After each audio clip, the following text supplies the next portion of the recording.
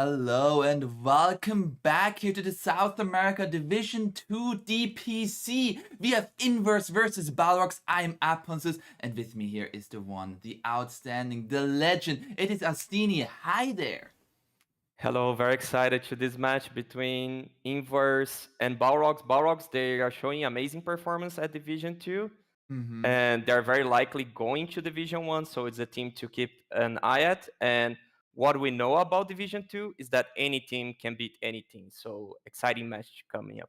Exciting match coming up, and I know you're the coach for Hokori. Your team just beat Balrogs yesterday in the South American Cup, so you'll know all about how to beat this team, and we'll see if Inverse can make the things happen that you think is exactly necessary to beat here Balrogs. So let's go straight into the draft here as Inverse have first pick. What kind of heroes are you expecting here?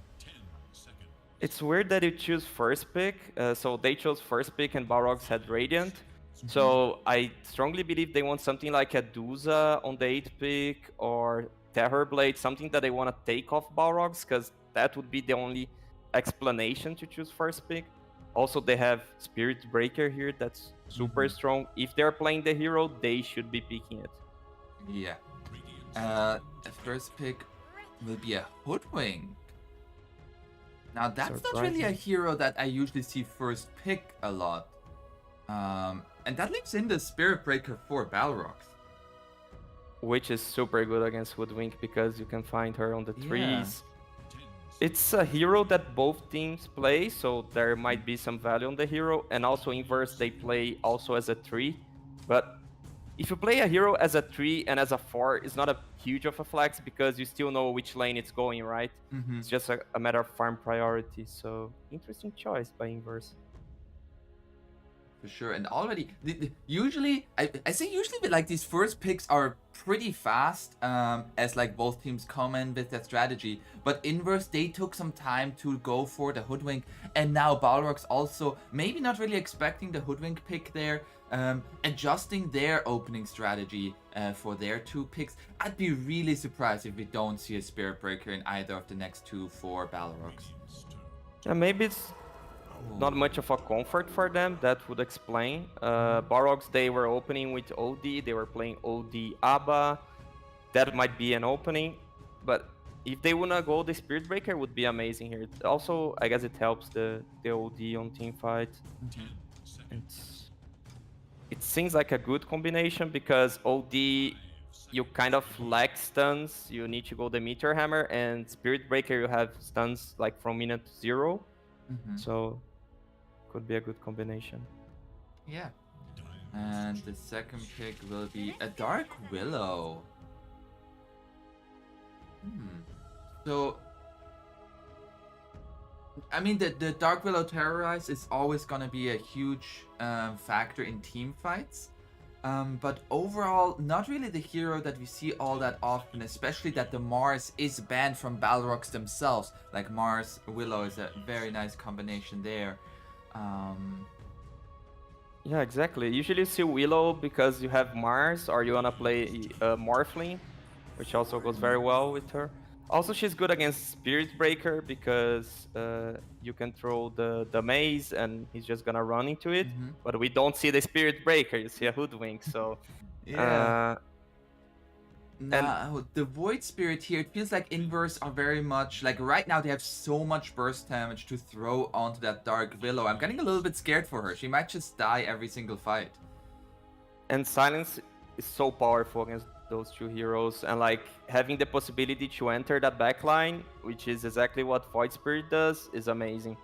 So you have a lot of backline with those 2 picks, right? You need some frontliner because OD he can frontline even though it's a ranged hero if you have something like an Abaddon, a Shadow Demon. But I think like SD Dark Willow would be very weird. Abaddon could also be a good ban from Inverse. Yeah, but overall, this is like this Void Spirit pick is not really the like hypercar that you mentioned at the beginning of the draft for the 8th pick, which is a little bit unusual. Usually, you wanna secure yourself that 8th pick with a hero that can win you the game. Void Spirit certainly a strong hero, but it's not usually such big of a win condition. I Yeah, would say. especially if you choose first pick. So you show Mhm. like you have something prepared, and if you have something prepared as first pick, it's usually picking a hard carry on the 8th pick. Uh, Tusa here would have been bad because OD is super good against Mhm. Tusa. You remove the mana pool with the Astral, so they might have changed their idea, or no, might have the idea to pick Void Spirit and they choose first pick because they think Hoodwink is so valuable. Might Mhm. be the case. Yeah, I mean, it's also like I feel like Hoodwink. It's like it's not the hardest hero to play, but to get really good at the hero, like you just land those bushwhacks on 2 or 3 heroes consistently. Like maybe you just have like a specialist player who just loves playing the hero and is really good at it, and the team says, yeah, we'll first pick it for you. Yeah, that's the explanation. And they have it on the position 3, although they also play 4. So they have many possibilities here. But I think that I'm checking is like basically inverse, they are 1-4. So Yeah. usually you don't play what you have played because they lose confidence on the drafts. That's what usually teams do. I do not agree on that as a coach, to make it clear. I think like you lost with the strategy, you have lessons learned, and you keep improving the strategy instead of going from a new strategy like from scratch. Mm-hmm. But they change heroes all the time, so you can really expect something like, okay, they picked Duza a lot of times, but they gave up on Duza. They picked Luna, they picked Gyro. Maybe they gave up on that heroes and they want to play something more late game. I don't know, a PL, which is amazing against OD. It's great against Dark Willow. So it's hard to know what to expect from here. Mm-hmm. Borogs, they played OD mid usually, Yeah, so it's it's usually a something. Robo-Z. Yeah. So inverse, they could look maybe for a offlaner ban. Bloodseeker is extremely good against Void Spirits, good against Hoodwink. Works well with Dark Willow because you have like an AoE setup for your silence. Mm-hmm. You also have the Terrorize on the Rupture, which does a lot of damage if you manage to pull the combo. Yeah. But with those bans, inverse, they're kind of protecting the Void Spirit lane, right? They ban Kunkka and Dawnbreaker, which would be good position 2 for the other team. Mm-hmm. Also, there are flex heroes that, okay, they ban the Bloodseeker. Nice one. Yeah, the Bloodseeker gonna be banned out there.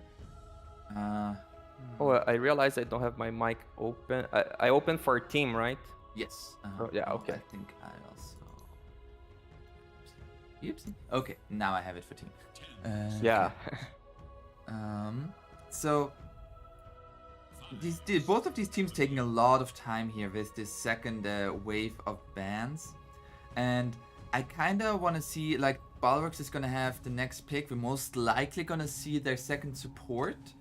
I would like to have maybe a little bit more of a low CD stun that is not like the OD. But I think you somehow need a melee position 5, so have just Ogre that would fit that. Yeah. I think they will go with the Abaddon, but yeah, I guess the Ogre would fit. And they're Snapfire. gonna go with Okay. Snapfire. I mean, also relatively tanky as a strength hero. You have the cookie stun. Why did they go for the Snapfire here over like the Abaddon or the Ogre, do you think? What does Snapfire offer in addition? What they do have right now is amazing Roche teamfight. That's what I can see. They have so many AoE damage, so they can secure the Roche and Snowball. So if they manage to get... They banned TA themselves, so I'd say Luna is the best hero to fit that role, that you just get Aegis and Snowball. So they can play some fast Dota by having that early team fight, but as soon as Inverse have their BKBs, they should be able to take the game. So Inverse should be looking for a core that builds early BKB or that has innate BKB like Jugger, Lifestealer, and those type of heroes. And we're gonna have the Disruptor here for Inverse. Now, usually against the OD, we want some long range cancel to cancel the Meteor Hammer. Hoodwink can do that. Void Spirit maybe with the Aether Remnant, but Disruptor. Actually, can you glimpse while he Glimpse, yeah. So... He's just gonna be at the same place but canceling. Okay, and the Dragon Knight. Now that's like, look, I'm a big fan here of the Dota anime, but a Dragon Knight I haven't seen in a long time. Why is that Davion coming in here? Me neither. Maybe they think it's a good lane with Hoodwink, offer some siege damage, but it's kind of weird. I strongly believe OD is super good against him. Yeah. And I don't know, there's like, seems like a amazing Razor. Now, one thing I like, Hoodwink is okay at clearing waves once you get like 1 or 2 items, but other than that, like Disruptor doesn't clear waves here, and Dragon Knight and Void Spirit have to commit into waves in order to kill them. So this Beastmaster hero, it's gonna have a pretty good field day. Yeah, and it's also a hero that helps a lot with Roche, right? I mentioned hard carries that can take Roche, but you don't need a carry that does Roche damage if you have Beastmaster and Snapfire with the minus armor. You have all the vision Beastmaster provides. Beastmaster helps you take the tier 1 tower very early, so you have control on the Roche area, being Radiant. So seems like a very complete draft. For Balrogs, they just need like a hard carry that can do tower damage, and with that they will have a very complete draft. Inverse, their draft still lacks a lot for me, and I don't know which hard carry can offer that. They might go for like PA, so at least you have a decent lane against Beastmaster. They could go for TB. It seems like a good TB game. I don't know if he'll have the time to get online, but also a Naga game if you have Disruptor, right? Naga is amazing against Beastmaster. OD cannot deal with illusions, and you have the Naga Disruptor combo. Could be a choice here. Yeah. I feel like for Balrogs, as you already mentioned, like the Luna hero looks really good for them. Meanwhile, for Inverse, the Terrorblade even gonna get banned out. Yeah, maybe the Naga Siren. I feel like it's a little bit weird, like how are you gonna make plays on the map when you have a Naga Siren there? I feel like they need something a little bit more up tempo. Oh, draw. Okay. I don't know how this lane will go. I feel like they can lose very hard if they don't play well. But it's a hero that does decent against the OD. You see they have a lot of backline, so instead of going like a PA and jumping that backline, you just believe they won't have reach for you, right? Because if OD, Dark Willow, if they want to reach you, they will get out of position. But then Balrogs, they have the last pick. They can go... Any hero that plays fast and do some siege, I'd say Morphling, Luna, even Sven, I think it can be well. I have 3 more seconds here. We'll see what it's going to be. It will be the Ursa. I mean, Roche is gonna be all the Balrogs. They have so many good heroes to take Roche. Like, they have so many good heroes to take Roche. Like, it's just insane. They really double down that getting the Roche, right? I'm like, okay, have Beastmaster, you don't need to think on a carry that can do Roche. And now they really want to have Roche with 9 minutes, seems like. Yeah, and now that we have the full draft here, I feel like you're leaning more towards the Balrogs Esports just being more well-rounded. But what if Inverse has a good start with that Drow Ranger? Does that change things in terms of draft? I think Balrogs, they will have a good start. There's not much Inverse can do to avoid that. But okay, if they manage to delay the game, that's their plan. So basically, if they can delay Roche, if somehow they can like steal Aegis, the game, if it goes late game, it's for Inverse side, right? Then they don't have any way of killing this draw with BKB. Of course, have Roar that pierces, but you won't have enough damage. You're gonna be kited, right? You don't have control to actually kill the draw. But Balrogs, all they need to do is like play snowball and take towers. So if they manage to split the map, and it's a lot on the Hoodwink and the Void Spirit, cut waves, delay the game, that would be the inverse plan. If they try to win early game, they're just gonna get snowballed and lose in 20 minutes. So the approach for inverse, like understanding, okay, we're gonna lose the early game. So let's just push waves, try to hold towers as most as we can, and then we get online and then we fight. Because if they go for this approach that you asked, oh, what if they win the early game? I think you shouldn't try to win the early game. It's too risky. You have like 5% chance of winning the early game, and if you try to win and you don't manage, the 95% you are losing definitely. So you should go for the let them win the early game, and then I still have my 50% chance.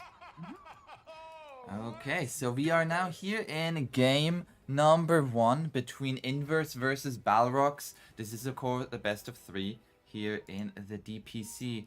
And as you said, like Inverse, if they can just stall it out, like get the game longer and longer and longer. This drow, I mean, like, it was the last pick drow, and I feel like it's a pretty good drow game, as I feel like you are also mentioning. If she's allowed to hit heroes, she can kill them pretty easily.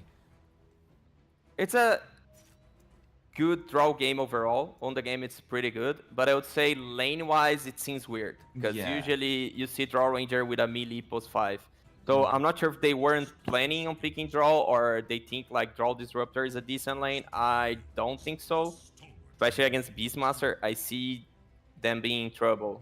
Like, they can really feed this lane if they don't play really well. We'll see. We'll see how it's gonna go.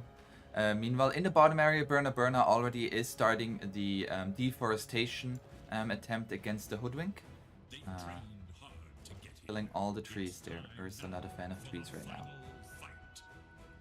And just gonna be a 2-for-2 bounty rune split. Nothing crazy going on there. Although, we do see the Snapfire here just giving one click onto the Disruptor. This Beastmaster plus Snapfire, if they're ever allowed to hit this tower, they're gonna kill this tower so fast with little Shredder plus the Inner Beast aura. That's a little bit of the scare. For me, the scary part is really the tower, like the up tempo that Radiant has. Yeah, and it's a lot on the Void Spirit by controlling the runes and being able to TP and slow that aggression, because I don't think Disruptor and Draw Ranger can do something alone. And like OD, he's gonna get the Meteor Hammer and he'll try to pressure mid. So I believe he needs to like accept he's gonna lose the mid tower, but try to protect the top tower. It's more helpful, I guess, having the top tower against the Ursa draft, that you can protect your jungle and get more Roche area. Now, we haven't had a first blood yet. I was like to ask, like, where do you think, where's first blood gonna be happening? Let's see. I think it's gonna be the Disruptor. The Disruptor? Okay. Yeah. It's now on Slaw to prove you wrong here. Of course he won't be first blooded. I say they're gonna get a kill onto the Beastmaster. I don't know how yet. But we'll see if they will have to end up. Meanwhile, in the bottom area, they're gonna go onto the Dragon Knight, and there's gonna be first blood. Burna. Making it happen against the Dragon Knight. Yeah, betting on the Ursa would be safer. Now I see, because I think he's going for a second kill. Oh, has overpower. He has overpower. Unusual that early on. Yeah. That's gonna be a bushwhack into a follow-up Dragon Tail. And is he dead here? A few more right clicks. Burna trying to fight back a bit. The overpower rhythm. Oh no! Oh no. That's gonna be the bushwhack connecting. They at least get the kill onto the Ursa. But now Sexy Yogi, he's feeling himself. He's the carry now. Getting all of those last hits. And nice. And the thing is, DK doesn't have a TP. It's a walk of shame. Like, look at this DK. How sad he is right now. 7 last hits. Like, till he gets to the lane, Ursa will be 3. Sexy Yogi could get the pool is blocked at least, but can get the side pool, which is gonna deny more experience still. Really sad game for the DK. Yeah. Ours, not yours. And Ursa at least got the experience for the kill onto Rhythm there on the Dragon Knight.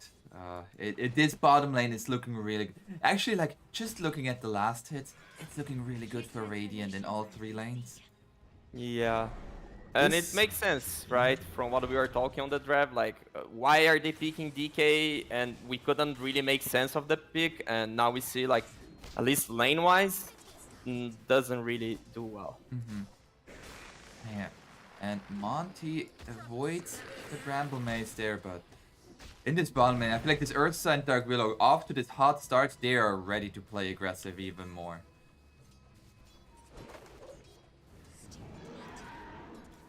Also, OD pretty dominant on the mid lane. Yeah, Void Spirit is not having a good time. Migi. Bounty. And we are about 800 gold away from the Meteor Hammer. It's getting scary. Meanwhile, up top here, Slaw is dead. Yeah. And Monty, okay. He actually gets a kill on Dark Willow. That's valuable. They get the kill on Dark Willow. Burner gets at least a counter kill. But given how the lane went, I feel like that is more beneficial for Dire, right?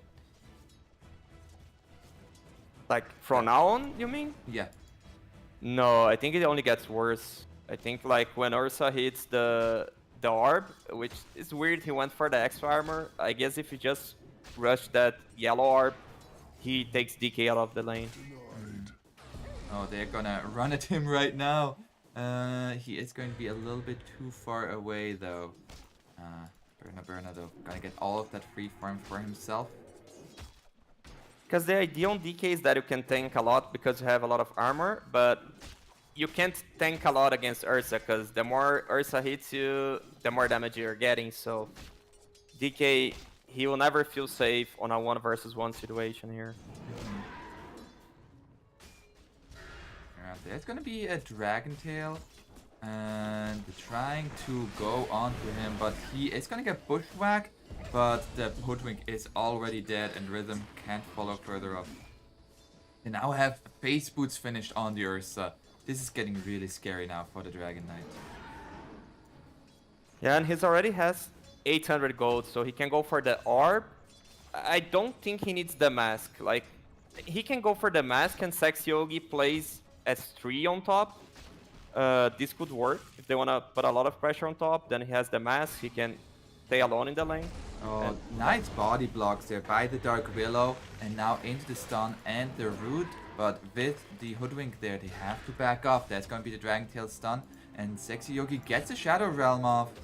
And Burner providing some coverage for his Dark Willow, as at the same time the Hoodwink is gonna land the stun. Is it gonna be enough? Sexy Yogi, he will survive! Oh no! It's a disaster here in the bottom lane. So Ursa goes for the mask. Oh, and up top the Drow Ranger dies. This allows Dark Willow to play anywhere in the map, because Ursa is gonna be always full HP, and they were already winning the other 2 lanes, so the game is looking so good for Power Out. I really think they have everything they need for the snowball. When I mentioned, like, okay, inverse, they're supposed to lose the early game, they need kind of to accept it, but I wasn't expecting so hard. Yeah, 2000 net worth deficit at 7 minutes is very big. OD is level 7.5, while Migi just now hitting level 6. And with the Meteor Hammer finished, this mid tower does not belong to this world. Yeah. And they can get a kill here on Migi. Oh, he had the hammer on cooldown. But they have the root, the Aetherem that is gonna come out though. It's gonna stop the Meteor Hammer from happening. And he still has the Astral Step to get away. That's gonna be another banishment. With the ultimate, I guess he kills? No. Yeah, he kills. Has 1.1k mana. Aetherem, it's going to connect again. He just wants to keep him on low health. He wants to establish dominance. He's like, I could kill you, but I'm not going to do it. Yeah. Robo Z, he started like 2 seconds too early because he had Adrian getting died. Yeah. No, Adrian up top is going to die. They are going to TP in on the Dragon Knight. Dragon is going to pay the price for it.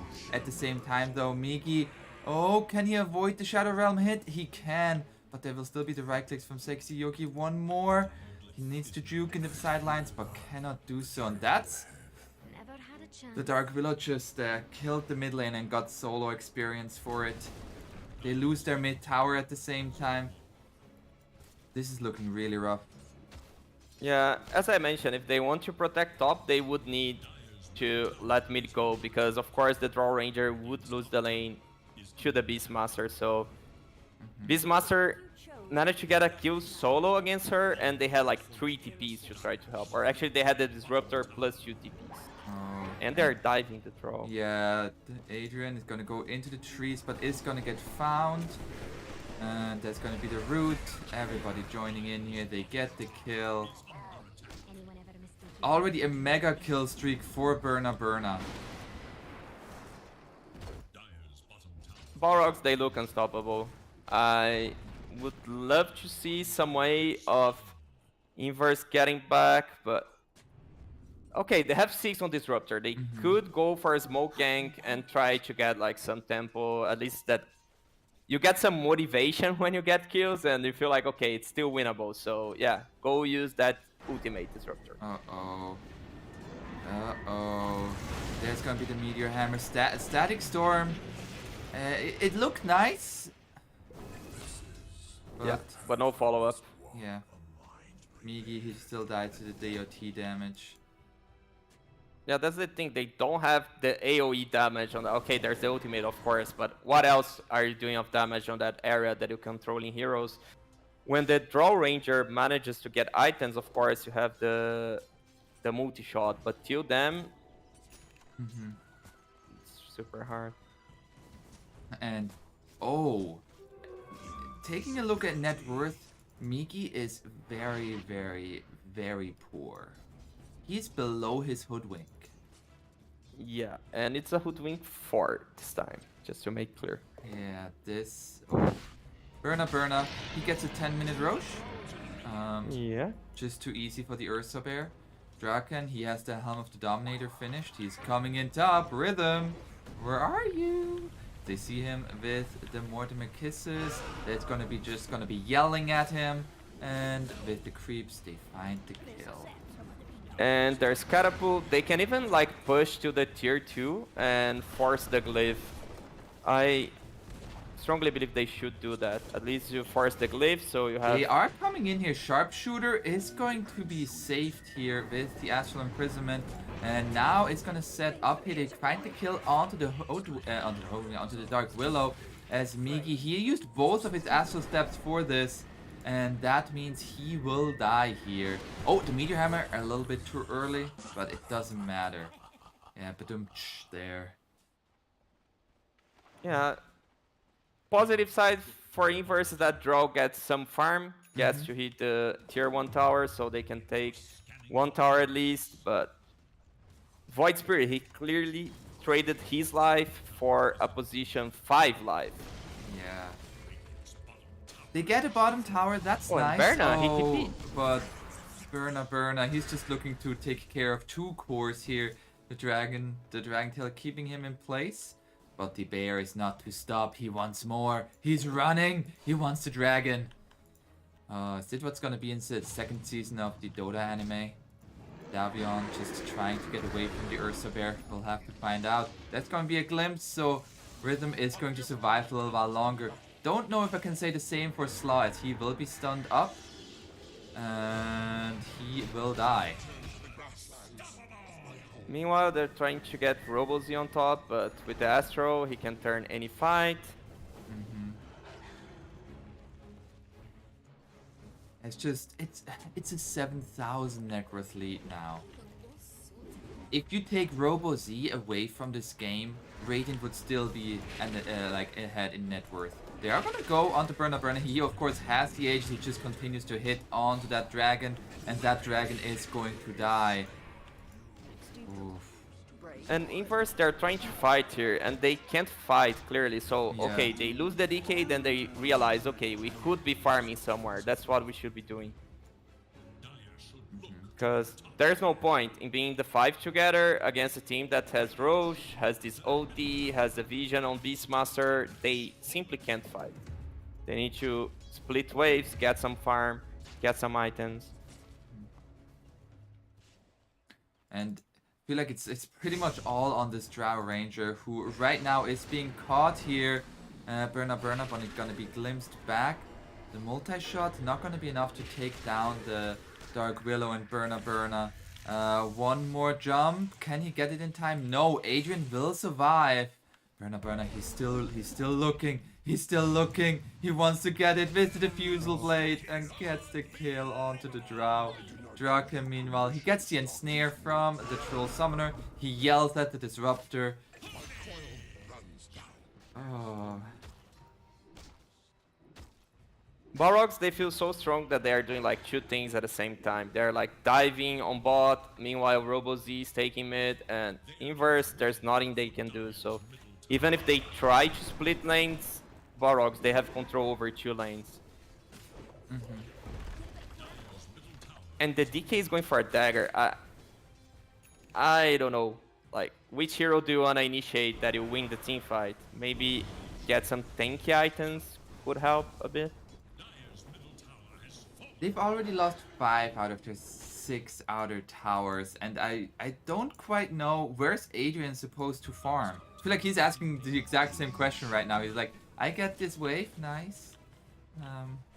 Getting closer to that Yasha. Oh, Hoodwink. Okay, just in the fog. I feel that's the time that your supports need to die for you so you can farm. So the only way they can get a triangle is if the DK keeps going on top. Even though he's gonna die, he should keep going. Because then you're gonna attract at least 2 heroes. That's what I would expect it takes to kill a DK. And then Balrogs, they can't keep your triangle. So the way to free your triangle is creating pressure on other sides of the map. But DK, he just wanna play safe. Okay, he goes for the lane now. He's gonna TP now. In the bottom lane. Oh, gets the TP out. So Yeah. Miki was just cutting creep waves there. They're getting small amounts of farm there on the map. Yeah, that's how they create a space. So they make Balrogs TP bottom, and then Draw Ranger can go top. It's better that you make them TP top, so then you can go to our triangle. But I mean, at least Draw is finding some farm. But as you can see, as time goes, Balrog's net worth advantage just grows because they're farming 3 lanes. Meanwhile, Inverse, they're just like finding farm for the Draw. And we have here smoke coming out together with an arcane rune. Oh, Adrian, he was up top, and the summons there coming in. Can they find this Drow Ranger here? Adrian going into the trees. When is the Hawk coming out?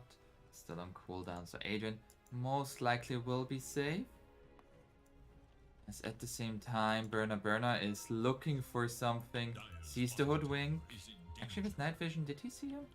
I don't think he No. saw him. As now is going to find the sharpshooter. Burna Burna still running after the Hoodwink, and Monty gonna go into the trees, but it's gonna get found, and RoboZ is now on a killing spree. I mean, Hoodwink broke the smoke, should be happy, but it's an area that they had all the vision. So if you can't even fight under your vision, kiting heroes, I don't see when they fight. Draw Ranger isn't even going for a BKB, seems like. She's gonna die. Yeah, he's been caught out there. That's at the same time, Migi is getting caught here by RoboZ, and it's like they find the 2 biggest cores, well, like 2 of the 3 cores of Inverse at the same time, and they kill both of them. Yeah, It that's is- that's what happens when you're 14k ahead in 17 minutes. You can Yeah. get kills on everywhere in the map because you're not afraid at all. Like, how does that OD dies? 1.7k HP, dagger, meteor hammer, the astro. Yeah, and now you don't have any outer towers anymore. Burna is most likely just waiting for Roshan to respawn again. No, they find the stun onto the Beastmaster. They brought him down to half health, and they paid for it with the Hoodwink. Yeah. He doesn't even finish the Helm of the Overlord. He's going straight Blink Dagger. Yeah, I feel if he kills the Draw Ranger, all the damage is gone. The Void Spirit, look at the items of Void Spirit. It's like a 8-minute Void Spirit items. That's what you expect at 8-minute mark, not at 18. Stupid. Yeah. But stupid. Isn't it magical, Papa? They and like they chose this matchup, like they chose the Void Spirit and knew it was like that could be an OD mid. Yeah. And it clearly did not go as they wanted it to. And now Ursa with a Basher can cancel all TPs. So you're not safe anywhere anymore. Roche's gonna be up in 30 seconds. That's what Barox is waiting for. They have the Hulk at the Roche, but it's gonna expire 10 seconds before it appears. Adrian is getting some farm. He has a Yasha, so we gotta be positive here. But it is looking pretty grim. What does Gaben think? A 4% chance for the Dire. I think it's extremely optimistic, this 4%. Yeah, I tend to agree there. And Draken, he's looking for a little Drow Ranger. Can he find one? And Ursa finds Roche and the Shard. So How do you kill Ursa with that shard? Draken meanwhile found the Disruptor. so it's You know exactly they could give 20 the minutes. shard to the OD to give Inverse a little bit more of a chance. Okay, yeah, I like the explanation. To keep things going on, to keep the game exciting, right? Yeah.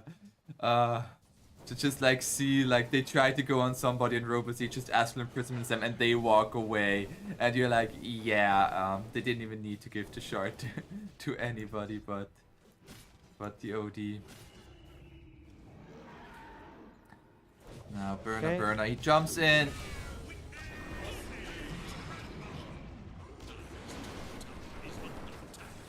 This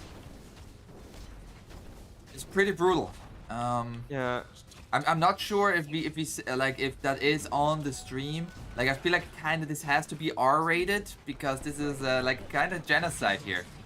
That GG Balrox called. is putting in. Yeah, GGs are called. And yeah, I mean we said it during the draft. It kind of felt disconnected there from Inverse the picks, especially against what Balrox was showing.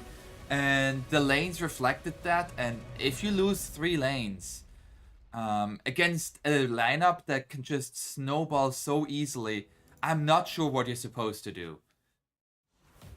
Yeah, I really don't understand the draft from Inverse. If you choose first pick, you need to show a clear winning condition, usually snowballing a hero that you're gonna protect, and they just pick draw on a bad lane, they pick DK, and they knew Barox had the pick afterwards, so they could counter the DK. They picked Void Spirit on a lane that went bad. I think you can't win a lane against OD unless like very few heroes, but the draft made they lose so fast. But of course, very, very well played by Barox. Very, very well played, Balrox. Now this is a best of 3. Inverse, I feel like this is a game that you just say like, yeah, let's forget everything about that.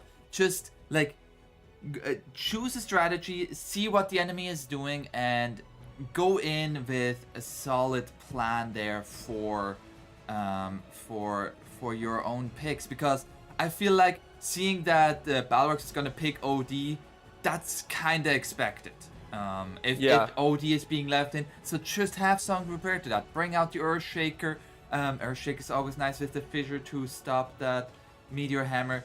Pick maybe a lane that trades even, and maybe that goes a little bit better. But we'll have to see. After a short break, we'll see how it's gonna go in Balrog's Esports versus Inverse. See ya there. Yeah.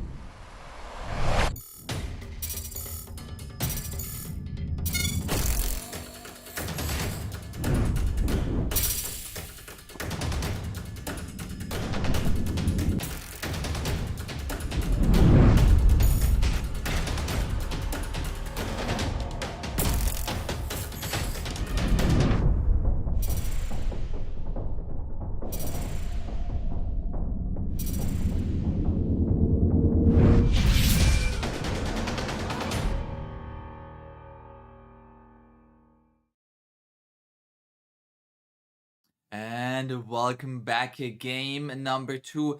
The first game, it was rough. It was a rough one to watch there, Astini, as Inverse were just shellacked by Balrogs. And I kind of hope we're going to see a little bit closer here, a little bit closer. Balrogs, they are looking good in Division 2, but Inverse, you got to bring some fighting spirit. What's the fighting spirit from South America? What is like the fallback strategy? If you're like, you just like let's just do something. What would you say is like the fallback strategy for South America in that? Pick strong lanes. I guess it's everywhere, but especially in South America that they already try to pick strong lanes. And Inverse, they have that on that time because they have second pick. So they choose second pick now, which seems a bit better, and they get like to answer the pick from Balrog, so they got at least 2 good matchups, unless they counter themselves, like picking the Void Spirit into the OD, and they ban the OD, which is one of the heroes with the strongest lanes in meta. Balrogs, they already went for the Weaver, so they are picking a strong laner themselves. Okay. I mean, Rubik is like overall in the game is nice against the Weaver. You can always steal Shikuchi as well as the Swarm. Both of these spells are very, very nice. I would love to see maybe a little bit more of a hero that actually can catch the Weaver apart from just like telekinesis.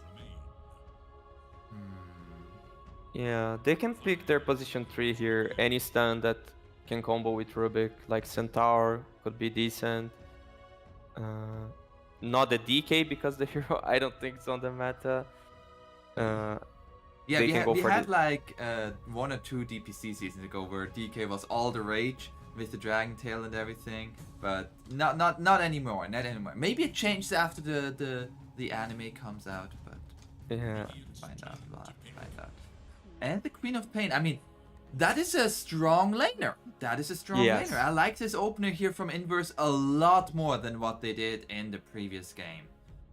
Yeah, and the question here now is, can Balrogs play Puck?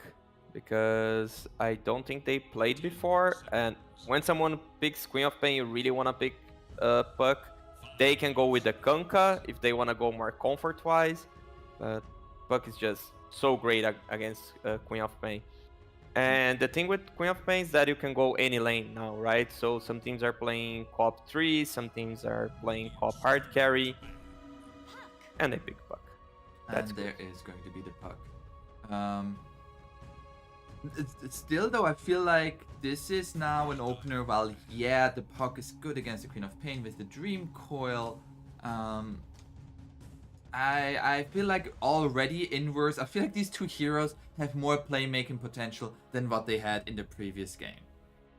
Yeah, a lot. And you're not supposed to lose the lane as co-op to Puck. It's like a mistake that people think that Puck's gonna win the lane because you can kite the Shadow Strike. But Queen of Pain, you just go for your 3rd skill and you farm. And you're gonna trade farm, and that's fine. So yes, in the game, Puck extremely good against Queen of Pain, but lane-wise, I'm not saying Queen of Pain should win the lane, but should be able to farm without any problems. Yeah, as now, so you mentioned that the Queen of Pain can go any lane, so they want to keep that open for themselves. Is there any particular hero, apart from Puck, that the Queen of Pain is very worried about? Say very worried, but Kunkka is decent because Kunkka you can go any lane also.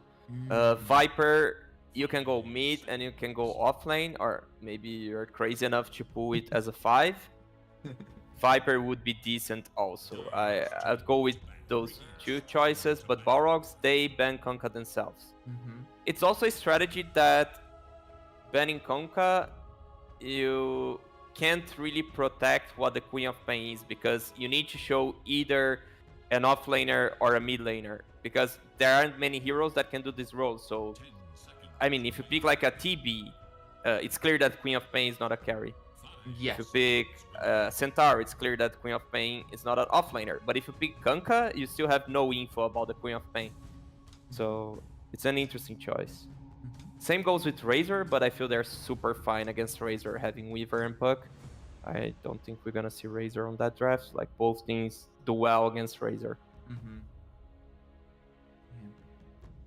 Balrogs. They're gonna ban out the Beastmaster. So the next pick will be here for Inverse, most likely gonna be their second support.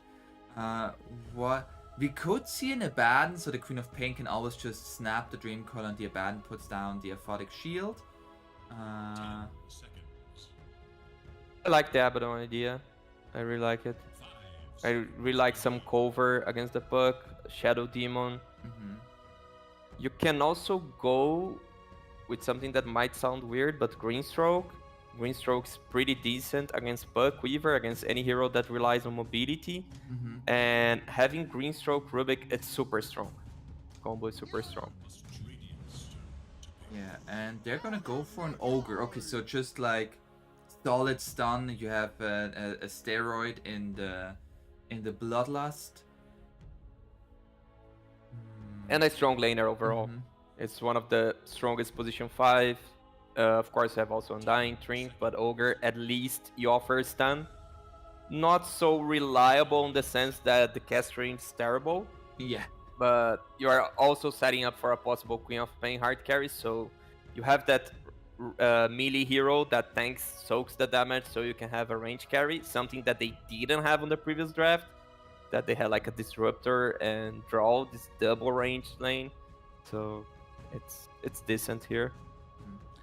It's also, if this is going to be a position for Weaver, I feel like Ogre is one of the few supports that can actually hold his own decently well against a Weaver. Weaver's just so strong right now. Can we please have a patch about Weaver? So now Balrogs, they're gonna have to reveal a little bit more of their draft with the next 2 picks, and that's where you talked about at the beginning of Inverse. They can set up for stronger lanes because they have second pick here, and it's gonna be a Legion commander, so even more solid lockdown against the Queen of Pain. And has a dispel mechanism, right? So if you do safe lane Queen of Pain, you also have a hero that's gonna dispel the Shadow Strike, so you're kind of forcing the Queen of Pain of going off lane or having not the best lane. But I think Queen of Pain can lane against any hero, so should still be fine, but you don't expect to win the lane against Legion Weaver. Yeah. That seems like a really good lane there for Balrogs, but we'll still have to see, like, they could still pick another position 4 here and put the Weaver as a 5. Okay, and with that, they're actually not giving any away where they want to put the Weaver and where they want to put the Snapfire. Either of those could fulfill the 4 or the 5 role. Yeah, and there can be a small world where Legion is 5, I don't know, depending on the team. We've seen some in Europe. Yeah. So if you're Inverse, you're not 100% sure of what are Balrog's lane, because you can be Weaver carry, you can be Legion 5, you can have Snapfire 3, 4, 5. So it's quite open-ended from that side. Hero that I see super strong against Legion is Monkey, if they plan to do the co-op mid, which I think is a good idea. You do co-op mid and you have Monkey against Legion, you're doing super fine. Yeah, the Monkey could be really nice. Also just like offers another stun, for especially long range stun. They're gonna go for the Sand King, so low CD stun once he gets the Blink Dagger with that Boros Strike. I'm a little bit surprised that they pick their offlaner here, despite Balrogs already showing their own, like, what most likely is their offlane. Like, I assume it's gonna be Legion Commander. As you mentioned, it could be a Legion Commander 5, but very unlikely there.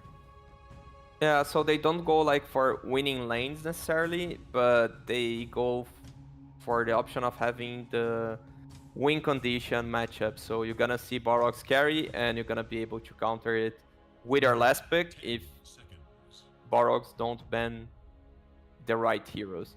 Inverse, I believe they should ban Anti-Mage because you have Sand King. Anti-Mage is amazing against Sand King, also great against Queen of Pain, so Anti-Mage should be one ban. The other one, I'm not so sure. Jugger seems okay.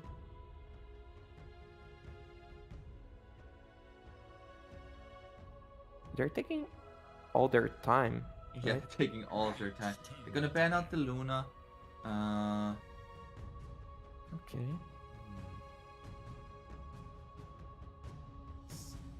What's gonna be here?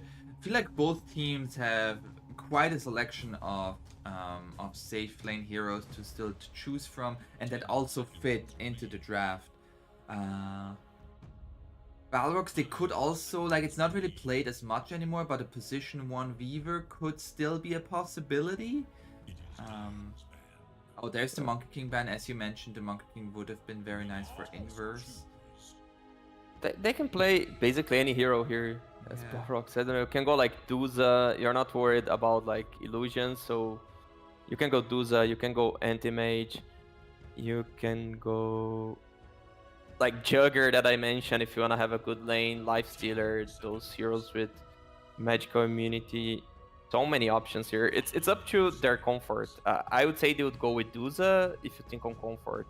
There's also Wraith King, which seems like a comfort for them, but it's not so great against Sand King Rubik because your skeletons just die so fast.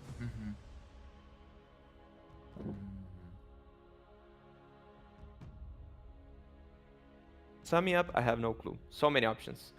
It's up really to comfort. Like it's really hard to predict here. They're gonna go, yeah, there's gonna be the anti-mage. As you mentioned, you wanted to see a ban from Inverse on that hero. They didn't do that, and the anti-mage is being led through. As on Inverse, they're gonna go for the Void Spirit. Okay. Queen of Pain carry against Anti-Mage? Okay. Well, How do you feel about this last pick, Void Spirit? I don't like it. I really don't like it. I mean, it's a hero that is decent against Puck. It's good, but not like super good. And if you hit the Aghanim's timing, you do well against the Anti-Mage. But it's also very dangerous that the Anti-Mage bursts you with his ultimate. So it's also decent for the Anti-Mage. Unless you're snowballing, it's super good for the Anti-Mage. And I don't think they're gonna snowball with that draft. I like Balrog's draft more again, and Balrog being the better team. At least we might see a longer game, I would expect, because Balrogs, until the Anti-Mage gets online, they don't have much Roche potential, although they have the armor reduction on Weaver and on Snapfire. They need like at least Manta on Anti-Mage, so that 18-minute mark to really put a pressure on Inverse. So Inverse, they might expect to last 23 minutes now instead of 21? The previous 18? Okay. Or whatever the previous... Yeah. Yeah, I really was on board with Inverse's draft until the Void Spirit. I felt like everything, like, yeah, you put the Queen of Pain mid, yeah, Puck is gonna be annoying, but you're gonna be farming, and later on, yeah, the Dream Coil will be there. And then they pick this Void Spirit to go mid. I'm not a fan of that. You, as you mentioned, also not really a fan of it. But we'll have to see. Maybe Inverse is gonna prove us completely wrong here as we head into game number 2 between Balrogs Esports versus Inverse. Yep. Let's see. They might be able to surprise us. As I mentioned, like in the introduction, SA second division always brings surprises. So we were, for example, expecting Wolf team to snowball all games and stomp all games, and that wasn't the case. We've seen few surprises here, right? So might be one. We never know. We'll never know, we'll never know.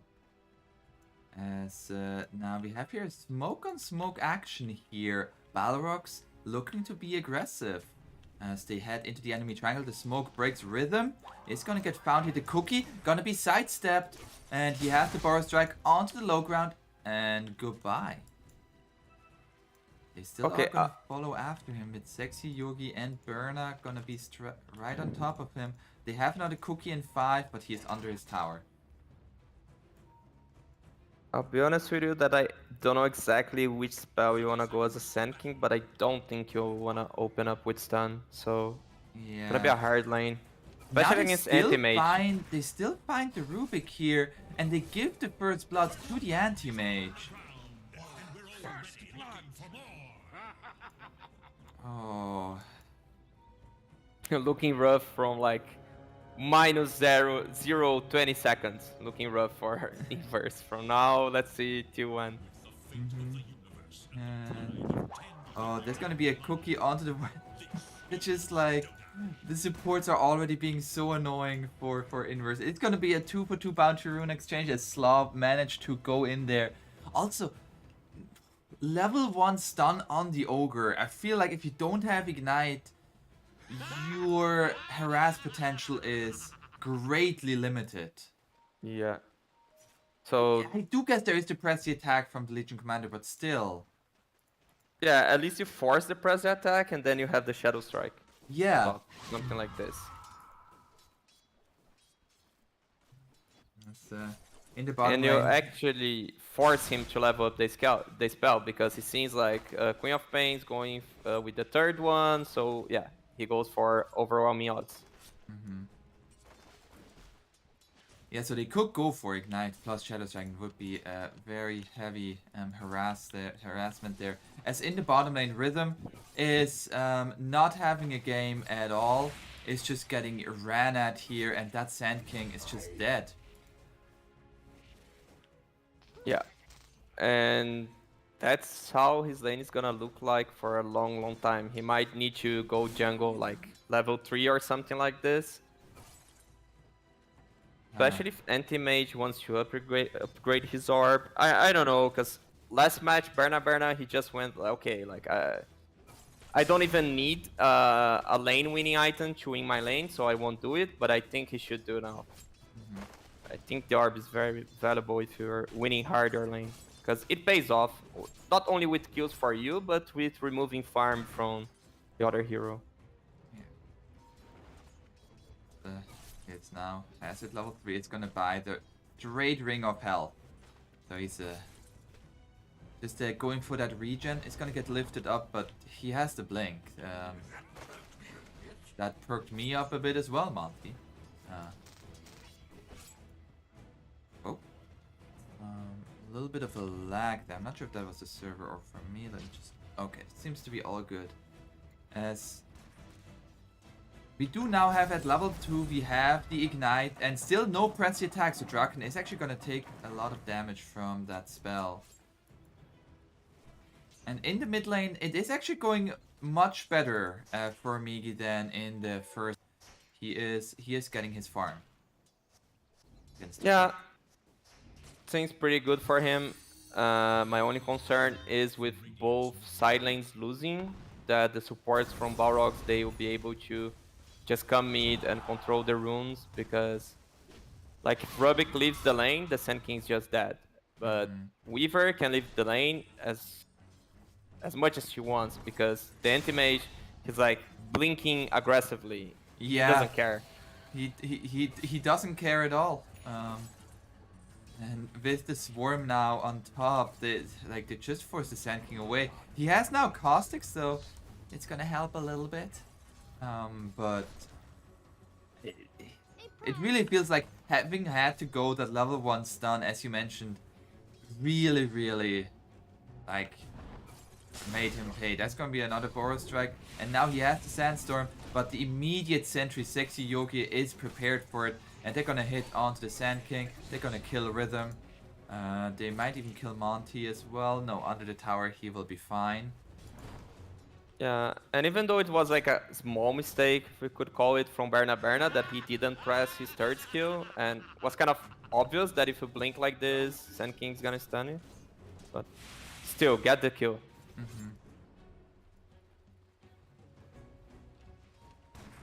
Balrogs once again looking to have very good lanes set up. In the mid lane, there's gonna be an Aether Remnant onto Robo Z. Just taking some harass damage. Once level 6 hits for Migi, there might be some potential if RoboC misplays with his orb and the phase shift. But overall, like, RoboC shouldn't die here in this lane, right? Yeah, both have kill potential, but usually you get killed if you get too cocky and try to solo kill. Because if you play safe, you don't die. Usually the kill's gonna happen at the 6 minutes mark with the rune. So that's when heroes wanna really commit for something. Till then, usually you don't wanna commit. Okay, he just go for it. Yeah, he do just go for it, RoboC here with the Dream Call. It's not going to be enough damage, and Migi will survive. But he does force him out of lane. So not really getting any of these last hits at the moment. RoboC just allowed to try to deny. So once now at level 6 is here for the Void Spirit. Oh! The supports. You mentioned it, like the side lane's going so well for Balrogs means that these supports are free to rotate to do whatever, and Snapfire, Yeah. she wants to go at the Void Spirit and make his life living hell. And it's the perfect timing, right? Because the Void Spirit, he was 1 creep away from the level 6, so then he could solo kill Puck, because Puck has like half the HP, and I think Puck's gonna get the rune. No, it's a matter of luck. Let's see. That's gonna be another stun. Oh, Arcane is gonna be bottom. Oh, Migi is gonna find a kill here onto the Snapfire. They're gonna give it to the Void Spirit. They did lose about like half, even more than half, 2/3 of the HP on their tower from this first wave.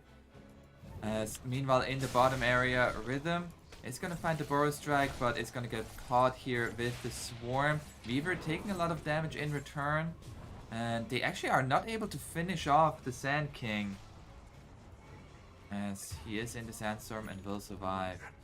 Stupid. Brave, but stupid. Yeah, good rotations from Inverse, right? Protecting the mid lane, getting a kill there, also coming back really fast to the lane as the Rubik, because otherwise the Sand King would get killed. Also, some good space for the Queen of Pain. She has really good farm right now. Oh, that's 47 going to be creeps. the Dream Call in the mid lane. He snaps it though. That's going to be the silence. The cookie misses onto Migi, and with that he will survive. Oh, it's so cool that you have like all chat left now. So you can really taunt your opponents.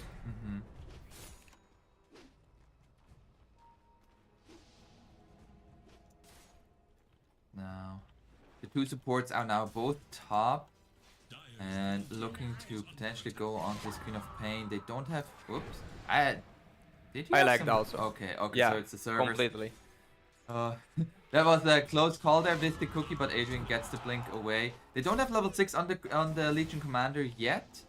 Once that level 6 hits, the Queen of Pain needs to be careful. Like one duel with the two supports on there might just be enough in terms of damage. As at the same time in the mid lane, Migi looking for the rune, but it will be top and the haste rune for the Puck. And the Puck can maybe TP bottom when she has coil. That would be like a double kill for the anti-mage. And anti-mage already having amazing game. That could be it. Because I don't think they need to force so much the top tower. They don't want to open the map. They're super fine with the locket map if you are with anti-mage. Like, you want this tower down when he has battle for it. Till then, the most locket you have the map, the better it is. So if Puck can keep... Okay, she goes for a smoke. Alright, gonna go For for kill. smoke here. This is only an ogre up top. He's gonna get the stun out. Yeah, they don't want to use the Dream Code, but if that's gonna be the duel, and they get the win for Draken. Infinite scaling here for him has started. 10 dual victory damage.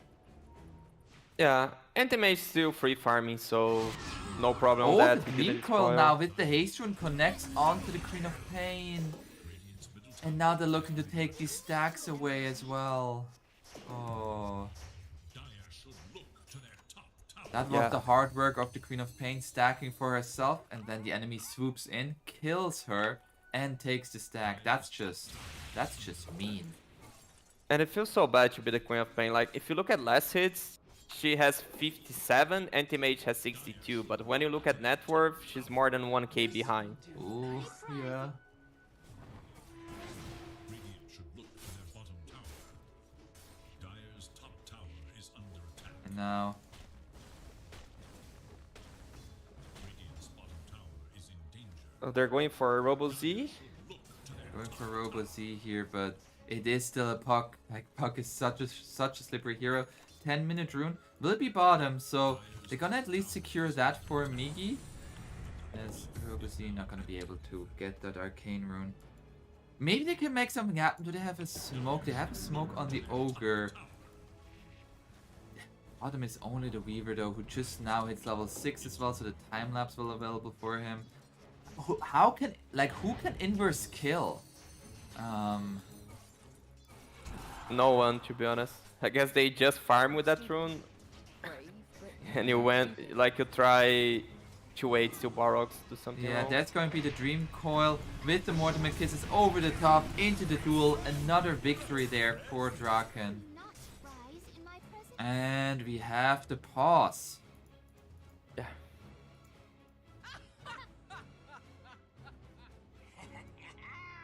Inverse, it's kind of matter of draft-wise on the laning, but also Barox, they're playing so well the lane, so... I mean, And weird decisions from the beginning, like they stand on Sand King to keep alive, and things snowball.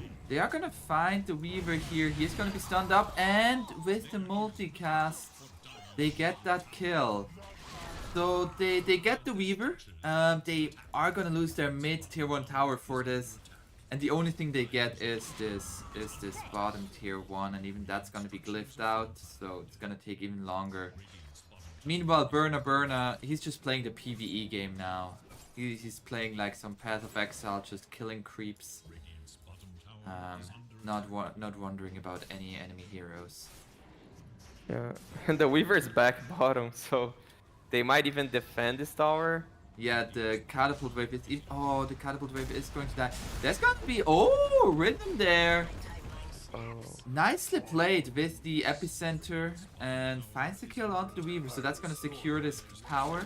And the 4-man smoke, 3-man smoke here from Inverse, trying to go onto the Snapfire, but the press the attack from Draken into the duel onto the Rubik here. And Adrian, oh no, he jumped in there, he dies. Oh, they find the kill onto the Snapfire, and maybe RoboZ, he gets the orb, he gets away. No. The dot damage was too much, so in the end a 2-for-2 exchange, but you lose your position 1. I'll take your tribute. Taking consideration how the game's going, I think it's a fair trade for them. They should be happy. Yeah. That was the Blink Dagger from Sand King, surprising Balrogs. But as I mentioned, when you ask what they should do, sometimes you just farm and you protect your jungle. The other team will force team fights, and then you take favorable team fights under your vision, under your towers. So you can't really force things just because you're behind. Sometimes you need to be patient. Yeah, I also feel like Void Spirit is one of those heroes that like these defensive rotations very much favor him. Like if the enemy is under your tier 2, you TP in, you hit an Astral Step into all of your combo. That is a lot of damage there. Meanwhile, offensive rotations are much harder because you often need to use this Astral Step as a way to get in and not always to already get the damage. Yeah, and then your team cannot follow up unless the Yeah. Queen of Pain is just like blinking aggressively, and then that's super weird till she gets the BKB. Oh, they find Slaw here. They're gonna use 2 ultimates for him. And it's another duel victory though. Like this Legion Commander has 40 duel damage at 13 minutes. And they're pinging the Rubik. Uh-oh. They're looking for more. Draken. Oh, he has a blink stolen from the anti-mage, so killing him is difficult, although Puck, he gets the Dream Coil. Did I say it was difficult? I meant it was easy. Sorry, like just misspoke there. It was a matter if Puck wanted to use Coil for a support kill, and didn't mind, so Yeah. I think it was the right decision. Yeah, especially this early Especially- on. Yeah, and considering that the kill would go for Berna because he was close. You mentioned this 18-minute timing with the Mantis style. We are rapidly approaching that. Berna is just living in AM heaven. Yeah, since he lost... Oh, no. It won't matter that he lost the Q here. He's still gonna have the Yasha by now. Oh, Rhythm does find a stun here into the epicenter. No, it's just gonna blink out. It's gonna be... Oh, he's under a ward though. He's gonna go for the epicenter, but Duel is going to interrupt it. And not gonna be a dual victory this time. Draken a little bit sad there. Doesn't get the dual damage.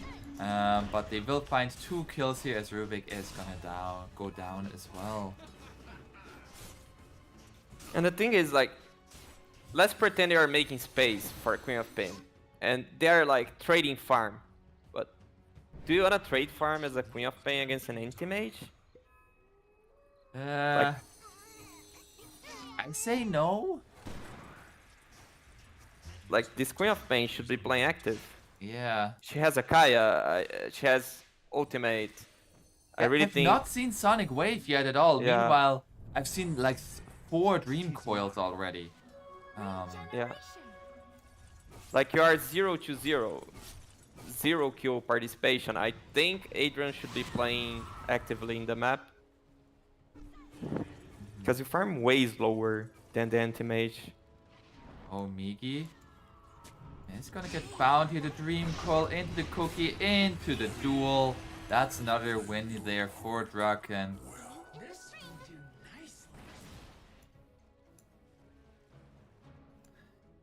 And meanwhile, like, even this Weaver is actually, like, he has the finished Spirit Vessel. There's so much damage coming out from this Weaver. And, oh, Monty, he might just die to the Shikuchi. Oh, no, just the Swarm with the Spirit Vessel. This is so much damage. This is just so much damage that Radiant has right now. And it feels so easy for them to make all of these moves.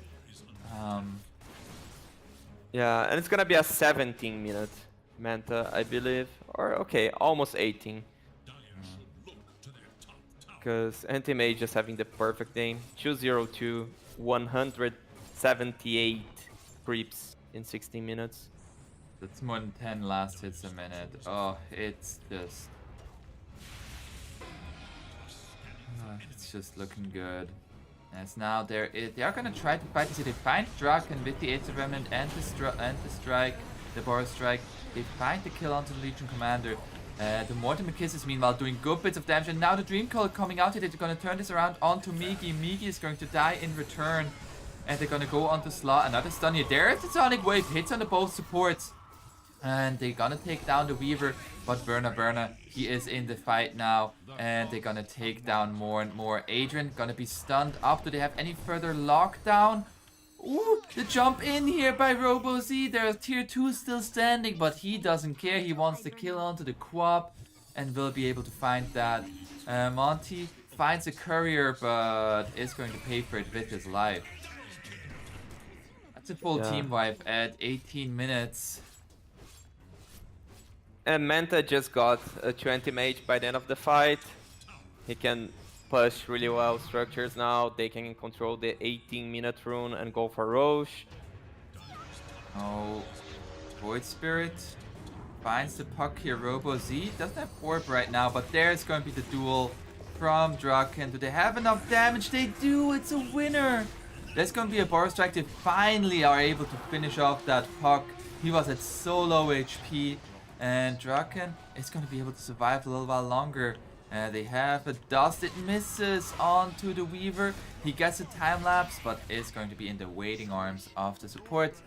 They find the Weaver, but it costs him so much. Man, comeback mechanics. They are so weird. Look at Sand King level. He's 15. What? The Queen of Pain's level 11. Because the Puck had 5 kill streak and he got all the XP. Yeah, that was 2,600 experience for the Sand King. Oh. Yeah, it's just so weird. Now he, like, the Legion, which is having like kind of a perfect game, is sitting at 13. Sand King has 15. It makes no sense. It's nice having comeback mechanics, but some are just so weird. Yeah. I feel like it, like in a way it promotes that you solo kill somebody. But that also just means like you kind of want your other heroes to die and like give all of it to only one hero at times. Like now the Sand King is just feeling so strong. Imagine if all of that went to the Quap though. Yeah. Like suddenly Adrian would be having a game. And meanwhile now Roche has been taken by the Radiant. You mentioned it. Like within the AM, they aren't able to take Roche that early, but now Burna with the Manta style. Oh, Migi is going to be able to get out, as at the same time Draken finds the kill onto the Sand King by himself. And now he is getting that solo experience from a level 15 hero. They get the Dream Coil onto the Void Spirit. Void Spirit is going to die. Dream Coil was stolen by the Rubik, but it doesn't matter. Monty gonna get the TP out. It's you mentioned it, instead of like a 21-minute GG, it looks like just a few minutes delayed here, as now Balrogs with that Aegis, they feel in complete control of the game. Yeah, and I don't think they will stop. Even though it's the first Aegis, and the last game they took on the second Aegis because they did Roche with 9 minutes. I think they have no reason to stop. They have the Catapult, they have the Snapfire helping with the Siege. Puck goes for the Cop. She has haste. I think Adrian's dead. Yeah. Short-lived creature. Oh. Okay. They're also not in a rush, right? Yeah, I mean, this time they're even so much less in a rush. You have an anti-mage, you're like, do we just wanna, like, everybody get some form? Like add your fantasy stats there. Let's take a look at fantasy points. The Snapfire doing very well there. I never know how fantasy points are calculated. Riot has slot 10 fantasy points. Nobody knows. Because he's placing wards. Just by placing wards, they're doing well. Hey, that's good support there. As they are gonna go into here onto the Snapfire. Snapfire is going to die, and the Boros Strike connects onto the Puck here, but now the duel gonna be there on the Snapfire, the counter. Oh, Dream Colors, we have the pause from the disconnect of the Rubik, but so I think Puck's, do you think Cop ult will reach Puck? No, right? That's Puck a good has question. I don't think so, but I think it's because of the angle and not because of the range. I feel like, oh, I can't draw during pause. I feel like it's just like slightly off angle. It depends here. But do you think Radiant is gonna win this fight? Yes, the answer is yes. Yes, but the way it was played seems like Inverse had little more patience, they could win the team fight, because the Queen of Pain got late. If they managed to pull the Queen of Pain ultimate with the Sand King, that would have been so great. Also, Sand King has TP to the fight, which is extremely bad, because you can bait your hero with buyback. They're gonna use everything on him, as they did, and then you just buyback and TP. He does have buyback, but he doesn't have TP. That's a huge problem. Yeah. They might get one kill, but Anti-Mage... Oh, he lost his cool here with Agonies. Interesting. Yeah. They're still gonna win the fight on Radiant. Not so easy without the Agonies. Yeah. As I have here, a little pause. There... If the Sonic Wave reaches the Puck, Puck will die. I don't think anybody else is going to die in this fight from the Radiant. The Ogre is as good as that. The Rubik is as good as that. Adrian, he just used his Blink Dagger. Can he survive for 6 seconds? Yes, because Anti-Mage doesn't have ultimate, neither does have Manta. Mm-hmm. And there is more like half a second of coil. No, not so much. From Rubik that he stole. Mm-hmm. And Rubik can still press the attack because you have a lot of time to think what you want to have next, right? So you can still. Yeah. You're like, so what are we gonna do here? How's this gonna go? Oh, but I guess it's a visual bug because Rubik still has like an entire coil on him, and Yeah, but that's the puck stream coil. Like the dream coil that the anti-mage is on is the Rubik's dream coil. yeah, but if the like, how is the Rubik Dream Coil ending and the Puck one just beginning? And Puck should. Ah, okay, he stole before the fight. Yeah, he restole Ah, okay, it, okay, okay. Yeah, that's the thing I was thinking about. Gotcha. Okay. Yeah, it looks bad for Dire. It looks pretty dire.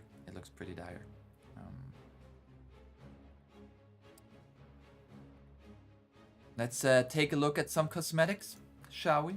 How? Yeah. So. Oh, Rubik's back. Oh, Rubik's back. Okay. Maybe I should have said that earlier. That's what called him back. I'm sorry. I'm sorry, everybody. Which one do you like most? Let's see. Okay. So, and we have the G call. And the Sonic Wave, actually did reach. It went in a different direction than I expected. So the puck did die. And Adrian gets out. Yeah, like this showed signs of life. If the Queen of Pain was there from the beginning, this fight could have looked very different. As Draken, he has his shard now. So, how do you initiate now? Yeah. The Weaver just goes onto the Queen of Pain here. This being annoying. Queen of Pain went for the shard, so the silence is good against Weaver, against Buck, but against the Anti-Mage, not really, because you have Manta on top of it. You don't want ever to blink into an Anti-Mage by being a Queen of Pain, I believe. Now, Berna is going on to Slaw here, and at the same time, Draken, I believe, found another duel there onto the Void Spirit, and Slaw is gonna survive here, and they find the Boros Strike onto the Anti-Mage. He still has the Aegis for another minute and a half, so there's absolutely no cares for him. And he's looking for Adrian. Adrian just like, gets out. Let me get out of here. Rubik doing his best Anti-Mage impression, farming with a blink. Do you think he's gonna go Battle Fury to be an even better impression? As Berna, the real Anti-Mage here, is gonna go up onto the icon. There's gonna be an epicenter with the Boros Strike. They're gonna go onto the Puck. The silence, not enough to finish off Puck. Robo-C gets out. Miki's still looking for him. The Astral Step is not going to be enough. Adrian is going to be forced to jump in again. They find the kill onto the Puck as Berna still jumping on forward. He still has Aegis for another half a minute, so they don't want to commit too much onto him. And we're seeing signs of life here. If they weren't 16,000 gold behind, they might find something more. And they should be timing spells better, so Sand King initiated and they had to wait 15 seconds for Queen of Pain ultimate to come up. Now she has it. But again, if she's there with the ultimate, then Puck die without using anything. They get a kill on Weaver too, maybe Legion. There's gonna be a duel here, and the duel actually won by the Ogre. Oh no, the Ogre has plus 30 duel damage now. This game has completely turned on his head. As the Sand King in the backlands actually finds the Snapfire here, and they are looking for the Weaver as well. The Aether Remnant connects, and in the end, Inverse actually finds 4 heroes. They don't find Berna, and he says, "Noob team, why do you die?" Yeah, a bit of an overextend here from Balrogs. Guess they're feeling super confident. Gives a small opening for inverse. Berna going for a... Okay, he changed. He had a Linken's on quick buy, which I would hate. Because the same thing as pressing E, and like, just get better at pressing E if you... Yeah. But okay, he goes for Scotty. Way happier now. He has that Aghanim Scepter, which do you feel like is the usual build, or is more he's just feeling himself right now? He's feeling himself. Also, he was so ahead that I believe it helps you siege, because you're sending illusions all the time behind the tower, messing up, giving you vision information. So I think it's decent on the situation that the game was. But by now, I think he would be way happier having a Basher. And it's the same price. Yeah. It's like, it's cheaper actually. It's 1.2k cheaper. Now they're gonna go for the last outer tower here. And I mean, I gotta be scared here about Slaw. He has that 30 dual victor damage now. He's gonna start chonking with that Bloodlust. He's gonna get gone on by Robocy. They know they want to take out that threat of the Ogre. Straken, he wants to win the victory now, and he gets it this time. 180 dual damage on the Legion Commander. Do you think he's gonna get above 250 before the end of this game? So he needs 3 more duels. Not really. No? Okay. I think they can just win now. If they don't do crazy things, they don't need to wait till the next ages or anything. They just win, because they will have Scotty. Yeah. That's enough. And I guess Aghanim is on the way for Puck. Yes, Aghanim is on the way for Puck. So there's like zero reason why they couldn't win right now. Yes, they're gonna go high ground here, Burna. With the press the attack, hits very hard and very fast. The use... Oh, the counter spell on the dual scepter. And now the Aether Remnant coming out. That's gonna be another counter spell, and with the press attack, there's a Dream Call into the duel with the Mortimer Kisses over the top, and that's another duel victory there for the Legion Commander, and they're just killing everybody here. The Rubik, they're gonna go into the fountain here, and the Rubik cannot survive. Yeah, I don't think he's gonna get to 250. Yeah, no. I guess it's GG. Yeah. Even they kind of miscommunicate, right? Because the Puck used the coil and the anti-mage blinked back. And they got a team wipe, no matter what. Yeah, so Balrog's getting the 2-0 here over Inverse, looking very good. I felt like this second game, the draft was better, in my humble opinion, and they had a little bit more of a fighting showing. It's still, though, it feels disjointed. It feels disjointed, and so we'll have to see what they can do in going forward here. Inverse, they are not looking good. They're now, I believe, 1-5, the only win being against Team Unknown, who is 0-5 right now. So meanwhile, Balrogs continue to look very good in this second division, Astini. We're gonna have another series coming up, so we have Interitus versus Omega Gaming. Are you excited for that matchup? Yeah, because this should be way more even match. I believe both teams can take it. It can be like 2-1 one side, 2-0 one side, 2-0 for the other side. Like anything can happen. Seriously. Interitus, they began really well in the tournament. They lost the last matches, but they even had to use a standing because Hayur, he had some flu. He couldn't play well. So now that he's back, I'm really looking forward for what the Brazilian team has to show in a very important match that against Omega Gaming, which is sitting at the same score as them. So hype match. Very hype match. Now, because this series here was a little bit shorter, we're gonna have a little bit of a break here. The next series, I believe, should be coming up in about 1 hour and 15 minutes. So maybe grab a bite to eat, something to drink, and be sure to check in on later in about an hour and 15 when we have Interdis versus Omega Gaming. See you there. See you.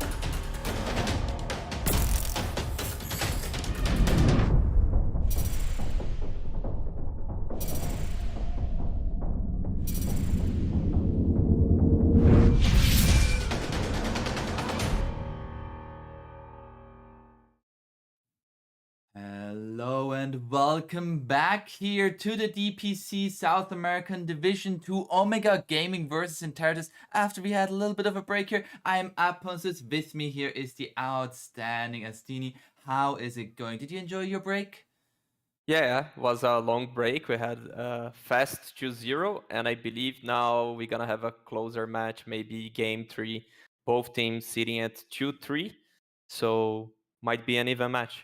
Yeah, hopefully an even match and very competitive here. And both of these teams, they really want to take the W here to establish themselves in the upper part of this Division 2 and not in the lower part. Let's head straight into the draft, shall we? As the first pick, Mars here. Mars was banned out throughout our first 2 games, but now not going to be banned out no more. Omega Gaming will have that hero. Yeah, they didn't pick on their last series, even though it wasn't banned. So they're changing drafts as you expect from teams that are losing. On the other hand, in Territus, they always pick Snapfire here. I'm interested if they would go with that decision again because Snapfire seems good against Mars, or if they want to try a new strategy. Tidehunter first, and with it the Bane. So, I mean, like, you can't really lock down a Tidehunter, so that makes sense, the Tidehunter against Mars. Why? So you mentioned the Snapfire that they usually pick. Why do they go for a Tidehunter Bane here instead? What do you think? Bane is very, very valuable in that meta because you can cover and you can initiate and you can give so much vision. You can just enter the enemy jungle and even if you see like 2 heroes, you can sleep one, grip the other. You're very tanky as a support, so you can get a lot of information for your team and be very helpful at doing ganks and breaking smoke. So very useful support. I see a lot of value here.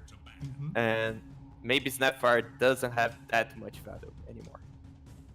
Yeah, and Omega Gaming at the 8th pick, as we mentioned earlier, like we usually see a little bit more of high priority pick, but this time it will be the Rubik. I mean, Rubik is very nice against Spain. It's pretty easy to steal the Fiend Script as it is a channel spell. You can also, if you have a Blink Dagger, stealing the Ravage can happen. So I like the pick. I also think like Mars Rubik, that's just a solid lane. That's just a good lane. Yeah, it's extremely solid, but you're kind of wasting the opportunity of having like a win condition that wins some lane or something like this for you, because like they're showing already one lane, one Terran lane, and they will need to show one core on the next phase that's gonna be countered by Interitus on the 18th pick. And then they need to show another core again that's gonna be countered by Interitus on the last pick.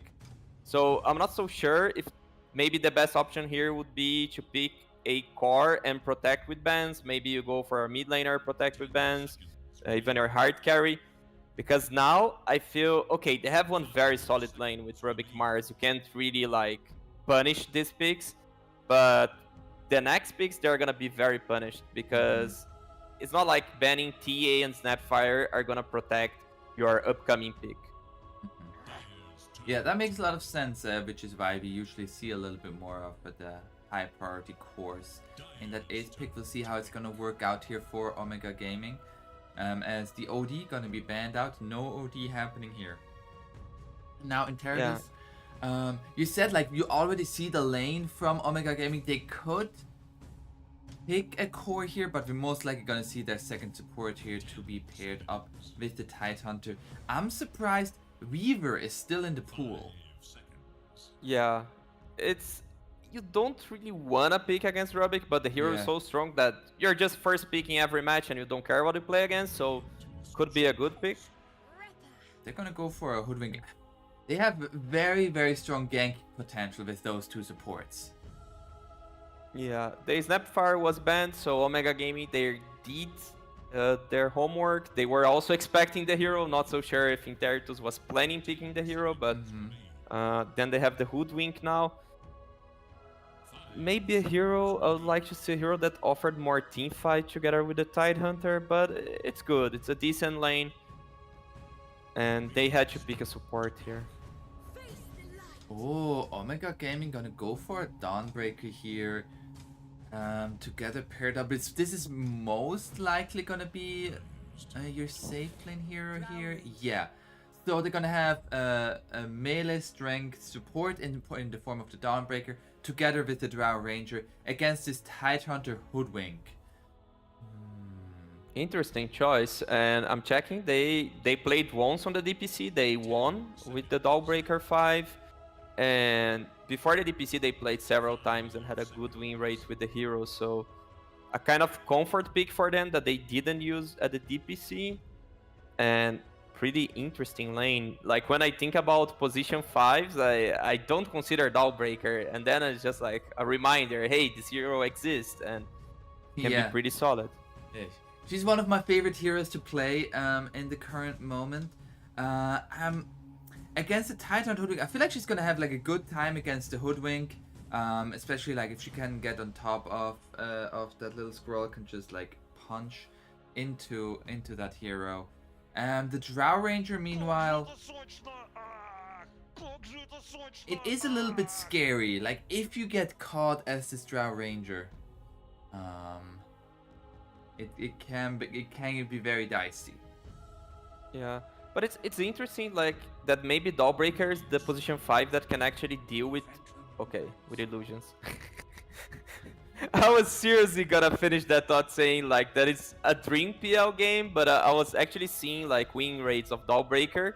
Seems that Dawnbreaker is the best counter for Meepo, Naga, Legion, PL, so I don't really know a lot about the hero. I don't know if it's enough, because usually no position 5 can really deal with PL, and seems like, I don't know, Draw Ranger, Rubik, Mars don't do much.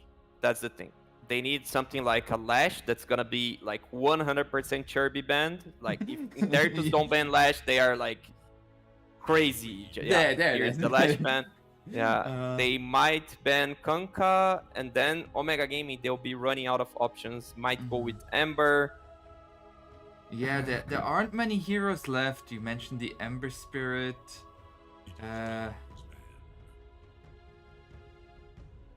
There's either Ember or Kunkka. I don't see many others. Yeah, I expect the Kunkka to be banned here. I don't know. I feel like Kunkka would just be really good here for Omega Gaming. Also, just to round out their lineup, like just some more frontlining to prevent Intertus from getting to the Drow Ranger. Like, how do you get past a Mars, Dawnbreaker, Kunkka, who all have run buff on them? Yeah. Kunkka seems really good, and also if they want to flex the Mars mid, they could pick something like Timber. Tanking, you can also play like S3 and mid. But yeah, so they go with Kunkka, Lash. I guess those are the super standard bans when you pick a PL, but Timber can be so strong here.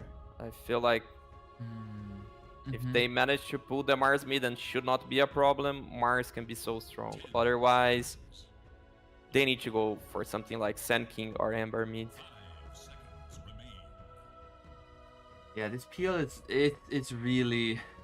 it's really a tough nut to crack here for Omega Gaming. It's a good PL game, man. It was just a good PL pick there for Intertus, and they're gonna go for a Storm Spirit. I don't like it. I think if you have a nice lane with PL, and he will have, because Bane just guarantees a good lane for any hero. Bane is so broken. You're gonna get like a fast Manta, and then Storm Orchid's not that useful, and you're gonna counter PL when you're like level 25. On the very late game, Storm deals damage to the PL, but on that Tarask timing, I don't see the PL dying. And what does Intertus have against the Storm? They could go something like a DP with a silence. They could go SF and just win the lane. I like the DP suggestion here, just to add a little bit more tower damage as well, and like early pressure. Because right now it feels like as long as Intertus gets to the 25-30 minute mark relatively unscathed on the PL, he's just gonna hit so hard. Yeah, I think they should have gone for a better lane against the Storm. I guess Storm has a nice time against Ember. Of course, all those spirits matchup, sometimes things goes the other way around because you try some solo kills. It's very like player skill dependent, but Storm has advantage. And I would like more to see how you're on a winning matchup, so you delay the Orchid, and that means the PL would just have a free game. Yeah, But I we'll can see see it here. working. I feel like it's definitely on Omega Gaming to pressure this PL in this game. But overall, now that we see both drafts, I feel like you're more favoring Enteritus, even with that Ember Spirit pick. Yeah. I think the PL is a clear win condition here, and they don't have enough answers. So Omega Gaming, they need to play better to win this. Like if they play the same level of Dota, I would expect Interitus to take the game by the PL Starask. So he gets unkillable around 27 minutes, something like this. Yep. So we'll have to see here. Both of these teams very hungry for the win. The Storm Spirit versus Ember Spirit mid. I wonder why they went for the Storm Spirit on the side of Omega Gaming. Like you mentioned, like in the ultra late game it looks good, but it feels like a lot of farming right now. Like the Storm Spirit can't really be too aggressive early on, can he? No, I think it has to do with just like players playing their comfort heroes. Like probably J Mari does not play Mars. I'm checking his profile now, and he has never played Mars in competitive. Never ever. So maybe they couldn't consider the Mars switch to mid because he simply does not play. And then they needed a mid laner. And mid laner then would be like a Sand King mid, which is also a hero he hasn't played ever. So from his hero pool, Storm, okay, can be decent. Okay, so we're gonna start here immediately with a smoke from the side of Omega Gaming, while Enteritus just walking out without that addiction of the smoke running. And we'll see, maybe there's gonna be some early fighting happening from the Radiant.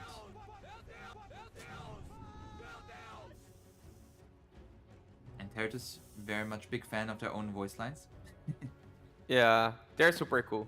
Yeah, All of them belong to Hayur. They were on a cast that that eHome EG game. It was eHome EG game with the Dagon's comeback. Yeah. Yeah, he was co-casting it, Ah, okay. and then they just like take, and he's basically screaming, "Oh my god! Oh my god!" So basically, we had the caster Aedron saying like 3 words per second, while Hayur was just shouting, "Oh my god! Oh my god!" And yeah, it was funny. That's great. That's great.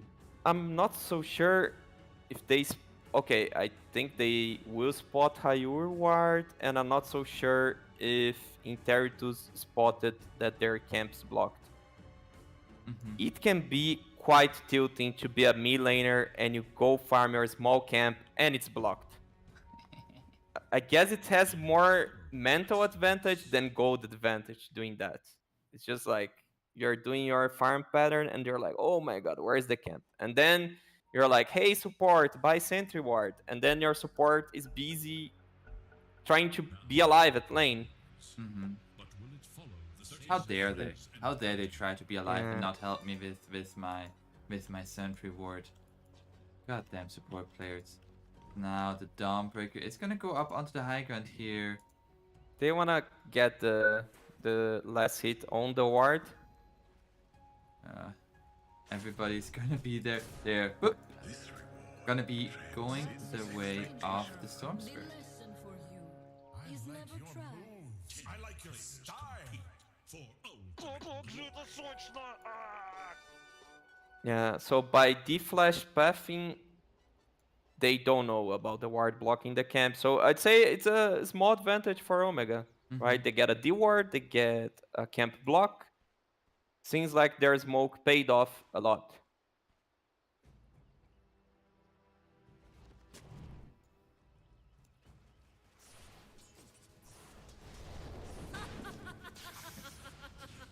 So now into these side lanes, we're gonna have the Mars Rubik, which was the lane that we've seen very early on, against the Bane PL. This seems like a lane that should be very good for Dire, right? I would not say very good, but it's decent.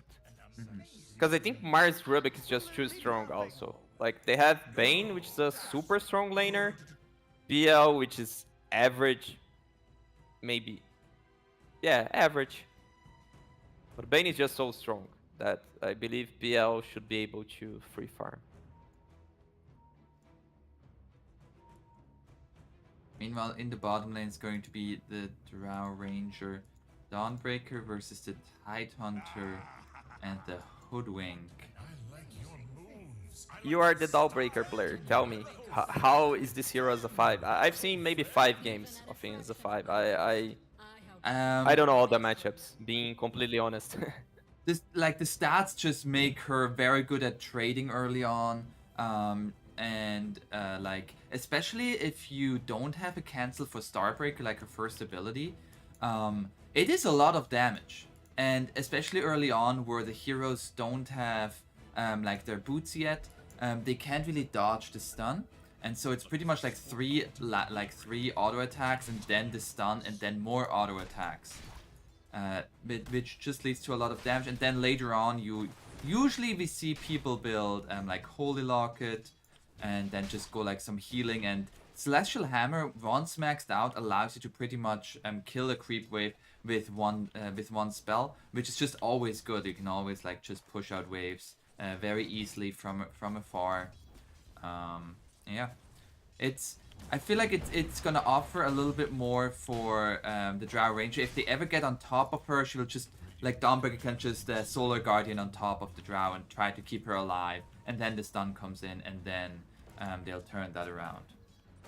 Yeah, seems good. I was reading about the heroes' win rates, and I was surprised that, like, it's a support that does well against illusions and units. Usually you don't have that, you know, so it's interesting pick. Especially because you're kind of protecting the Draw Ranger, but he lost his cool here, so that's a bit bad. Region-wise, they can't pressure so much. Yeah. And I feel like overall, like, it's just like it seems like a very solid laner that like just has like a kit that just works in terms of like the skills, and like even if you don't get any items, it can still make stuff happen.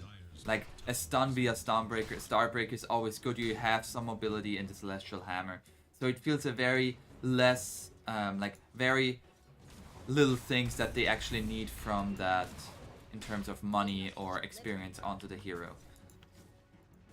Yeah, and it's interesting that being a 5 melee kind of forced the Tidehunter in the Anchor Smash. I'm not so sure I agree with that, but he went Anchor Smash. I think he should have gone with Gush if you're playing against a carry that's ranged, even you're playing against a melee 5, because you just give them so many sticks that if you look at them, both have 9 sticks, now 10. So you're so baited by those sticks, and they can stay in lane no matter what. You have no kill potential at all.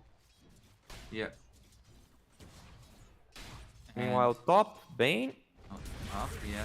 They are gonna find the spear onto D-Flash here, and Dark Demon gonna be able to get away. As at the same time, bottom, they find the first blood with the Dawnbreaker stun onto the Hoodwink.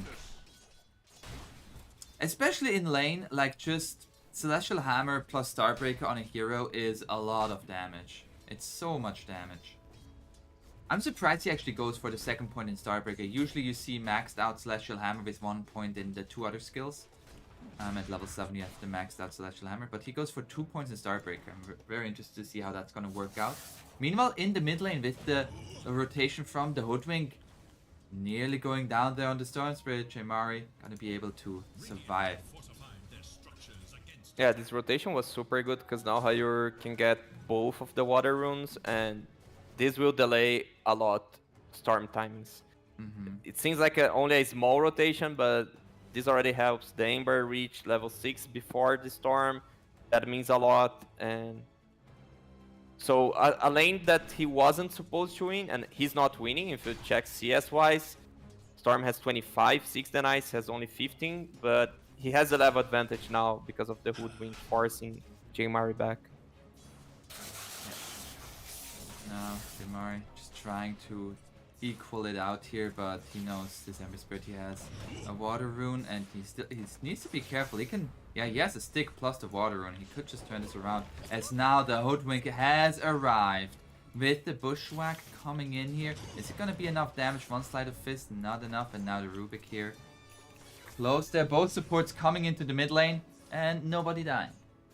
Yeah, makes sense why Hyrule was baiting with the sticks, with the Water Rune, is because if he got the skill on J-Mari, oh my god, it would mean so much, because then J-Mari wouldn't have a TP, needs to walk back to the base, he would hit 6, do so much in the map. And meanwhile, Hijack on that Tidehunter, he's getting bullied quite a lot by this Drow Ranger, just like the Frost Arrows. Keeping on top of him. Yeah, they seem to be trading farm on all lanes. Besides the fact that Dawnbreaker is also farming a lot of neutral creeps. Has 10 last hits, you don't expect that Damn, much yeah. usually from a position 5. That is not something we see every day. And D-Flash nicely sidesteps the spear there and will just gonna be able to walk away. But one thing on those Hoodwink rotations, of course, they're good, and I think they're doing the right thing, is that they don't get Ancient stacks on the other hand, which are super good for the Tide. So it's kind of a trade-off. You get a matchup that's not that good on mid lane, you sacrifice your position 4 to help you win or draw the lane, and on the other hand, you won't have stacks. And Tidehunter is actually gonna go for a Meteor Hammer. So just straight Meteor Hammer rush. He has the Perseverance and the 150 gold away now from the recipe. So he's gonna put a lot of pressure onto that tower with that. I don't know how I feel about it. Let's see. Mind Control has done it against Naga. Not so many into competitive Dota. Yeah, it seems like an odd choice. And they're like, all heroes have mechanisms of canceling it? Or draw, actually, yeah, I don't know. There's gonna be a rotation from the Ember into the bottom lane. They're gonna go onto Mingate, but a nice stun there by Chan is gonna keep help Drow be alive a little while longer, but the Sleight of Fist is going to be there. And a nice rotation there from the Ember Spirit together with the Ravage ensures the kill on that Drow Ranger. And they're protecting the Catapult, and the Meteor Hammer arrived. So, a lot of damage here. Yeah, they might even just take this tower. No, they're not gonna tank for the Catapult. Okay. But where do you get the mana from? You need to go Soul Ring. Okay, yeah. Because he has the item, but now he doesn't even have mana to cast it. And now they're gonna go onto Hijack here to stun connect. And yeah, Hijack, I believe he has realized he will be dead.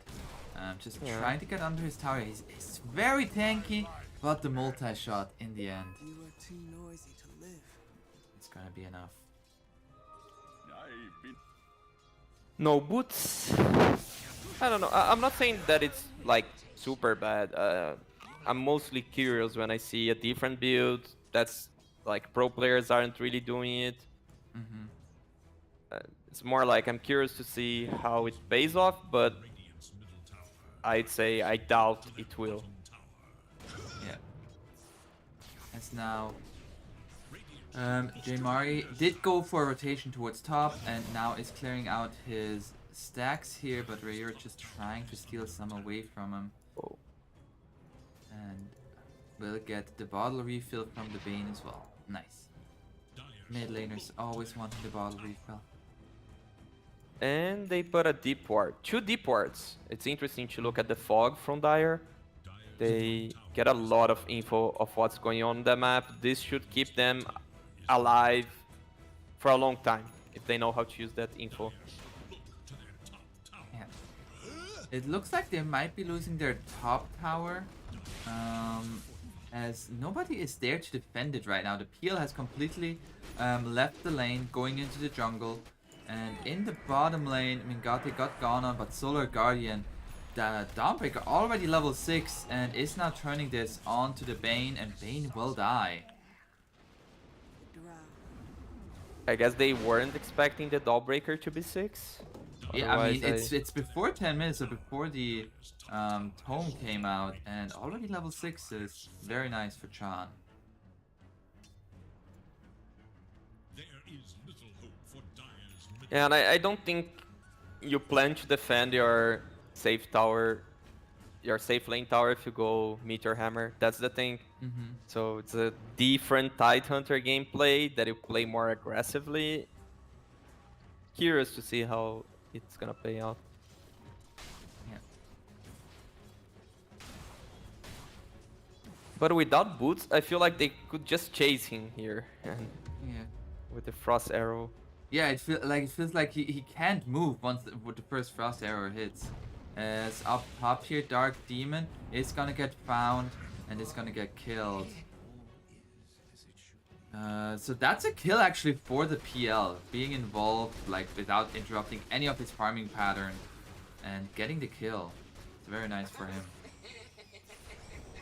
Yeah, having the free lane, like as I mentioned, it's not a lane that you win, but you just free farm. You're not getting kills, but as a BL, you're super happy with that. And now he's almost 1k ahead of the Draw Ranger and hitting good timings. And don't seem like J-Mari can kill him in the nearby future unless does have something that cool here? No. Okay, he's no. Ah, okay. The Rubik brought the Orchid. Okay, he has Orchid. That's a pretty good timing there on the Orchid. They're gonna try to use it onto the Ember Spirit. The silence going to be there, but he has a haste rune. And he's just out. And now the arena coming out here from Lissex going onto the Bane. Bane already dead. Ravage to follow. They're gonna find the kill onto the Rubik. Some big ultimates committed here from both sides, and all that die are one support each.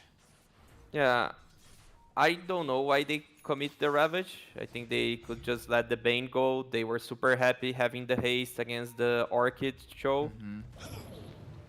And Hayur getting the regen. He's gonna get gone on here by J-Mari, and this time it will be enough. The Dawnbreaker burst. There's gonna be the Fiend Script, but where's your damage? The right click from the Hoodwink will be enough together with the Brain Sap. So they trade mid laners, but the Stormspirit got the kill first, and he's actually number 2 in net worth. He is doing very fine for himself. Yeah, but I guess it's good for Interitus because these Orchids should be a kill on PL. If they're not killing PL, PL is just gonna win the game. And now Hijack, he did come in here with the Meteor Hammer, put that down onto the tower. They're gonna take this tower. No, the glyph going to be there. And now the multi-shot is gonna bring down D-Flash very low. A jump forward, and they're gonna get that kill. Another jump here by J-Mari. Gets the silence onto the Hoodwink. Hoodwink gonna die as well. Nice defense there from the Radiant to protect your own tier 1 tower. And now even put some pressure onto the enemy tier 1. Yeah, they need to take towers. They need to remove space from the map for the PL. There's going to be the jump onto the Ember and the arena to follow. They have the damage to bring down the Ember again. Hijack, he doesn't have Ravage. That's another kill.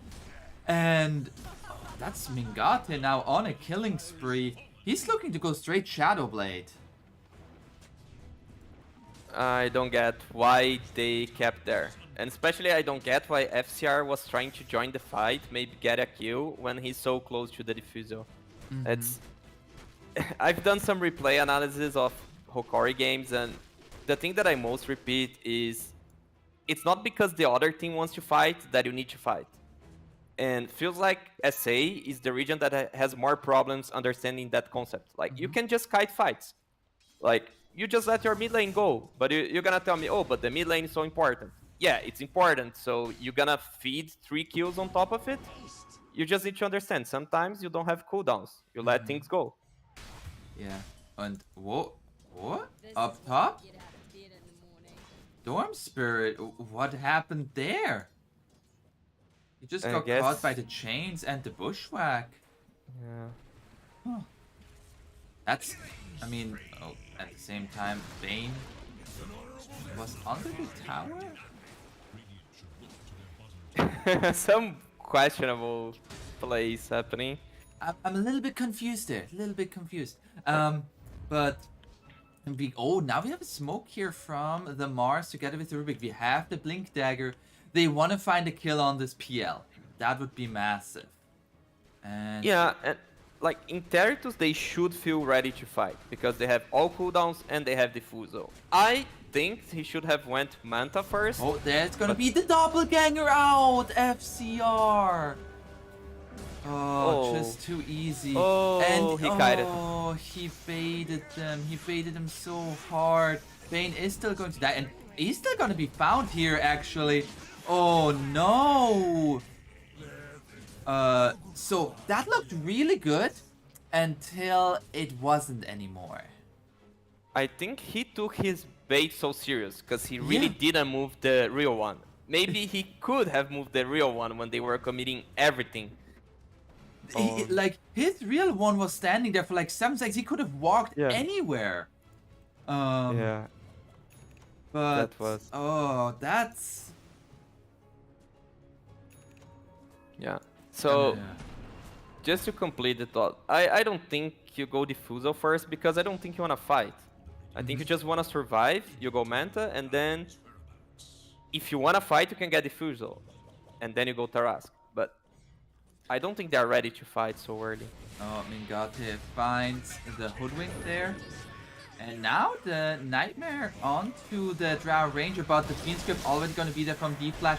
Meanwhile, in the backlands, there's going to be the Ravage, but only hits on the Drow Ranger. Now with the Peel on top of her, they're going to get everything onto Mingate, but he has the Shadow Blade. They've already lost the Ember. Mingate, he doesn't really have much to offer, so he just gets on out of there.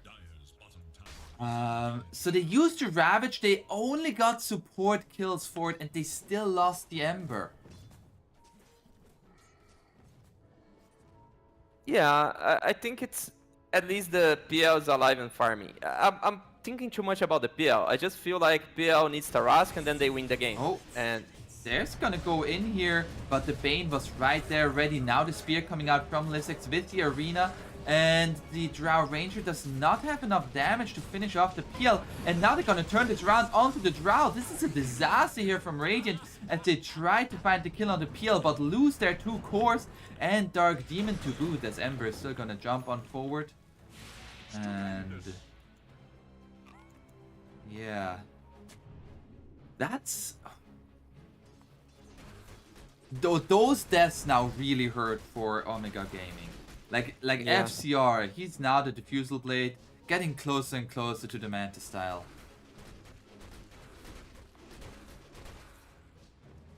And Storm going Bloodstone, farming it.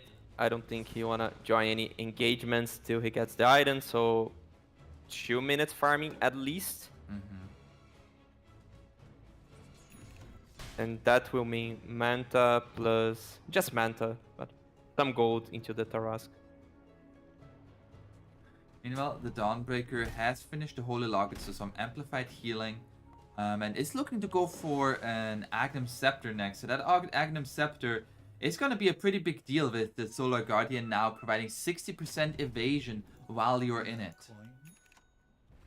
And it's interesting that you can actually farm these as a position 5, right? Because you can be shoving lanes. If they come for you, you created so much space. And if they go the other side of the map, you connect with your ultimate. Exactly. Zero seems good.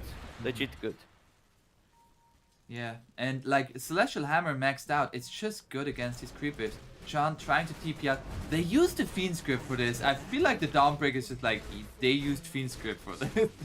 Yeah, I think they could have killed just with Nightmare Consent. Yeah. TP, but yeah, so that's what I thought about.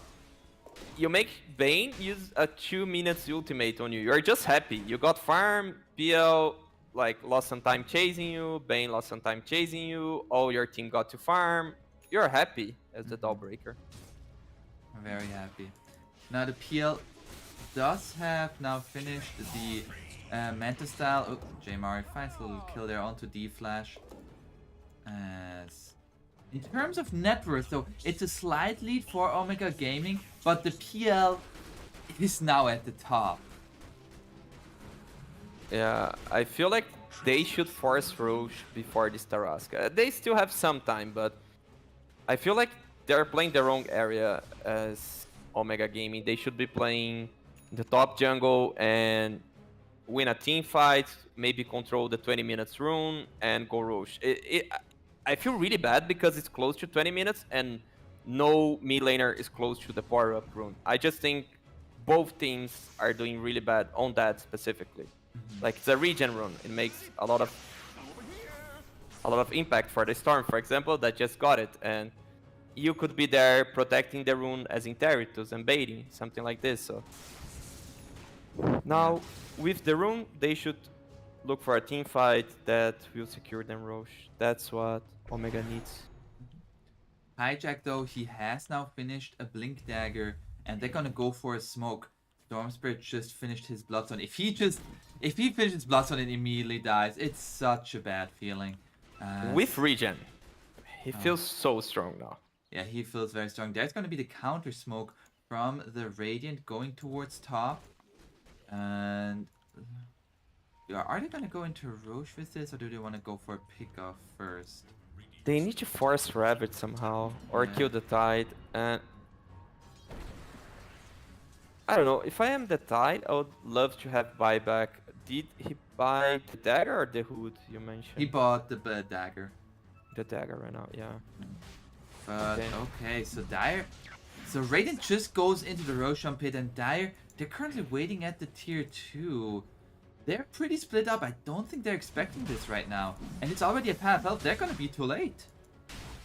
Yeah, and sometimes I think I talk about like kiting team fights, but I think if you have Ravage and the other team has 0 BKBs, you should try to fight.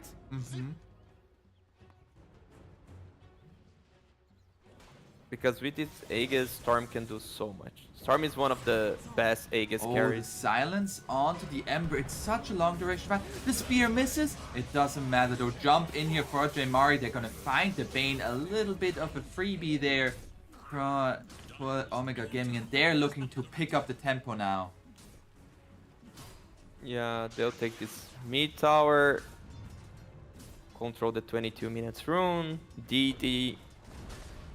And this Tidehunter is not gonna be tanky anymore. There is a Silver Edge on this Drow Ranger. And they might have info on the PL. Because they're all pinging. They are gonna be under a ward if they go towards top. The Hoodwink, she's dead. It's weird that FCR he just TP'd there. And it's where all Omega Gaming was going, so he lost a lot of farming time on top of that. Now, Radiant, they're just like very systematically looking at these towers. There's gonna be the smoke from the Dire. They want to make a play happen here. The Blink Dagger on the Tide with the Ravage. FCR is approaching as well. The smoke breaks onto the Ember, finds the Rubik there. Hijack, he's waiting for the Ravage. He goes in with the Gush. It's gonna get lifted though and silenced. He's broken, silenced. He is dead. Oh.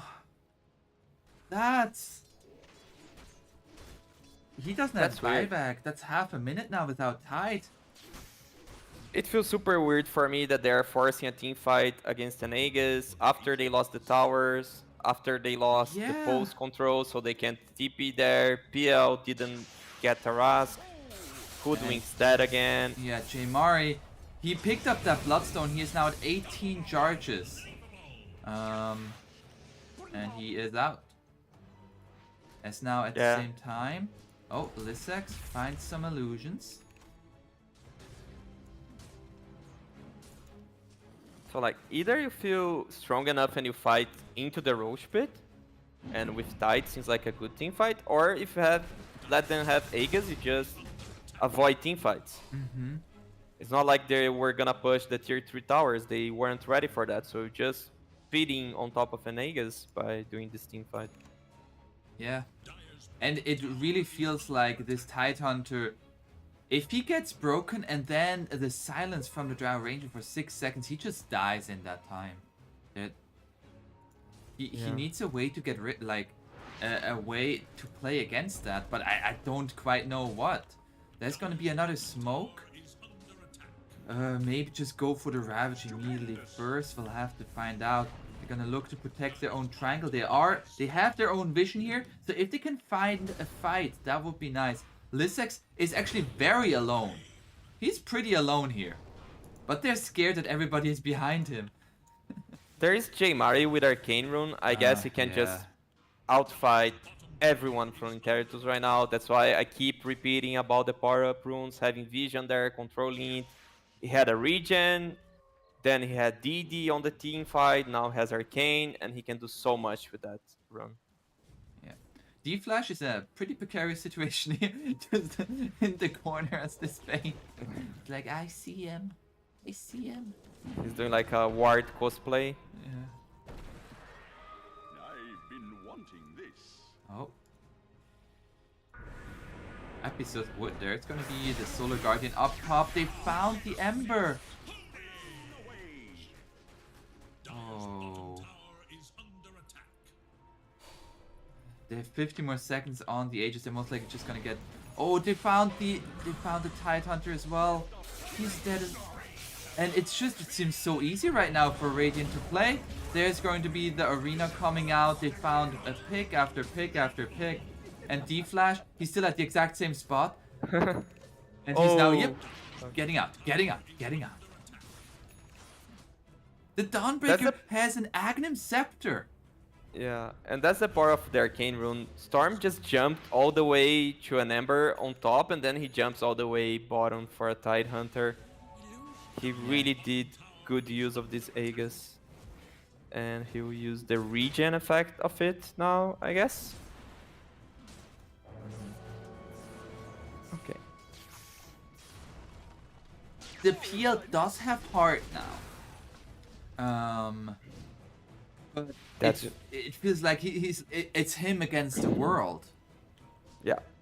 That's your timing, but you're 14k behind. If they were like 4 or 5k behind, they would be feeling good, but They are gonna have for a smoke here. They're gonna find the Mars. They're gonna throw the sharpshooter at him. There's gonna be the Ravage. Ravage not stolen as Gush has come out. Mingata, meanwhile, has been caught with the Fiend's Grip. This is a good turnaround here for the Dire. They find the kill onto Mingate. And the Storm Spirit gonna find the jump out, but they found 2 quick cores there. yeah, they just need to take care not to overextend, because when Mars back, I think they should just go back to farm, because then he'll have BKB Arena and they don't have Ravage. Yeah. Maybe take the post back. Did they? No, they didn't. And they're farming under the post, like, yeah. Okay. Make sure get that experience for your team. And Yeah, not only experience, so the Mars oh, cannot they're be gonna used. go onto the Ember again. There's gonna be the stun. Bushwhack not gonna be good enough. And this looks actually like such a nice combo. J Mari can jump onto anybody, knowing that the Dawnbreaker follow-up stun can be timed perfectly thanks to the Aghanim Scepter. Yeah, they're so good with that global presence. They can make so much space in the map. Draw back, Mars back. This Storm Spirit is so big. He's level 23. 3 levels ahead of anybody else in the game. Regen, like, if you die a Hoodwink trying to steal Regen, I think sometimes it can be worth. Regen on Storm's like giving him a second life many times. That's the meaning. Yeah. Meanwhile, now the Drow Ranger has her own BKB finished. So this is now getting really scary here for Dire. Like, still, the PL is farmed, but everybody else feels so poor. The Ember Spirit now finished his BKB. That's gonna help. The Tidehunter looking for maybe going for a Ghost Scepter just to have a way of not getting killed by the Drow Ranger in the break. not so sure. I don't like seeing a Tidehunter with Ghost Scepter. Yeah, it's like, what do you do here? You're the hero that's supposed to tank, and you... Oh, the arena finds the two supports here with the follow-up from the Dawnbreaker. It just is too easy. And now they're gonna go onto the Tide. He has been broken, he's been silenced, and he's been killed. Now they're gonna look to go onto the Rubik. Rubik is going to die. Triple buyback from Intertus. They paid with money. And Radiant just says, okay, let's just get out. Yeah, I think they could have delayed a bit the buyback. If, like, yeah, I was about to die if they dove tier 3. Instead of insta buybacking with PL full life, because you can kite so much a team fight with PL Tarask. Yeah. But they have Ravage, they have Grip, there is DD, there will be Roche. Like, if they did their job Oh, of the controlling DD Roche. is on J Mari. And Hoodwink nearly dies just to a multi-shot. It's a sad point in the game when you support and you just nearly die to a multi-shot. It's a rough one. If Intertus got the DD, maybe they could take a Roche fight, I feel like.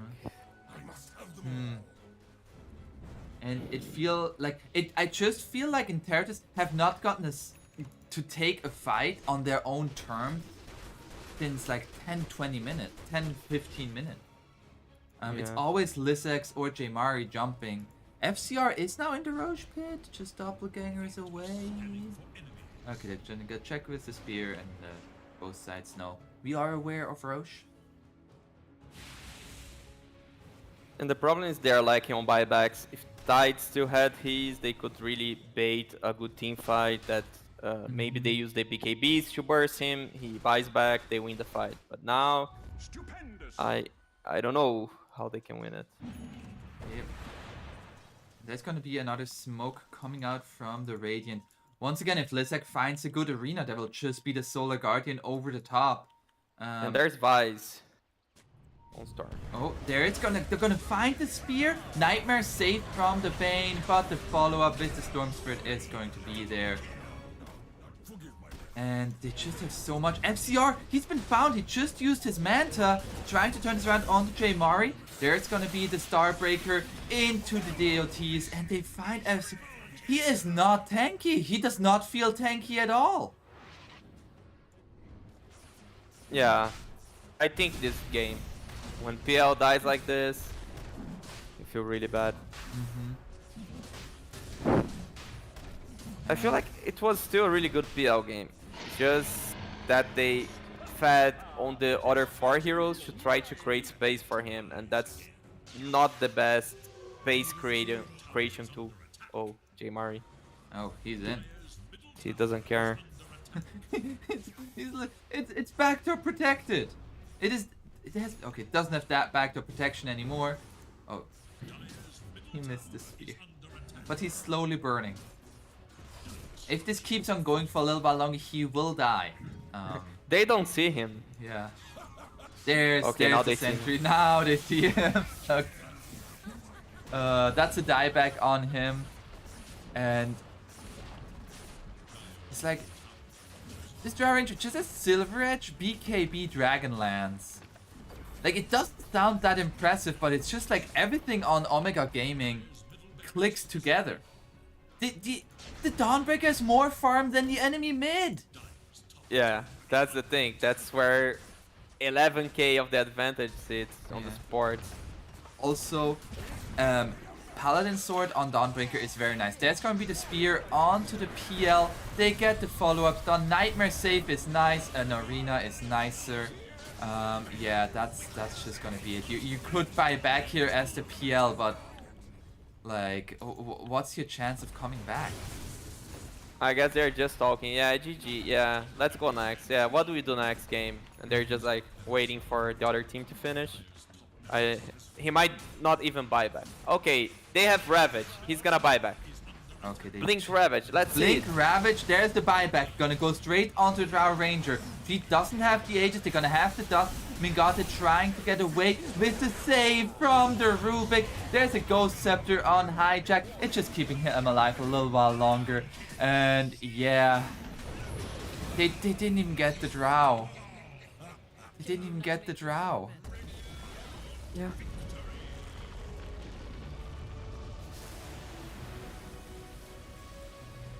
That was really well played there by Omega Gaming.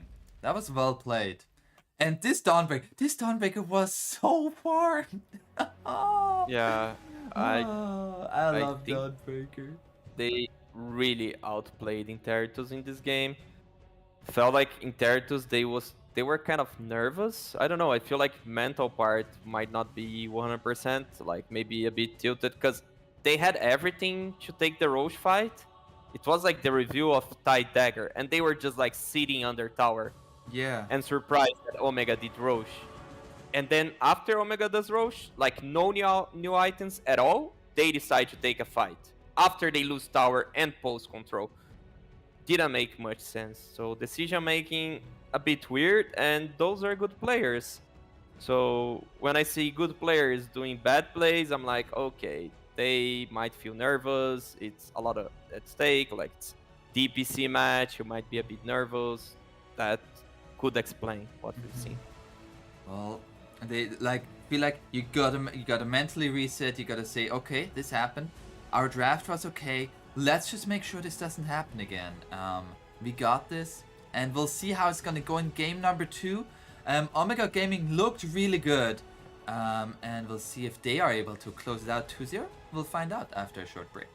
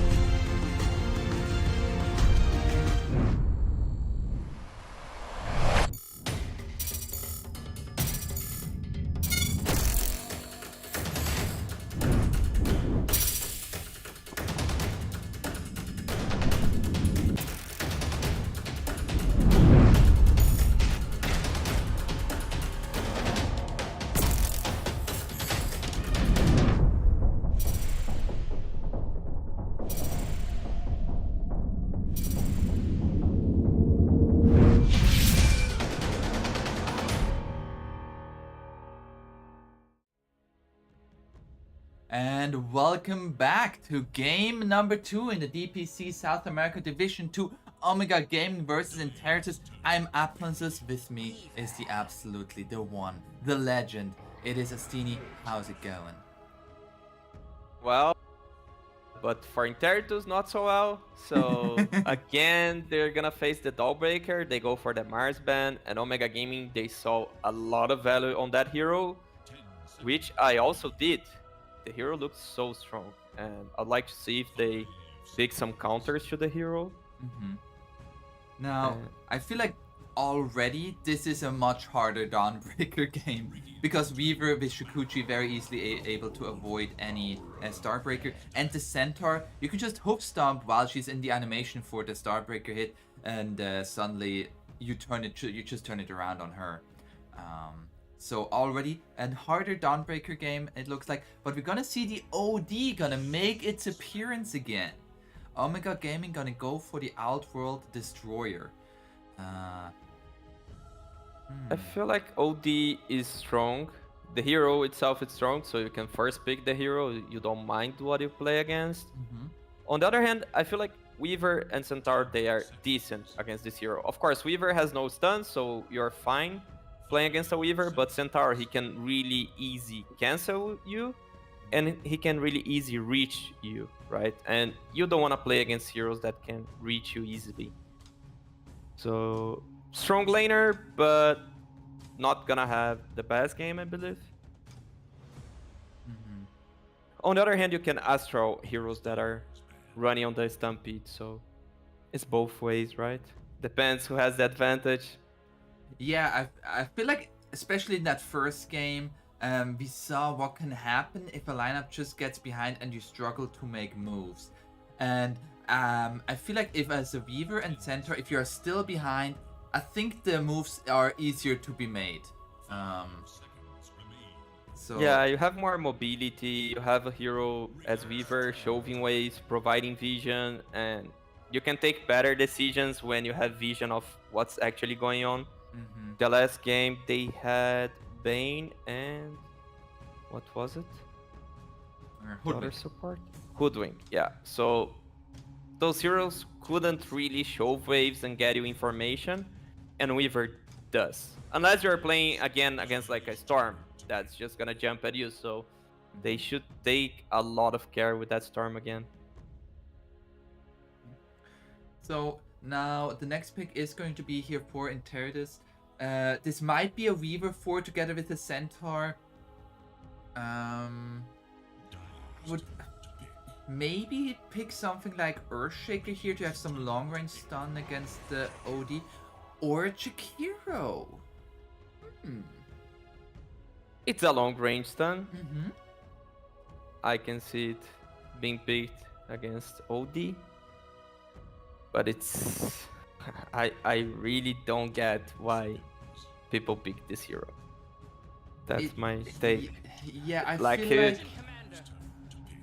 like they're just heroes that do pretty much the same thing as Jakiro, just better. And Omega Gaming, they're gonna go for an absolute kill lane in the Legion Commander Skyrath Mage. They just want to duel people and blow him up with magic damage. Yeah, and you have the D-spell on Legion Commander against the Jakiro, so Jakiro's gonna have a really tough lane. He should be a lane dominator, but against Legion, definitely not. And I really don't understand the hero Jakiro. Like, it's not that I don't understand how he works. I understand how he works, which heroes counter him. I just don't see how he fits into the meta. I can't explain a Jakiro pick. Like, SG picked against Hokori the last time we played, and we were like, what the is happening? You know, why they want this hero? Like, what this hero is gonna do? And the hero did nothing, so I couldn't learn. I'm hoping the hero does something at one game, so I'm like, okay, that's why I picked Jakiro. But I don't think he's gonna make it against the Legion. I see you picking the hero if you're playing against like Tusk, if you're playing against Nature's Tree, if you want some deep push, but I don't see why here. Just canceling the OD, I don't see that much value. I agree. And a little bit what I see here from Interitus, I felt like in the previous game they lacked some of like just lane shove and wave shove, and they might be a little bit overcompensating for that with the Weaver, Chikiro, and Lina all being excellent in pushing out waves, but now you have 3 heroes who are all really, really good at that. Yeah, it's super good to have heroes that can push lanes, but you need cover to them. Otherwise, all of them are gonna die all the time. So, especially if you have Lina, like if you have Lina, TA, Lash, those type of heroes, Gyro, they really rely on having a cover. Because if you stun Lina, she's dead. I mean, they have the Stampede, but if you duo Lina, she's dead. If you duo any of those heroes, they're dead. So, especially because you're playing against Legion Sky, you really need some cover. And they are lacking the hard carry. And I don't know if there's a hard carry in the game that can cover heroes, that like has a save. Don't you know about Position 1 Oracle?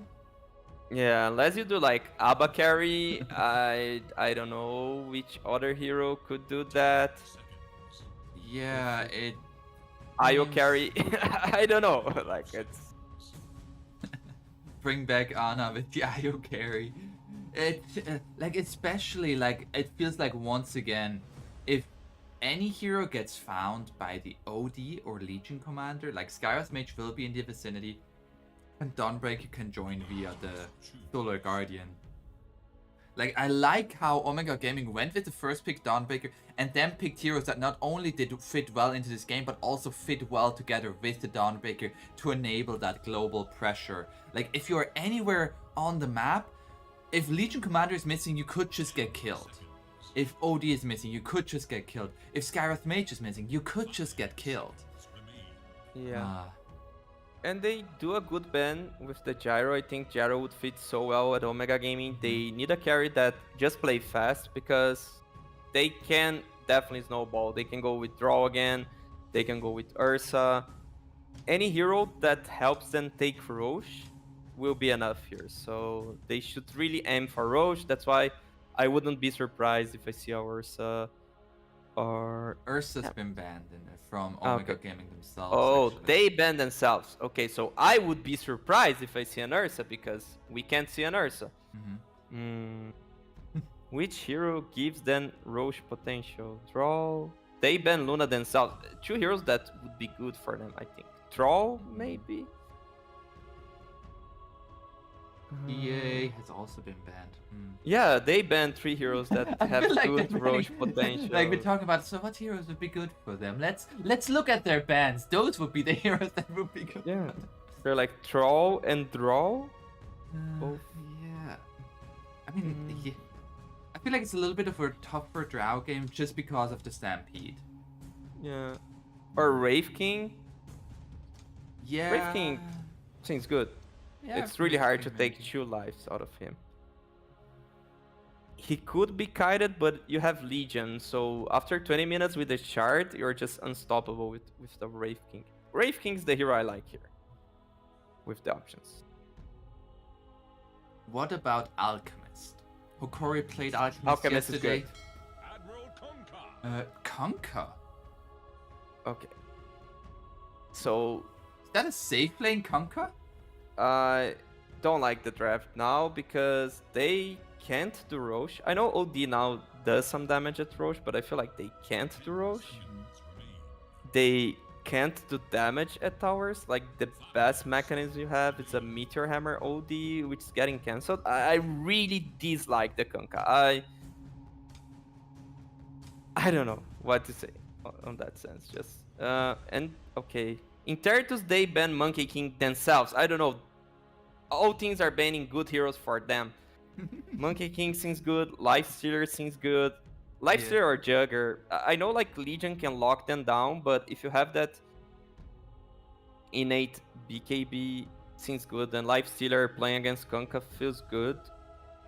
But it's not really a FCR hero. FCR usually plays weird carries like Bristleback, which is also not a good game for Bristleback because you're against Legion. Gonna go for the Wraith King. I mean, that's nice. Like, you have a double life. You can't get dueled on your first life.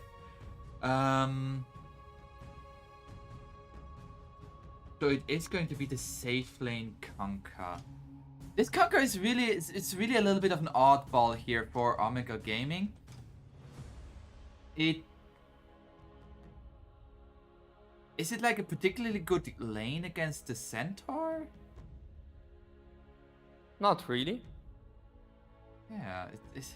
I mean, it's a hero that is good against Centaur, right? Because you Yeah. have Dex on the Stampede. So game-wise, yes, it's good. It's definitely good having a Kunkka against Centaur, against somehow a burst lineup. So you have the run buff, but I don't think they're really against a burst lineup, although they have Lina. I just think that hero lacks some things that you need a proper mid laner to help him out. So you need a mid laner that does siege damage.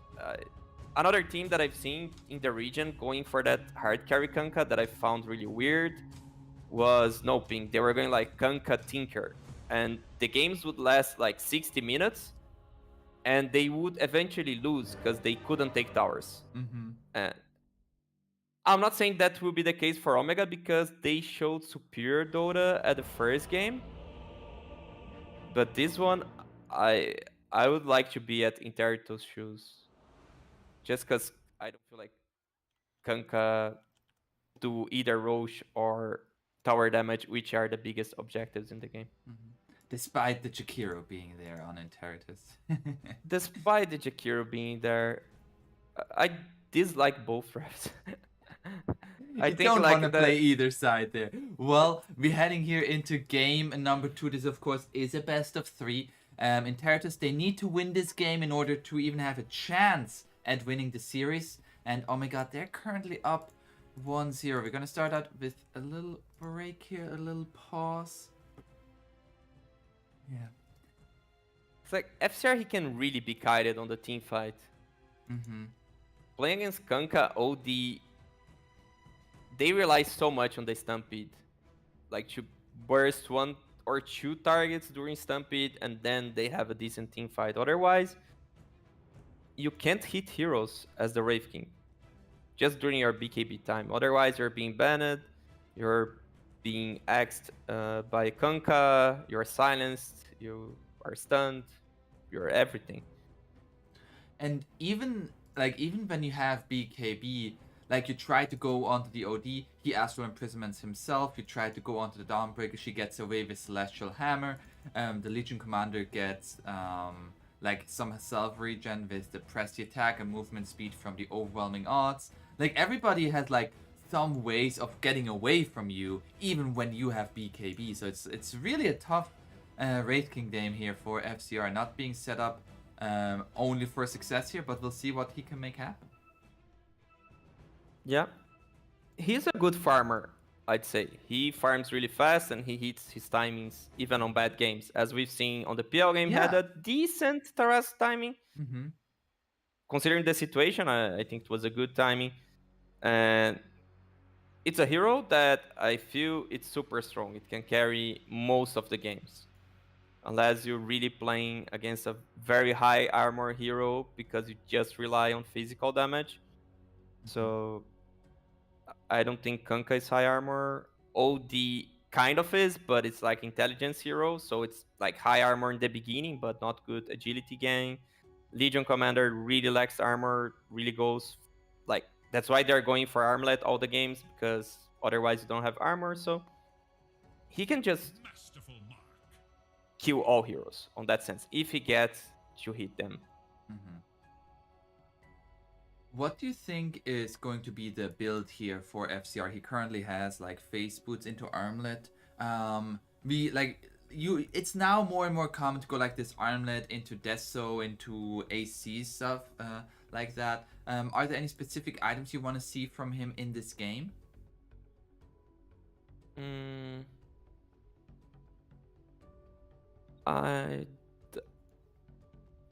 The thing is, I don't think he can go Radiance, because some Wraith Kings are going Radiance back.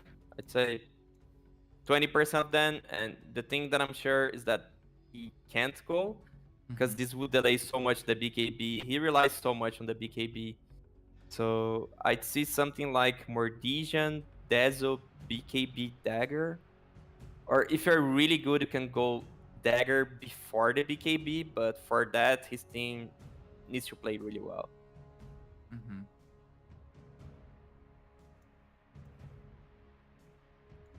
So I'm looking at one Yatoro game where he had Armlet at 9, Phase at 11, Dezo at 17, Dagger 19, BKB 22. If he does that, he wins. Just play like the TI winner and you win. Yeah, and yeah, I mean, yeah, I completely agree there. but Yatoro was the lucky one. He was playing against the Jakiro. Oh, So he didn't have the Jakiro on his own side. Yeah, he didn't have to carry the Jakiro. But I feel like this should be the best build. But if you are losing the game, maybe you need to go BKB before Dagger. Meanwhile, on the other side, on the rating, we're gonna have the safe lane Conquer. What can we expect out of safe lane Conquer? We usually see it in the mid lane. It can be flexed, as we're seeing here, to other roles.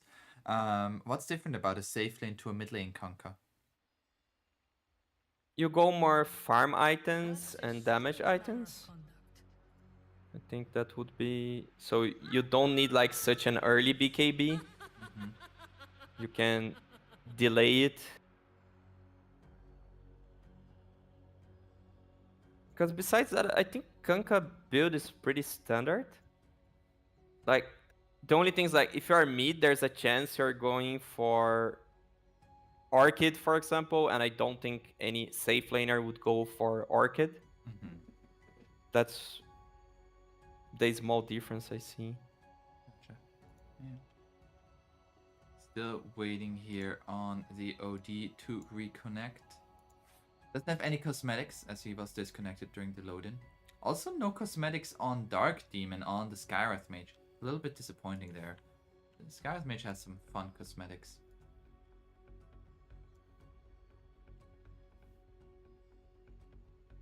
I would like to have the golden ultimate, but I don't. It's too expensive. I'm Sky Spammer myself, and I feel the hero is really terrible right now, by the way, but... So, looking at RDO's build, last match that he played Konka against Biscos, Armlet, BKB, Shadowblade, Silver Edge, Assault, Divine. I'd say Tilda Divine is pretty standard, right? You could see a mid laner Konka building that. Yeah, that makes sense.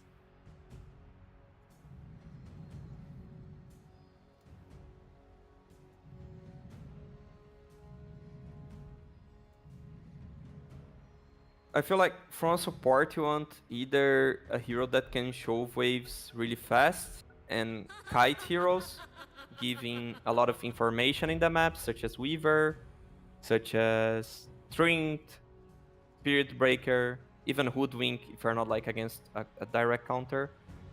Or you need to cover, so your heroes can farm on more dangerous places. It's about like stealing farm space from enemy heroes. That's what I feel like supports should offer, and Sky unfortunately doesn't offer either of those. John did try to place an early ward there, but it did get scouted out by the Weaver. He's gonna have another Shikuchi again, and he's out. When you play with Lena, you tend to get burned. That's a good edge. I shouldn't have executed the blacksmith. 30 seconds and counting. Some high fives. They think they are warded, but they aren't. Dawnbreaker is on the ward right now. It's gonna block. Yeah, this time this was spotted by Intertus. Yeah, if you're pulling the same trick twice, it feels weird. Radiant. And the Dawnbreaker trying to go for this bounty rune, but realizes cannot do that. Step lively now. And are they going to hit that sentry? No? Meanwhile, I think this... after blocking. Strange manner of conduct. Oh, I have the bug where I don't see the outline, so I don't see how far this bottom sentry is close to the Ops ward, but I don't think it's in range. Okay, they killed. Pimp did it. Okay, yeah. The Weaver took care of that. Okay, this lane on top we should keep an eye, because it can become a disaster for Interitus. As Legion Commander did actually go level 1, overwhelming odds, so no Dispel yet against this Jakiro, but I assume as levels come in, Lissex is gonna go for the pressy attack to get rid of the dual breath. And this spam is so much. They are both starting with sticks, but I feel like it's very different from like the previous game where the safe lane started with the sticks against the Tidehunter. Like this spam actually can do a lot of damage. Yeah. It hurts. And Jakiro, he doesn't have any more mana. He already used one mango. So Sky has way bigger mana pool compared to mana cost. So it costs 140 mana. I don't think this hero is balanced. I think it's bad balance, you know. It's such a high mana cost for level 1 spell in the game. Of course, you have the third spell, 0 mana cost, but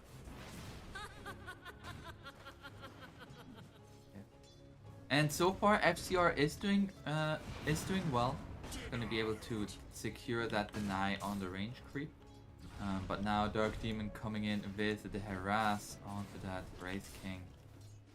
He is taking a lot of damage, and I feel like this is only gonna get worse. it's curious that Sky didn't level up the second spell, and like you're never gonna get silence here. Yeah, I don't know why he was waiting. He can do already so much harass. Yeah, especially with that Ring of Bassi starting. Like, he's gonna get so much magic regen. Like, they both can just spam their spells. Yeah. Just a war of attrition right here. And Dire, they don't have the attrition to really sustain this. Gonna stop the pull from happening. As Dark Demon still trying to get the range creep to connect to it, but not gonna be able to do so. As there's gonna be a dual breath onto Lissex, but yeah, I mean, we just compare like how much damage V-Flash is doing to Dark Demon. It's like such a world of a difference. It's now stun coming out. They have hit level 3 on the Wraith King.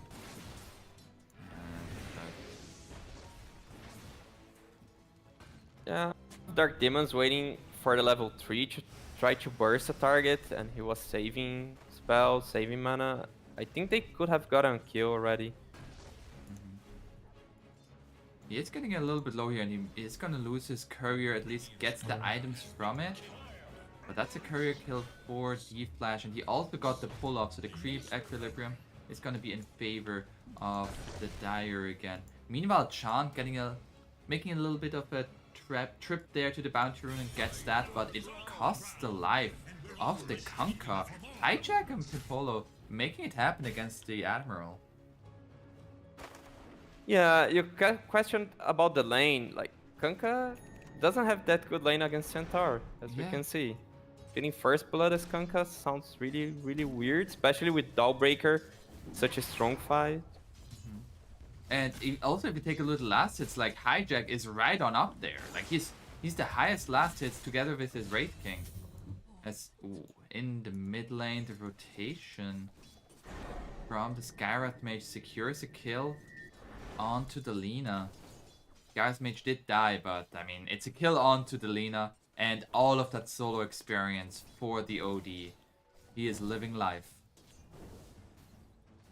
Yeah, and now Sky is back to full mana. That's what you like as a Sky. You use all your mana and then you die. I don't even think you should buy salves with a hero. I think just use your mana and die. Because you have so much move speed that you can connect so easily to the tower back again.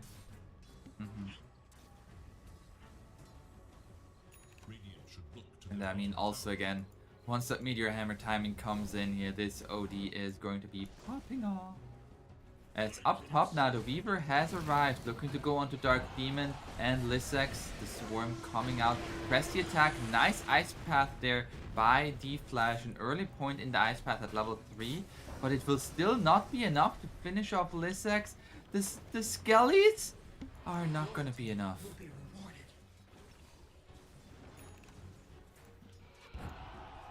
Now, another stun here into the Ice Path.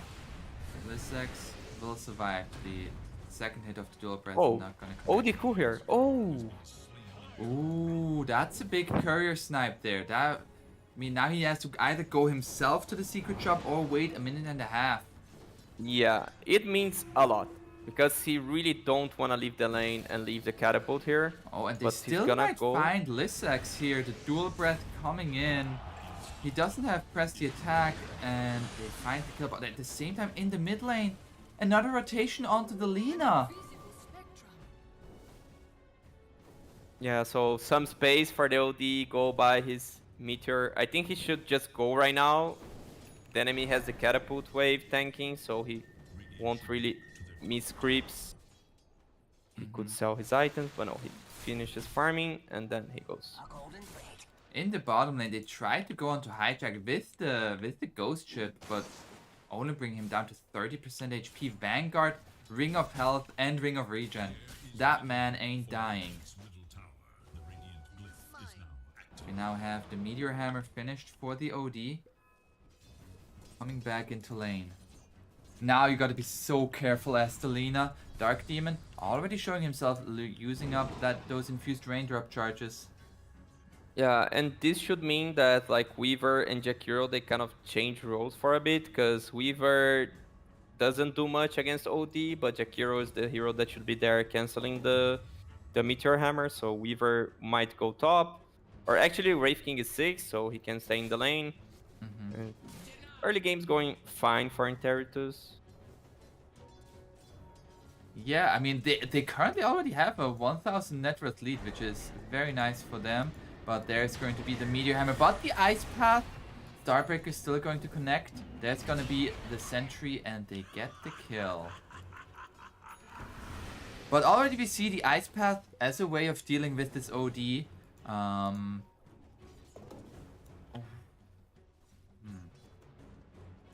It is though, like, he right now, like, he needs to always be there where the OD is, because nobody else can really do that. And Yeah. if he gets gone on, who saves the one who is being saved? It's a little bit philosophical here. People who Yeah. always help others might need help themselves, but Deep Flash not gonna get that. Dire should look to their middle tower. And bottom, I don't know about this bottom. Like Hijack is getting so much. He's #1 in net worth. Yeah, he's farming the lane and also the 2 camps, because he farms lane, big camp, goes back, pull the farm, pull the creeps, farm small camp, so... There is little And he's not going Meteor Hammer, Yeah, he's not. so we can expect more from this game.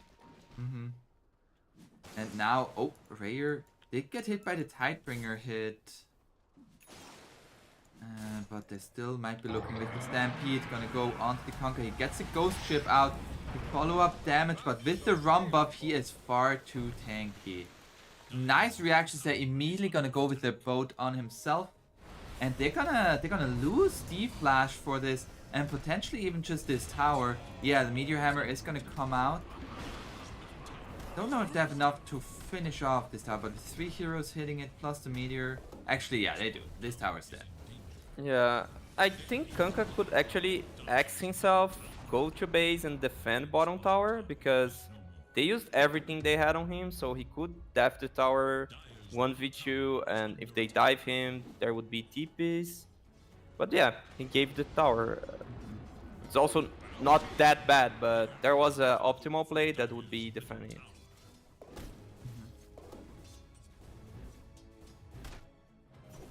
No. Now with this mid lane tower going down, even before the safe lane tower for Dire goes down, this feels like it just opens up the map so much for the Radiant. And FCR, he has the armlet finished, so now looking like 9 to 10 minutes armlet. Now looking for the face boots. It's gonna be there. But they're gonna lose another tower before that. Yeah, thing is with Omega's lineup now, even though they take those tier 1 towers, there's not much they can do. There isn't like a storm that with the power up rune are gonna like run at them. You have an OD with DD that barely changes anything for the OD. And you can't force Roche at all because you have a hard carry Kanka. And nicely played there by Dark Demon, takes the creep wave away. Oh, there's gonna be the Meteor Hammer. On the last second, it stopped the Meteor Hammer. Now, the Solar Guardian coming in. Mari is gonna be kept alive a little while longer. And now the duel onto the Centaur. Everybody from the Radiant arriving. And they bring down the big horse. It was a weird fight that Jakiro had the Tome at his back. And he fought level 5. Maybe his ultimate could be helpful there. I don't know. Things looked great for Intertus at the beginning, but that's the thing. You have so much save on a lineup that you have OD with the ban, you have Legion with press the attack, you have tons of mechanisms of saving your cores. On the other hand, Intertus, they rely on Stampy. Yeah, and now they don't have Stampede anymore. Their strongest hero like just got killed, Hijack. He's just running to his where he just recently died, and they're just gonna brute force this tower. That's 5 heroes. As they realized that Radiant can't really fight that, or doesn't really want to fight that, and they're gonna take that mid tier 1.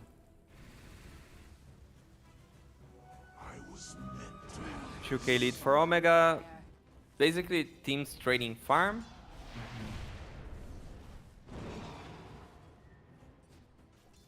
In theory, this should be good for Intertus because they last picked the Wraith King, so they should feel they have the best win condition. For sure. But there's now like Dark Demon and Lissex. Wait, do we have the Blink Dagger coming out? Yeah, there's a Blink Dagger on the Legion Commander. And Dark Demon, he has a Veil of Discord plus Mystic Flare. He's ready to blow somebody up. Yeah, and it's Pimp's job, the Weaver, to break the smoke. Basically, if you don't have any cover, you go for a Weaver, you just... And they're expecting it. They use Scam. Oh, but a little bit of a wraparound there from the Skarath Mage.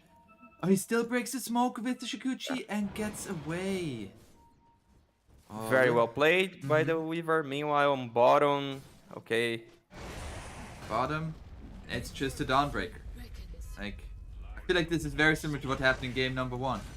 He got one part of his Aghanim Scepter already. He has the 1200 part, the point booster. The good part on having... Oh, the Legion almost got a duel on Weaver. It was fast fingers there. The good part on being Jakiro is you don't feel bad that you waste your ultimate. Because your ultimate isn't even good, right? Oh, oh, there's the duel onto the Lina! Oh, that's... He immediately pinged like, yeah, they have a ward there. But, oh, that's one of the biggest kills that Radiant can get. And now the X mark onto the Weaver. He has a time lapse. It's gonna get found by the Torrent. The Silence not in time, but they're still gonna run at the Weaver. And with another Tidebringer hit. But Hayur, he gets some naive points from that play, right? The Lina. Yeah. Like the Weaver broke a smoke. The Weaver was giving info on Legion Commander all the time. He knew both were around and he was just like messing around. Like there's nothing he would get from there. There wouldn't be a good team fight. There wouldn't be farm that he could farm. There was nothing he could do there. And he just went there so he could hide under a possible ward. No. Hijack, he's looking for his own Blink Dagger, 250 gold away from that. And Mari in the mid lane. He actually went for a Hand of Midas after the Meteor Hammer, so wants to continue to scale. And we have another smoke from the gang squad. It is Lissex and Dark Demon. Are we ready for the duel? Into the Mystic Flare.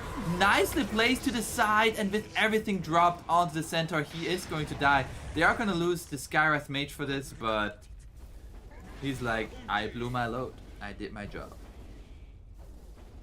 Feels really bad that they just rely on Stampede on getting any reliable stun. So they start the Centaur, you had like Lina and Jakiro right by them, and they were watching and hoping that their spells would work.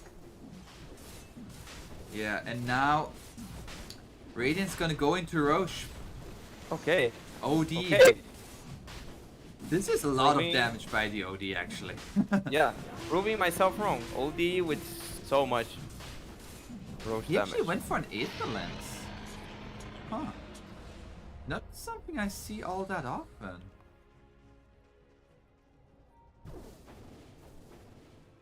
This OD has so much damage by 16 minutes. I was impressed. Yeah. First they had like Legion and Kunkka tanking, they had the press the attack, but still, was quite fast. And meanwhile, once again, like Chan on that Dawnbreaker, 2000 gold more than any other support, pretty much. Radiant's middle tower is under attack. So we now have here smoke from Hijack. He has his own Blink Dagger. They want to make something happen. But if they go bottom, that is just a position 5 Dawnbreaker. I was just looking again at Legion and Sky trying to kill Weaver. I got distracted. I know they're going for a play bottom also, but like almost a duel again. And I have no clue why the Legion didn't buy a dust yet. I really don't know, because he got kited by the Weaver like 4 or 5 times already. Oh, Hijack tipping. They wanna fight. They want to fight this. As Kunkka is at half health, but has that Aegis. Meteor Hammer going to land. Now the Stampede coming. They're going to go onto the OD. The heal coming in from the Dawnbreaker. They throw everything onto the OD, and they do get the OD down. They will lose the Lina Fort. Lissax trying to run away, but Dire is straight on his tail. He is pretty fast, but he's not nearly fast enough as the Bug is eating away at him. So they just threw the kitchen sink and something more at the OD, and the OD died. Yeah. Lag. That's the only reason why he died, by the way. Lag. He was perfectly chain stun. Hoof Stomp into Ice Path, LSA, and the Wraith Fire Blast. How do you feel with the Kunkka Aegis? Now I feel it should belong to OD. If OD would be the hero sitting there hitting towers and Kunkka is just farming because he can't hit towers yet, I think they should just have the OD with it. Yeah, and also OD can cover Kunkka, but Kunkka cannot really cover OD. Like, just in general, like, I just feel like Kunkka is a hero that at this current point you want to ignore. Yeah.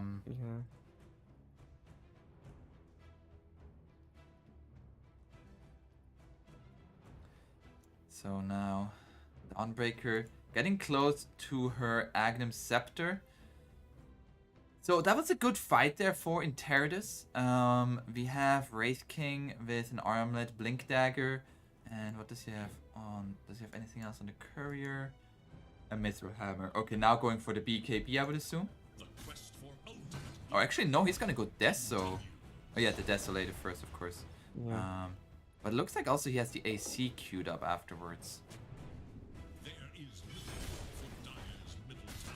Yeah, but a dagger paid off with this tower defense. For Definitely sure. did pay off. Radiant should look for top tower. And with Dezo, he melts the Skyref Mage. Skyref Mage is sitting at 3 armor with 18 minutes. Oh no. Oh no, he's also only at 1,000 health. And If he's going, if anybody looks wrong at him, he just dies. he's going dagger, but I strongly believe he should be going Gold Scepter. He might change the idea after he dies a few times. Yeah. Yes. Now. We are 200 gold away from, 300 gold away from the Oh, Blink OD Dagger, top. but they're gonna find the Lina here. They're gonna find the duel. He got the BKB up, but there's just too much damage. Oh no. It seemed nice because they got the OD kill and Meanwhile, you were casting a different team fight. Not team fight, a different pick off. Yeah. Lina and Jakiro died, and it was a duel, so I think it was worth for Omega. Radiant's top tower is under And they have the Agnum Scepter finished on the Dawnbreaker now. They've given a lot of priority to Chan to finish that Agnum Scepter, and now if they fight in the Solar Guardian radius, I don't think Interitus can kill anybody. They rely on the right clicks of this Wraith King and the Lina, and if you miss 60% of them, who do you kill? Maybe the Skywrath Mage. Skywrath Mage maybe. Yeah. If you hit one, is under attack. it's enough. Now, we have here another smoke for the Dire. Desolator finished for the Wraith King. You mentioned it, FCR, he's good at farming. He is keeping up. Now, Armlet, Deso, Blink Dagger. Looking for the AC, potentially BKB. Oh. Mingate Breaks the smoke. is gonna be breaking the smoke with that Silver Edge. How much does dust cost? 80. Why no one is carrying a dust? I can't understand. Like, both teams, what's wrong with you guys? Buy a dust. Especially like Legion- Jakiro, he has 4 empty slots. Yeah, but usually you wanna on the initiators, Oh, like hijack. No, they're gonna, and he just gets on out again. There's gonna be the duel coming out with the Solar Guardian over the top. Like, Mingatu just doesn't take any damage. And now Meteor Hammer not gonna be dropped. As they still are gonna go onto the Jakiro onto the side. Chan is gonna be getting on by the Lina at the same time, who has a DD, so she's gonna deal some good bits of damage and they're gonna take down the supports. But it's once again dual victory for the Legion Commander. Yeah, and it was a Lina DD. He didn't use the BKB though, so he still has that. They didn't lose Wraith King first life. But I think Wraith King really needs a BKB to fight, because he was just being kited. Even, okay, he's going MKB now, because of the misses that you mentioned. Yeah, I just really also think he needs that BKB. Like, how are you gonna play against this OD who's gonna have an Agnum Scepter, like double Astral? How do you play against that?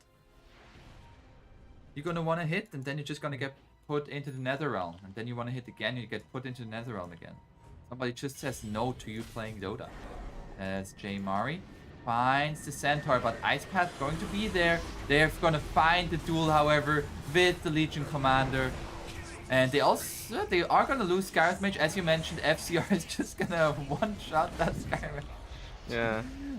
It's now they're still looking for more. Mingate is gonna get found by the bug, but not gonna be able to follow through on that. He still believes in the Blink Dagger, by the way. Yeah, I'm surprised. I really would love to see a Ghost Scepter, because he has like Wraith King allergy. He touches Wraith King, he's dead. It pretty much is. It's like one crit. Okay, you're at 20% HP. What do you do now?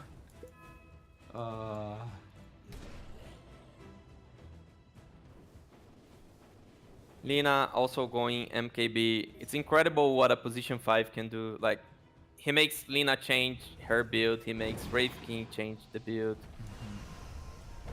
Yeah. And now there is going to be a smoke from the Dire. They know Aegis has expired a few minutes ago. Who can they find? They're pinging towards top. Konka already TP'd out though. Gonna place some vision there into the Radiant Triangle, and they're gonna jump onto Skywrath Mage. Skywrath Mage is dead. Okay, he has the Ghost Scepter now, together with Dagger. Okay. Has to go step. They're still gonna find the Conquer. There's gonna be the ultimate from the Dawnbreaker coming in, but BKB from Rayer, and they're gonna find the 2 supports. Mari! Oh, J Mari, what are you doing there? Oh. What was he doing there? It blinked to the cliff? Oh. I mean, like, we all want to be RTC, but not like that. It's a disaster for Omega. Like, this is a little bit falling apart here. Wait. Why does it say that Lina and Jakiro died on the fight recap? They didn't die. It might be a bug on your side. Here I don't have it. I just have Okay. that Lina is disconnected. Okay, okay, good, good, good. Uh, Yeah, so Lina and Jakiro did not die, but yeah, that's a great fight there for Interidus. yeah, if it wasn't for the OD, it was like just 2 support kills. They could get back in time, maybe if it's an early Roche. But OD, that means a lot. Otherwise, like, okay, Lina BKB, you break a smoke, you lose 2 supports, yeah, Doll Breaker's really farmed, so you feel bad. Definitely you feel bad, but the OD makes it feels like a disaster. Yeah, for sure. As and I don't know. I'm still kind of not really seeing the Conquer safe lane here. Like what has he provided so far that that wouldn't have been provided by other safe laners? I can't like answer because I don't like the hero as a safe laner. So I don't think he offers anything different. I think he offers draft advantage that the enemy team doesn't know which hero is going each lane. If you have something like Kanka Cop, but this match was clear that they wouldn't have like an safe lane OD, so it was obviously a Kanka. You offer really good lane against someone, so if someone picks Beastmaster, it's amazing going Kanka. But here, I don't know, you feel like it's a good Kanka game because you're good against Centaur Stampede. That's all I have of info that would justify the pick, but I don't think it's enough. You're a terrible Aegis carry, as we've seen. Like, he had Aegis and they couldn't take a tower because he doesn't do any tower damage. So, I was wrong telling that they didn't have Roche damage. Yes, they do. They do a lot with OD, but then you have Aegis, and you don't have that hard carry that it's unbeatable with the Aegis and takes all map control. Yeah, and Lee Sax, again, with the Weaver and no dust. I don't know if this Bracer is worth more than a dust, really. Annoys me a bit, sorry for repeating this over and over. Chan in the triangle is gonna get gone on, and that's another kill here for FCR. I mean, FCR, he has the MKB now finished. He's been getting really big here. Yeah. And he doesn't want to go BKB. He seems fine. I mean, Going at the assault. current moment, like, the more you can delay it, the better. Yeah. And he has 0 deaths, so it was the right decision how the game went, right? If he had any deaths, we could argue about that, but he isn't dying, so... And now it feels like Dire, they just have control of the top part of the map. If you take a quick look at their vision, especially with those 2 wards, they cover the Roche pit, and they might just get the next Aegis plus shard themselves as they walk into the pit. Yeah, and while Radiant is just 3 heroes looking for a Weaver. And Weaver walked by Legion twice, just by now, but no dust. And there's gonna be Aegis given to the Lina and shards to the Wraith King. I like that they gave the Aegis to the Lina because, like, so far FCR it has not been dying. He has the reincarnation. And the Lina, she has been dying. How bad is OD ban on getting Wraith King out of mana? Yeah, okay. Okay, explains the chart. I was wondering like why, but maybe OD ban just make you not have enough mana. Yeah. I mean, And it's look at- also just like a nice security. You can always use all of your mana. Yeah, you don't have to worry and look at your mana pool during team fight. Look at Sky Ref Item. Who would have said that? A Ghost Scepter. Now that's a good Whoa. one right there. He changed his idea. Impressive that he had to die 3-4 times to find out. FCR just got a few freebies there. They're gonna lose a tier 2 tower, and that's actually the first tier 2 tower now taken by Interidus. If you take a quick look at the... Whoop, there's gonna be a stampede? Hey, we just want to run a little bit fast. They see Sky, I guess. He showed up. He's just TPing out though, like... Whoa. So they used Stampede. You made sure the button still works. You made sure the button still works. They have actually an Aghanim Scepter on Hijack now. So that's gonna prevent a lot of damage here from the Radiant. And already I feel like if you don't have the dual combo, how do you kill somebody? Oh, FCR gonna get caught here by J Mari. It's gonna get dueled. That's going to be the first life down of the Wraith King. And now, oh, J Mari, his BKB is about to run out and he has to get out of here. But they're straight on his tail. There is no Stampede right now, J Mari. Can he get out? He has to blink. So, I mean, that was a one duel. Yeah. Wraith King, second life, comebacks in half a minute. So, There doesn't mind. Lina didn't use the BKB. They will have Stampede back. I guess they have what they need to take this tier 2, control outpost, and force mid tier 2. And it was like a nice kite from FCR with the dagger, kiting OD's hammer, kiting Dawnbreaker ultimate.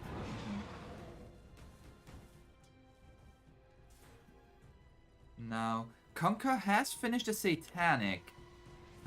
So that's gonna help him to stay alive. As we have here another smoke from the die. They're gonna find the Kunkka. They have the Sentry, the Vision, but the Yule Scepter a little bit mistimed there with the rest of his team. And Mingate is gonna be able to get away at the same time, though FCR just finishes off that Legion Commander. And now with the Stampede running on forward, the stun connects. There's gonna be the Solar Guardian coming out.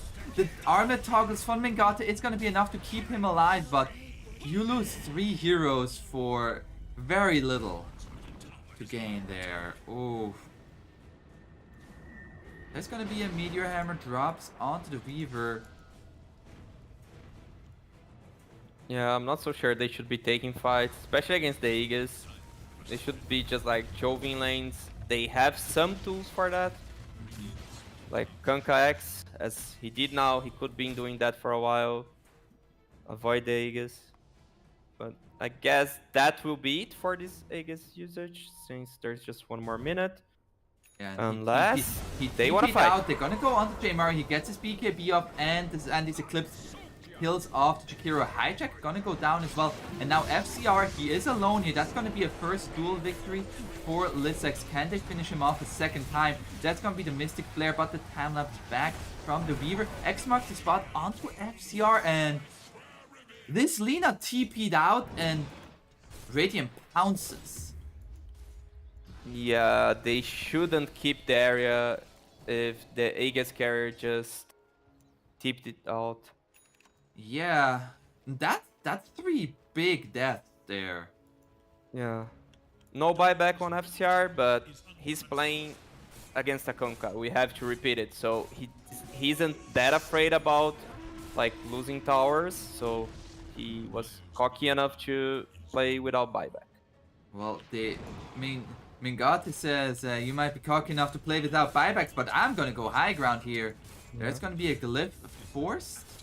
Can they keep the catapult away? If they cannot, but still though, they have the Meteor Hammer, which they reserve for the they reserve it for the racks, and out of nothing, Radiant looking to take the first set of racks. Gonna be BKB for, and not the BKB, the press the attack with the shard, and now the AC finished. So they're gonna take a set of racks as the Wraith King did die. But does that change the state of this game? Not much. Yeah. Not much. Because what really matters, I believe, is the next Roach fight. That's what really tells us who's gonna win the game. No buyback on Wraith King, also no buyback on Kunkka. Besides that, Legion very close to the buyback, and all of them do have buybacks. So that's gonna be the big team fight, which is gonna tell us which team's winning. But every minute, like Legion getting more and more duels, Oh, they and find the duel onto the Lina. another one. Oh, she wanted the arcane rune so bad. And now the enemy has it. Oh, Mingate is still looking for somebody. B-Flash goes for the TP. As... Oh, no TP on Wraith King. They are Oh, pinging here. Yeah. Can they find him in the trees is going to be the question. The They do have a Skellies? scam. They should use the scam.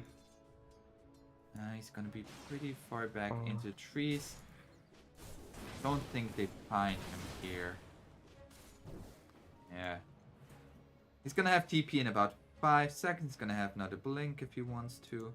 But yeah, he's going to be fine. You can even cut the creep wave if he wants, but he would reveal himself with that. As now Mingate 20 seconds without Lina, and it really is, if Omega Gaming finds that pickoff on either the Lina or the second life of the Wraith King, they're so strong. But if Wraith King and Lina are alive, it's getting very scary for Omega Gaming. There's gonna be the smoke S4, and there's gonna be Lina up in 4 seconds, so they're looking to engage right as they're trying to get out. There's gonna be the dust onto Mingate, but a little bit too late, and the banishment to prevent any further engagement here from FCR. Now they have the dust if you wanted the dust all the time, and they get it onto the Weaver. He has a Yule Scepter though. Lissex with his own BKB. There's a Stampede now with that damage absorption. They're trying to go onto Jmari. Jmari has a BKB, however, and now there's gonna be a little bit of a disjointed fight. FCR, it's gonna try to fight and finds the Dawnbreaker, but there's gonna be the Hex coming out onto the Wraith King, and he just can't go on anybody.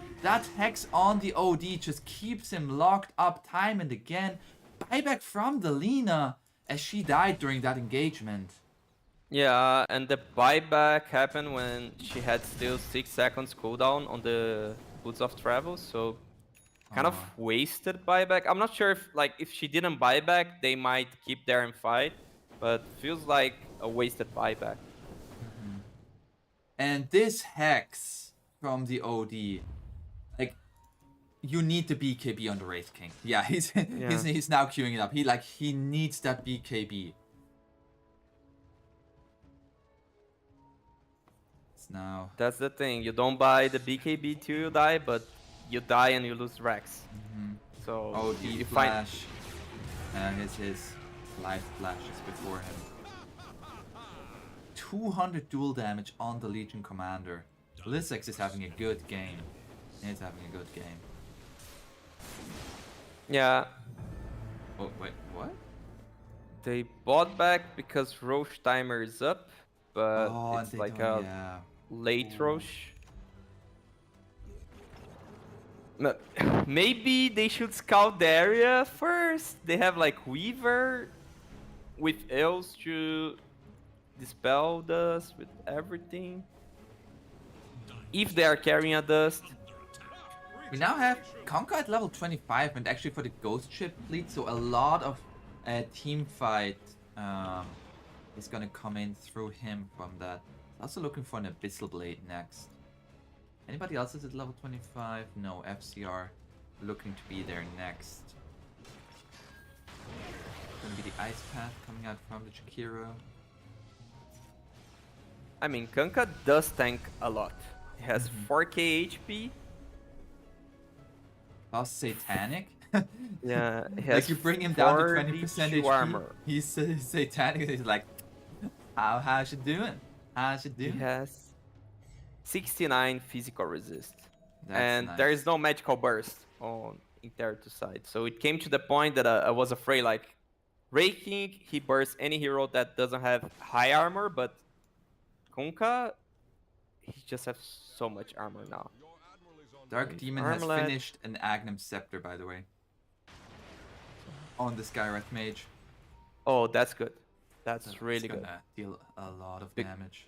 Because you silence one more target, so if the Weaver is covering with the Aghanings, you silence her together. Now, FCR walks into the pit here, sees Roshan is up, but nobody in it. It is with the Refresher Shard, the third Rosh with the Refresher Shard. And we find a Penta-edged sword for the Kunkka. And they have a ward here together with the sentry, so no way for him to get up there with the Silver Edge. A very tense moment, as you said, it's a lot about this Roche engagement. But as we take a quick gander at the buyback timers, Lina and Jakiro don't have buyback due to timers. So if the Lina dies, she's out of commission for a long time. Yeah, that means it's on Hijack, the Centaur, to bait spells on him and buy back and TP to the post. Because he is the one that should be tanking spells. I don't know, forcing BKBs, Vi's on him so he can buy back and come back to the fight. Because Wraith King also doesn't have, he has the BKB complete, he sold his armlet, but no buyback yet. Meanwhile, the Dawnbreaker, she has a Helm of Ironwood plus a Vanguard. She has also 3000 HP. She is gonna go for a Crimson Guard. It looks like a Dawnbreaker 3 when you look at the items. Yeah, she is Not a very, position very class. farmed. Actually, like, so is the Weaver and the Skyward Mage. D-Flash, he's a little bit sad. A little bit sadder, I should say. Yeah, Crimson Guard It's is... gonna be... Oh, they're gonna be spotted under the ward here. That's gonna be the Stampede. They throw everything onto the Dawnbreaker. But with the Presti attack, she is going to be safe. And now FCR, he's still looking for more. They found the Weaver on the backlands, has Yule Scepter. They force a Stampede. I feel like this is a little bit of a win here for the Radiant. It's almost the same cooldown as the Ghost Ship. So Oh, I guess, they're yeah. kind of even on that. OD got one Astro, and the more Astros you get, the more mana you get. So that's what changed, I guess. And FCR, he needs creeps to hit and recover his life. Done. Yeah, he has the BKB now. Looking for the Swifty Blink. Oh, and he got the Penta Edged Sword. That's super nice. Nice. That's so nice on any melee core. The Ice Path is gonna scatter. Oh, he's gonna start immediately as the Ice Path vanished. This Conquer is dealing actually a lot of damage to this Roche. And they're covering Lina. Yeah. Yeah, it is just him in there. The Ice Path is gonna scout him out. So they see that Roche is being done. And now the Swarm coming in. Doesn't have Shard on the Weaver yet, so it does not latch onto the real, onto Invis units. And Mingate, gonna hit him a little bit. Half HP on the Roche. Hijack has Stampede up again. It feels like a bad fight for Intertus not having a Gen or a Sentry or a Dust. They don't have any. FCR has it level 25. The -2 second Immortal Strike cooldown right around the pit, but now, oh, there's gonna be a Stampede gonna be used. They're trying to go onto the Dawnbreaker, but at the same time, the duel is gonna come out onto the Weaver. It's gonna be won by him, but they will lose the Weaver and the Centaur. Buyback galore coming out from both sides, and Mingate is gonna be stunned up by the Lina. They cannot get to her. There's gonna be the ultimate from the Dawnbreaker, keeping the Conquer alive, the stun, and now the follow-up onto the Wraith King. That's gonna be his first life, and the OD just looking to hit onto the Lina, but the time lapse from the Weaver keeps the Lina safe. Can they get onto this Lina? Triple kill for Ayer, and ooh, they can't get onto the Lina. That time lapse in the last second, one more hit from the OD would have killed the Lina, but the time lapse said no to that. And such a good team fight for Intertus because the two heroes that died were the two heroes that had buyback. So that worked really well for them. But They will still lose the Roshan. Yeah, Aegis gonna not be enough. picked up by the OD. And she's on to the Legion Commander and Refresher Shard. Who's gonna take Refresher? OD, double sanities. yeah, and like double BKB, double Vice. 4 Astro Steps. Astro Imprisonment. So overall, if you take a quick look at buybacks here, everybody used their buyback except FCR. Yeah, so like Omega has Aegis, but they have no buybacks at all. And Intertus, they have at FCR, and the one at Lina is coming back soon. and she has gold, Mhm. although she might buy an item with it. So yeah, I'd say they paid the price of their buybacks to guarantee Aegis, which is fair, but doesn't mean they have so much advantage by now. The game looks even. Yeah, it really comes down to like if Omega takes one bad fight, the game could just be over in the next 7 minutes. Like for the next Yeah. 7 minutes, one bad fight, it might just be them losing the game. They do have The- like the half racks advantage in the mid lane. They have an open lane in the bottom, but Yeah, that's the thing. Like they shoved both side lanes before the Roche fight, which is super good for Interitus, because Omega they don't really have a wave to go to their base, but they failed to do that with the mid lane. So after the fight, they should take care of the mid lane, I guess. When it's like obvious that Omega is hitting Roche, maybe I don't know, Weaver can try to cut that wave. Even if she dies, it's fair enough, you know, if you cut the wave. So they should really try to cut this one wave, which would mean there's time for Jakiro to respawn and Centaur almost to respawn. yeah, that was if I think like if the Lina dies there, that might have just been game. Like once again, that time lapse from the Weaver. Oof. Axe time lapse is just good. It's just good. And now it is still a 5v3 engagement. They have Dawnbreaker bottom. She's gonna have Solar Guardian in about 10 seconds. Oh, they're just gonna jump in here on J Mari. It's gonna be stunned up, but the duel onto the Lina. Do they have the damage? She's hitting back so hard. And the time lapse again. Now another follow-up here. They have the buyback onto Lina. Lina is going to be back in the fight very shortly. Jump away from the Dawnbreaker. They lost the Legion Commander. Does Ooh. FCR wants to blink? No. I think he should, honestly. With 2 lives, Legion no buyback, team respawning, they should keep fighting.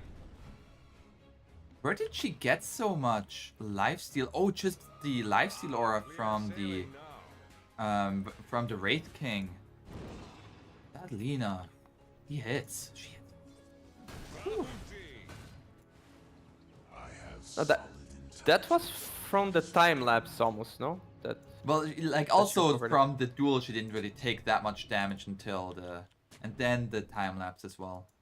I think she had like, she must have had some lifesteal. It looked like she was fighting back and getting some lifesteal. I don't know, maybe I'm crazy. Maybe I'm crazy. Or dumb. Either way. Could be there. As now, it is a 5 versus 4 situation for Interitus. 35 seconds without the Legion Commander. But if the Lina gets caught, that's the big if there. We have an Abyssal Blade now also on the Conquer.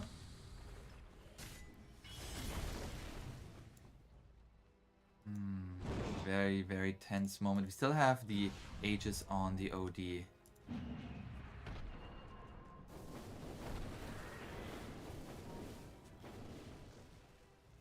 I think both teams are kind of afraid to lose, so they're just like Yeah. not I mean, taking I really... can respect, I understand their sentiment there. Yeah. Um, Because like when FCR he decides not to blink and keep chasing, it feels weird. Like just bought back. They don't have Legion for sure. OD already used Refresher. Like he has actually a Moon Shard on the OD. He's looking to just hit with the Arcane Orb very fast. Now, there are all 5 there. Are they gonna go for a smoke? Smokes are so risky when you have no buybacks. and it's good. Like the Flash is on the right place, trying to break the smoke because he has buyback. So he really wants to die right now. Yeah. Hero. What if the Kiro is the saving grace of this game? Yeah, like dying. He's used for dying. That's. I'm not saying like, oh, he can use amazing forest staff. He can use like amazing macro fire. It's just like, oh, if he dies, it's so great for Inter. We now have a Heaven's Halberd on the Legion Commander. And also Crimson Guard, not really an item we see very often, but being picked up by that Dawnbreaker trying to negate some of that physical damage. Mingate shows himself. Lissex does jump now for the duel together with the follow-up from the Skyrath Mage, and over the top there's going to be the Dawnbreaker ultimate. They're trying to bring down FCR, but Rayer on the side is just hitting into them. They get the first life of the Red King. He has a BKB. Sandy's Eclipse is going to be dropped. That's going to be the Aegis down of the OD, and now looking to go onto Mingate. Rayer is just completely by himself doing whatever he wants. Lissex, he is going to die as well. Blink out from the OD, and did Dire just win this game? They find the OD, has Feels a like- BKB. No bash. Oh, so much damage. Yeah, there are no buybacks. I don't see how they can defend it. I really don't. And Wraith King, you win one team fight, you can take Throne. Ooh. Oh, he doesn't have the second life. Oh. Yeah, I was a little scared for a Okay, it second has there. Weaver, which made all the difference again. Like, they try a duel and there's the Weaver, and OD blinked but couldn't find the Weaver, so props to the Weaver. And on the other hand, Omega fighting under total vision of Interitus, trying to recover Yeah. that triangle. And like the Lina just completely like allowed to do whatever she wants. She was just able to right click the entire fight. And there's going to be the Hex coming up, but they're going to jump onto the OD, and that should pretty much be it. Dark Demon, he has a Ghost Scepter, but that's not good enough. And the Ancient is going to explode. We are going to go to a game 3 here, as Interitus evens it out to 1-1. Yeah. I'm happy with the result. I get happy when the best draft wins. And so it was a close game. Like, I felt like Omega Gaming performed well despite having what we both felt like the worst draft, right? Yeah. So That's the thing. They had like all the Aegis, but they couldn't win. yeah, and it was really like that. Those time lapses, time and again. Like Weaver is an insane hero. Weaver's Yeah. just insane. Props to the Weaver. Think he played so well the game, creating space, like drawing all attention from Omega, chasing him into lanes. So he opened space for FCR to farm, for Hayur to farm. Hayur had a really bad early game and he could recover. Also props to him that he didn't, let's say, tilt when you had such a bad beginning of the game. Hijack, he died when he needed to die, that I mentioned. He's the one with buyback. He should be the one baiting spells. He did that perfectly. Also D-Flash on a Jakiro. He could play a good game on a Jakiro, so yeah. Really well played by Interitus. Nice game. Nice game. Very nice game, back and forth here, and that means we're gonna have a game number 3. So, gonna have a short break, and then we're gonna see the deciding game between Omega Gaming versus Interitus. Stay tuned.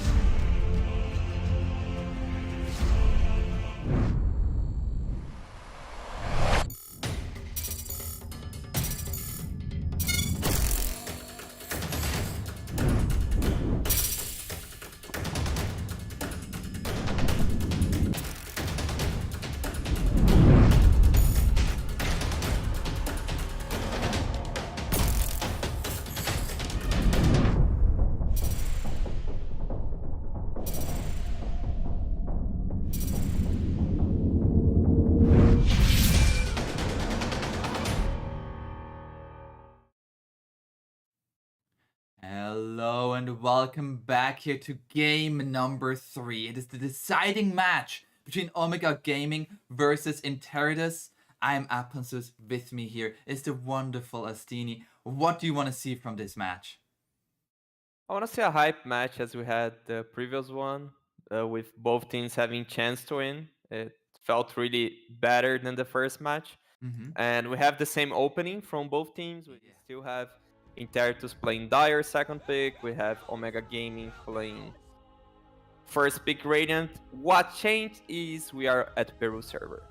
Last game was Brazilian server. That might play a role here because I've seen players complaining about like having spike, having packet loss at Peruvian servers. So I'm not saying that was the reason that Interitus had a bad first game, but they were trying to change the server, right? Before we get to the match. Yeah. So Omega Gaming says we run it back. Run it back, Dawnbreaker, Skywrath Mage. The supports were not the issue. And I mean, I'm not gonna lie, I kinda agree. But isn't the Legion Commander just gonna be banned out now? Yeah, they might ban the Legion. They might ban the OD, believing like, okay, Omega still wants the OD, but they thought that we would ban this guy. I'm not so sure.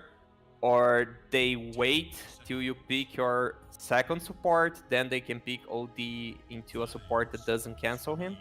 So in Interitus, they need either to ban OD or to pick Shaker Jack Hero, I don't believe I'm saying that, or any other hero that cancels the OD hammer, and they banned Legion so far. Yeah. I mean, like, Lissex looked really good on the Legion command. He was terrorizing the map. If he'd gotten Dust, might have gotten a few more kills onto the Weaver with his duel. Now we have the PL ban. You don't want to give that away to FCR. FCR has been impressive throughout this series. Like in both games, very, very stable carry. Like always finds his farm there. Yeah, and he really cared this second game. All his team was just dying as the first game, but he was sitting at like 7-0, something like this, and then he made the space back till his team could get back to the game. So yeah, impressive. Wraith King game. Wraith King is a bit more active than PL, and I liked what I saw. So I like to see him play more active again. Maybe with the... Okay, Omega Gaming can't take the Jakiro. Interitus does it, so they're scared still of the OD. And there's gonna be a Tidehunter now, so it's gonna be Tidehunter Skywrath Mage off lane. Which, I mean, isn't that like the lane where you want to stick? But it feels a little bit... The thing is, you need like a shorter stun cooldown with Sky, right? So you can keep bursting heroes, but X is not really on the meta. Legion's banned, so they go Tide. Some team fight for Roche at least, and they don't pick the OD, which makes like Jakiro look even worse than the last game, which he wasn't looking very good. But there's Monkey King. I don't know if like FCR, he usually plays weird heroes, as I mentioned. But okay, he has played Wraith King and PL, which are super common. But he usually plays Bristow, Io, Arc Warden, those things. And you're gonna have the Gyro Cup before Omega and Rayer. He wants to run it back with the Lina. Like right now in Interitus, pick the exact same heroes. Yeah.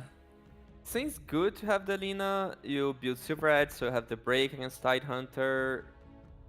There isn't that many ways to kill you because they really lack an initiator. As soon as you get BKB, I don't see any hero from Omega killing the Lina.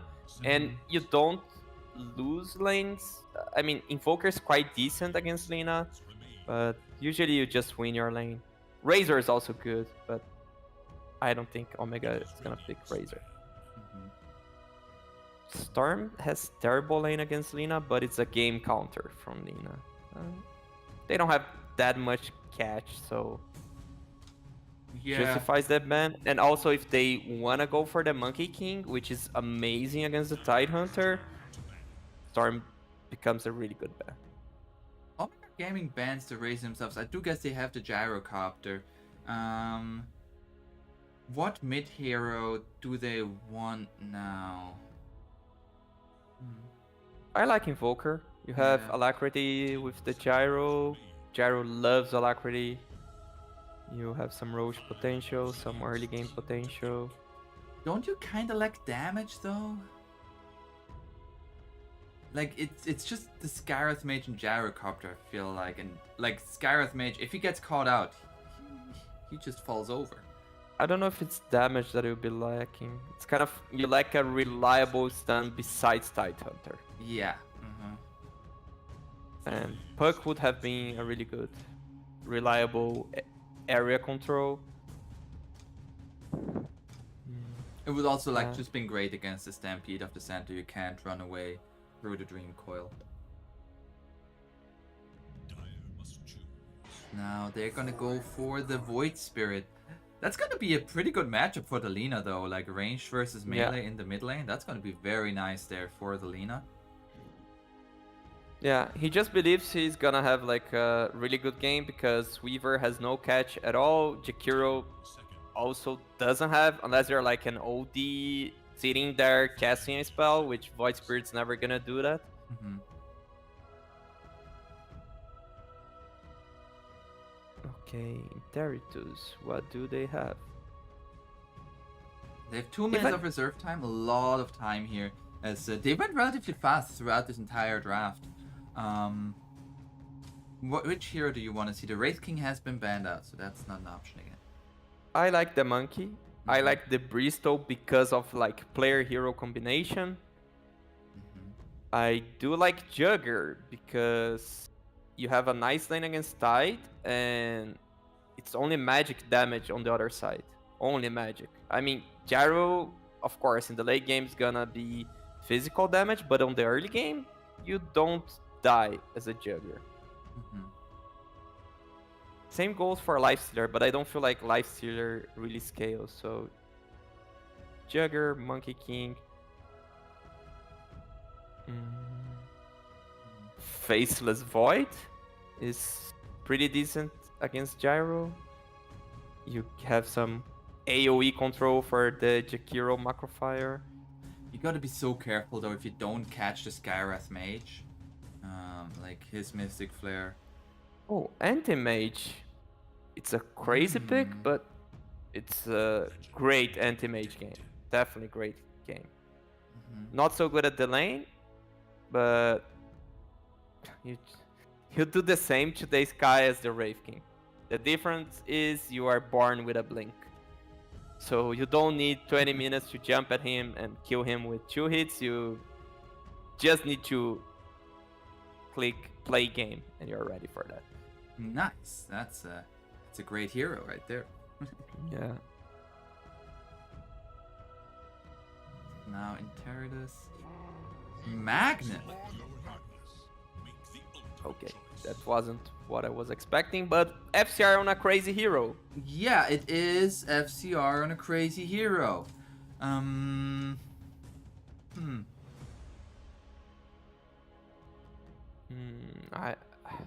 don't know how I feel about Magnus here. I know, like, if you're a hard carry, you don't plan to empower anyone, but there is really no one that your empower is useful. You... I don't know. It feels a little bit odd. Like it's very tanky here. 10 And seconds remain. it gives a great team fight ultimate for Teradus, which they were kind of lacking. Like just like the team fight stun, they didn't really have apart from LSA hitting, which sometimes doesn't hit. Yeah. Which draft do you like more? Omegas. Yeah, Omegas. Like, I don't think like the Magnus is so bad as a Kunkka, the last game for example, because they have Lina, which is a mid lane that can be like position 1. Because if our hard carry items are like dagger BKB, you're not really a carry, you know? And that's what I feel with Magnus. But still, it looks weird for me. Not so weird as the Kunkka last game, that I would say like that the, let's say, team that was playing worse would win because it was a bad hero. But here, like, I believe Omega is still a bit better than Interitus, and they have some draft advantage. You talk It a comes lot- like, it comes to the mental part also. If Omega, if they are tilted because of last loss, I don't know. Otherwise, Yeah, we'll have to find out here in this third game. It is going to be the deciding match between Interitus and Omega Gaming. So let's find out who will be the winning team. So we already start off with a little bit of a pause here. Smoke coming out from Omega Gaming. We talked in the first and second game a lot about like who can take Roche. Who can take Roche better here? I feel like both teams are not that great at it. Like there is the Weaver with the Swarm, and there's like Gyrocopter plus Gush from the Tidehunter. the thing is, Omega being Radiant, they should have this advantage.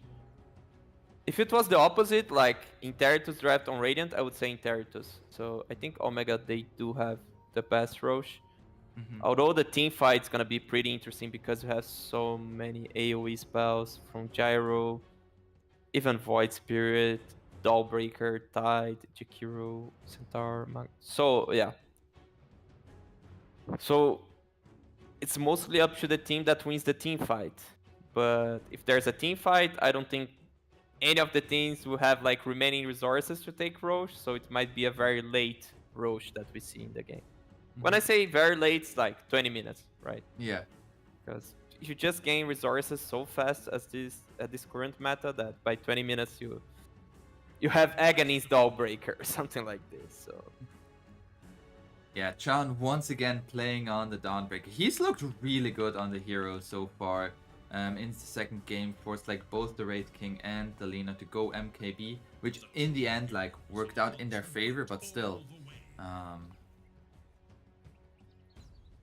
yeah, the thing is that they had this mid-game advantage, but they couldn't abuse it by taking towers, taking map control because of the heroes.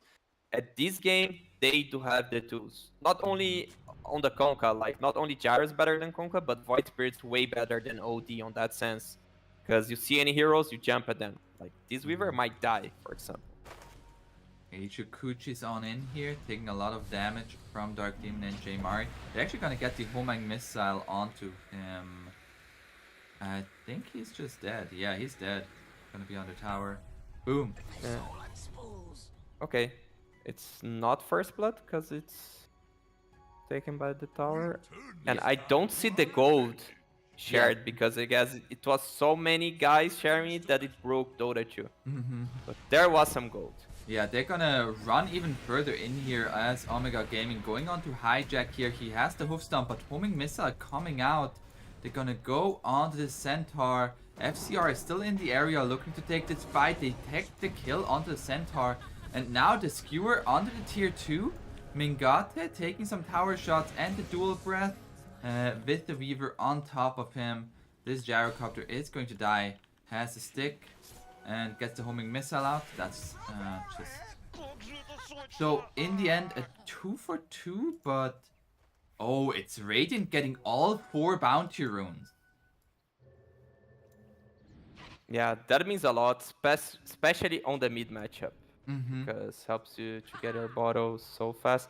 But Hayuri, he got 1 kill, and J-Mari got just 1 assist, so it makes even on that sense. Yeah. Okay, let's see Jakiro lane again. It's also in the previous game, Hijack asked this Centaur an absolutely outstanding lane. I don't think he's gonna have nearly as good of a time in this game. That's gonna be the hoof stomp, but only hits onto the Dawnbreaker. Yeah, they're just gonna click this Centaur as he's only level 1. Doesn't have to retaliate yet. Yeah, I think Omega should have two very nice silence and Interitus they're supposed to win the mid lane. And the Weaver gonna get caught here by the homing missile in the bottom lane, and that's going to be a kill for the Dawnbreaker.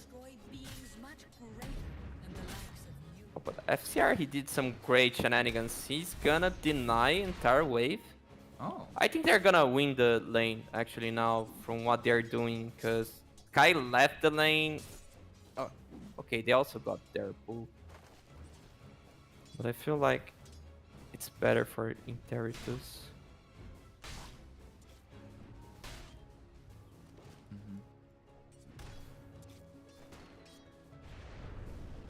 now in the mid lane so far very even, but the big winner of this laning stage so far is truly this Gyrocopter.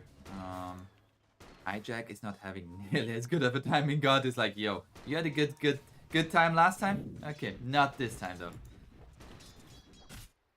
Yeah, and also last game he couldn't get any help from the mid lane because it's an OD. OD just wanna meteor the tower. He can't do anything else. And now there's a Void Spirit. Oh, the skewer. Skewer on the tower there with Lissax. He has the Kraken Shell, so he's still very tanky. But some good harass onto him.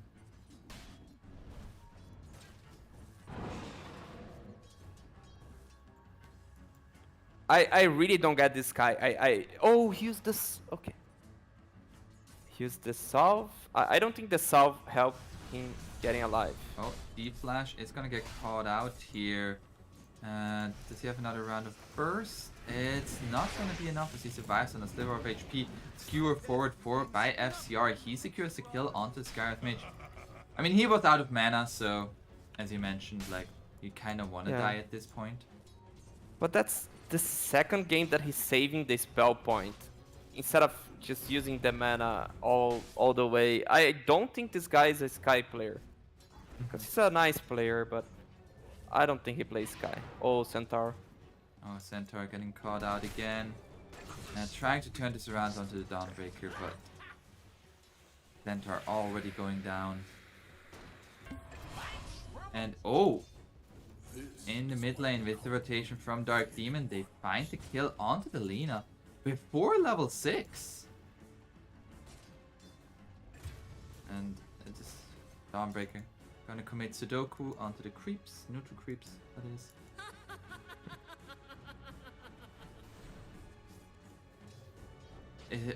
This mid lane, I feel like this mid lane should go much more in favor of the Lina.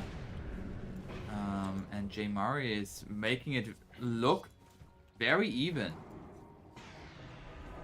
And now... And Hayur, he might die again? No. They bring in the Chikiro, they see that TP, so they're not going to go for anything more. But that means now it's only Tidehunter versus Magnus. How is that, like, is FCR fine here, or is the Tidehunter now going to take over? I think they both farm. Yeah, it's now... Oh, Dark Or Demon. when this guy comes back. Why Gareth- this guy doesn't use Arcane Bolt? Okay. I think he might have the impression that you give stick charges, but I don't know. Can't help him there, unfortunately. Now, another homing missile onto Hijack. In the mid lane now. Void Spirit has it level 6. Can he make a play happen onto the Lina? Guys, It's connecting. gonna be the Astral Step. The Skyreth Mage is coming in with the slow. Nice LSA, but Aether Remnant is gonna be in place. Water Rune is not enough. And another kill for J-Mari. As Skyreth Mage was missing from the top lane and did come into the mid lane. And 2k ahead from the side of Omega. Yeah. And especially Interitus losing the lane they were supposed to win, but it's not something to blame on Hayur. It's because the Sky is being playing like mid all the time. He has 370 move speed, so he's just like flying from one lane to another. Jakiro has 290, so he's so slow to come mid. And J-Mari just seeing him and kite so easy. On the other hand, this guy is like stacking, doing harass top, doing harass mid. Oh, a DD now for the Void Spirit. They have the Weaver here. Sidesteps the LSA. And now... Oh, misses the Astral Step though. The Weaver's still going to die. Jay Mari taking a killing spree for himself. Weaver might still land. That's going to be the Aether Remnant. Dodges the Ice Path and dodges the LSA. Jay Mari is just playing with food right now. That was like everything missed there for Interidus, and Jay Mari is just like, okay. Yeah, and FCR, he's having some cool skewers on the Tide under the tower, but it's a Tide. Yeah. He just like still alive no matter what. Just They waddles might on out. go for a kill now that they have the RP. I don't think it's gonna work. Okay, might work with a Jakiro. 3 heroes. One last hit for Ravage. Oh. Okay, does get Ravage out now, and FCR here. They're not willing to commit to Ravage, to commit the RP. The Ravage is going to be committed, and now FCR. One more right click is going to be enough. The TP coming in from Sean and the Skywrath Mage here as well. As we do get the silence onto Jakiro. Jakiro is going to survive a little while longer as the 2 supports have to back off. RP still available. Doesn't have mana for it right now though. Yeah, and also forces the rotation. Oh, they're just going with the silence, and now the Void Spirit is here. Jay Mari finishes off FCR. Mingate might be in trouble. Uh-oh, yeah, there's a Stampede. They're gonna go in. There's Selena, just the Laguna Blade to the face. So both safe laners gonna go down due to the mid rotation. Oh, silence onto the Weaver. It is still denies the region rune. Might still die. Misses on the Simulate, and now FCR has RP, threatens it, but knows without the skewer there couldn't really do much. Meanwhile, Lissix up top just harassing a Jakiro. Just leave him alone, that poor man. He just wants to play some Jakiro. But overall, it's super good for Interitus that was like 3k behind in 7 minutes. So if you get like hard carry, for hard carry, Centaur, he didn't have a game at all. Now he's like back to having a decent game. And I don't know, I feel like Lissix, he could just die there. And he would respawn, Ravage, everything so good. But he forced like 2 TPs from his team, leaving Gyro alone. So it was like a snowball of bad decisions from Omega, which still has a big lead. Like 2k, 8 minutes, 9 minutes, quite decent. Yeah.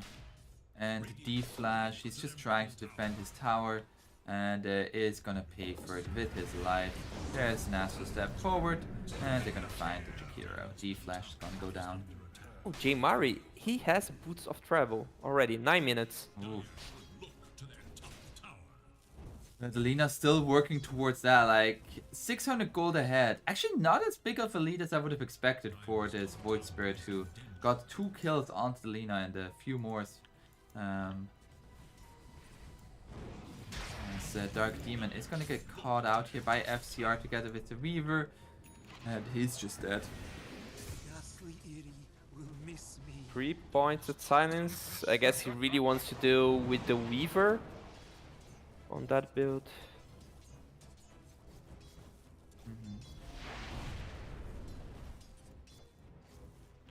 Now Jay Mari is gonna get caught here by the Ice Path with the Laguna Blade, but he gets the Simulate out. A little bit of heal there from the Dawnbreaker, just enough.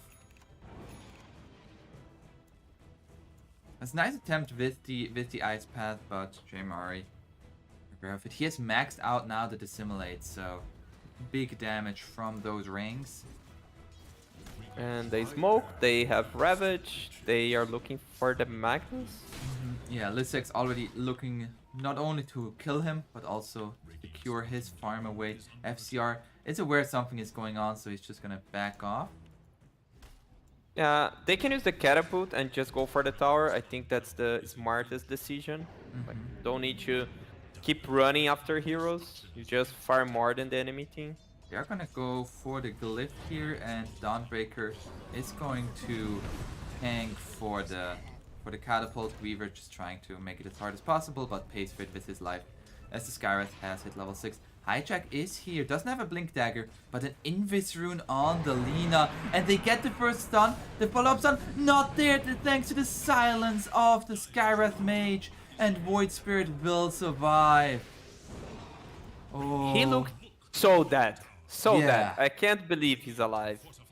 Okay. Nice silence. That was a very nice silence there from the Skywrath Mage. Dire's top tower is under attack. No. Dire's top tower is under attack. Still both sides holding on to their mid lane tower. But I feel like Radiant wants to force this tower now for a little bit. But Jaymari, bottom lane. FCR has an Echo Saber finished. So he's gonna start to hit very hard. 200 right click damage at top with a double hit.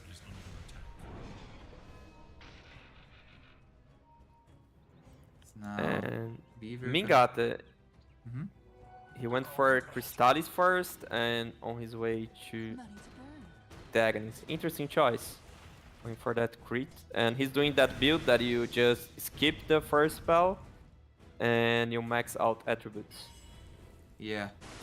Now, oh, Hijack has been caught here. The Mystic Flare, he's very tanky though. The follow-up stun, the Ravage, everything thrown at him. And the Centaur does die. Heavy commitment, and are they gonna lose Lissex for it? Yes. So that was a Ravage, Mystic Flare, call down, everything onto the Centaur, and he just barely died. Yeah, it's super good move to have a Centaur defending a tower because no one wants to dive a Centaur. And that's exactly what Omega did. Why? I have no clue. It's just like you see a hero and they're like, oh, this guy must die. Look what he's doing, but I guess they should just keep their resources up and farm. They're gonna have Agonies, they're gonna have BKB soon on Gyro, and then they should pressure the map. Yeah. Now this being a relatively pretty passive farming game right now, which do you think that favors a specific side more? I think the very late game is for Interitus, but I think trading farm is fine for Omega because they should farm faster. The thing is they're throwing kills to Interitus, by forcing things that they shouldn't be, like weird smokes, forcing mid so much when there isn't that much value on taking that tower right now. Because you see, game stable, their advantage grows. So they had 1k, now they have 2. If they keep farming, they will have 3 very, very soon. But then they go for a smoke and it resets to 1 again. That's what's happening. There's the smoke. See, there's the smoke. Jaymari with Dark Demon. I mean, those two can kill heroes very easily. To get the Aether Remnant into the Silence, into the Mystic Flare. Okay, who can they find? The Weaver is up top, but he's a slippery fellow. Do they have Dust now? No. With Dota Plus, if you press out, you see the bounty on the creep. So it's 164. They have 3 heroes moving, trying to kill a Weaver. If they kill the Weaver, it's 200. So just the fact that the Weaver farmed this wave, it's worth dying. You know, here they have a kill. It's 200 gold. They moved 3 heroes. If Void Spirit farms a wave, it's better. So They also, losing some Jakiro time. got a D-ward and then he died, so... Yeah. They are now looking to at least turn this into this tower. They have Agnum Scepter on the Gyrocopter, but once again, Hijack standing up front. They are initiating onto the Centaur here. He's so tanky. And there's gonna be the RP. Ravage coming out, but the Skewer already gonna be that they are gonna lose the Centaur, but Gyrocopter is dead. And now Radiant, you have to back off. FCR is still standing pretty strong, but Mari, he's standing stronger. They're looking to turn this around onto the Dire, and they've lost 3 heroes. FCR gets another skewer with the Dawnbreaker, but the Celestial Hammer is going to be there. Finds the kill, but a triple kill for Mari. An ultra kill! Team wipe. How did that work out? I have no clue, because it seemed so well for Intertus with the Centaur surviving so much, but... it feels like they skewer did more harm than good, because... they outposition in the team fight. I guess the Lina got jumped by Mari. Like, that's the big feel. Like, that's the big thing. Like, if Mari finds the Lina and she's not allowed to get a BKB off, which she doesn't have yet. Yeah, she's 200 gold away. Should really be waiting on that timing to take the fight. But it looks so nice that I understand the feeling of, okay, I'm just gonna go there and grab some kills, because they waste everything and they can't kill my Centaur, so...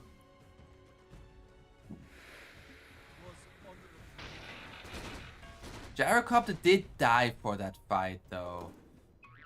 Like, in the end, yes, they did get FCR and Mari. He is very, very big.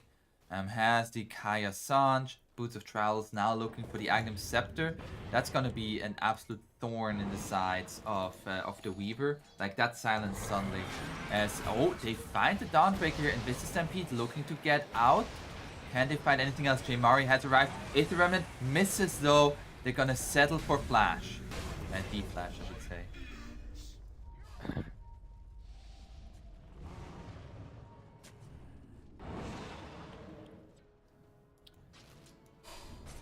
Now. Oh, in the mid lane, they found Mari. Ooh, that's a big kill here. They found the Void Spirit. And 18-minute rune. They just get a kill. Lina is like two steps from the rune and just TPs. That's the thing that's mostly, like, for me as a coach, annoying in this series, is like how teams disrespect how good power-ups are. Yeah, oh, Dawnbreaker has been caught. Has a Celestial Hammer to get under the tower and will survive with that.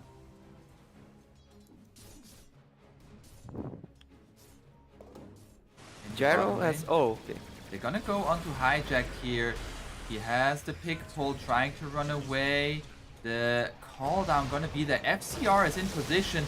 Ravage gonna be committed. They're gonna throw everything onto Hijack. There's the RP, but the silence from Dark Demon prevents anything further. Now the Ice Path keeps them in place. And now they're looking to go on to Mingate, but Mingate is still standing strong. Rayer with his BKB gonna go on to Mingate, but Mari has arrived and Rayer has to back off now. Still BKB running, but once it runs out, Mari, he's ready to throw everything onto this Lina. And it will be Dark Demon actually with the double kill.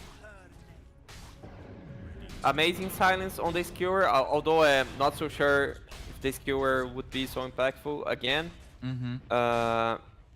Nice on the Tide, also on waiting on the Ravage. He like ravaged the perfect timing that Lina tipped in.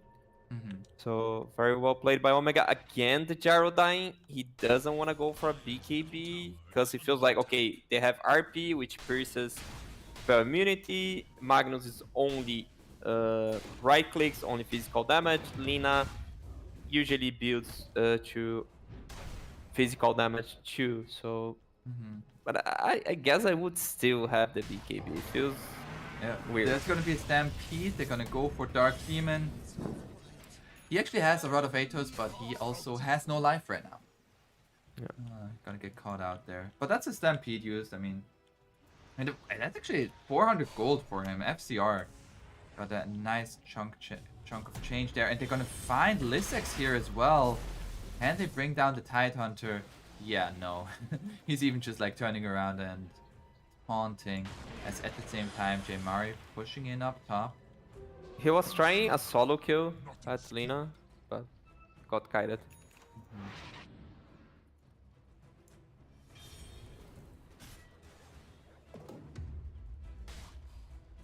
Now, In terms of net worth, it keeps growing for the Radiant side, but not by a lot. Like at 20 minutes, it seems like a very even game.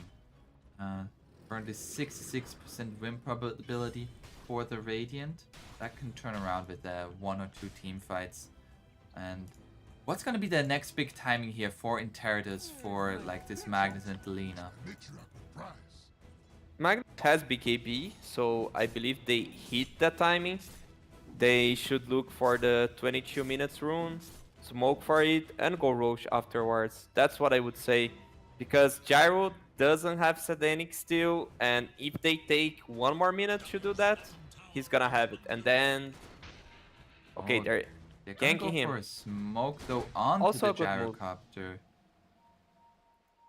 But kind of obvious if you have your 5 heroes on the smoke, because you look on the map as Omega and... I mean, you have minimap, right? Yeah. So you feel something's wrong. Mm-hmm. They scan Roche. There's gonna be a They scan enter from Roche. the Radiant. They're gonna... We're just gonna... But shut they it up a didn't little. control the room. Oh, Lysix is gonna be found here. Dark Demon gonna be skewered, stunned up, and that's gonna be Scar's Mage already dead. Now the Ravage coming out with the follow-up stun from the Dawnbreaker, but the RP from FCR locks down Mingate, and Mingate is already dead. This is the good fight for the Dire they were hoping for. FCR getting a little bit low here, but will still survive. Triple kill for the Lina, as she was once again allowed to just fire from the back lines. Yeah, they just killed D-Flash. That's what I told. This Jakiro is super good when he's dead. No, he had a good positioning. But I will complete my thought afterwards, because J-Mari, he might want to go for this too. No, okay. Yeah, that was the very small opening that Interitus had because of this item choice. Because had he gone for BKB, Gyro would already have it and be able to take Roche, but no, he goes for the Satanic, and they managed to kill him 300 gold away from the Satanic. Not so sure about his positioning without a Satanic, but yeah, Interitus was clever enough to take benefit of that bad positioning. Yeah, if he has a Satanic there, like activate that Satanic, get the flag cannon hits off, and suddenly he's at full health, and that looks completely different. Rayor now has an MKB finished. I mean, this Lina, I feel like unless J-Mari and some other hero is able to jump the Lina, she's just gonna kill everybody. Oh, they find Mingate again! He did buy out the Satanic, but he's gonna die. Those are some big deaths. I'm not so sure about the choice of skipping BKB. Yeah. Feels like that even with Satanic, he would die there. Because he was just like perma-controlled.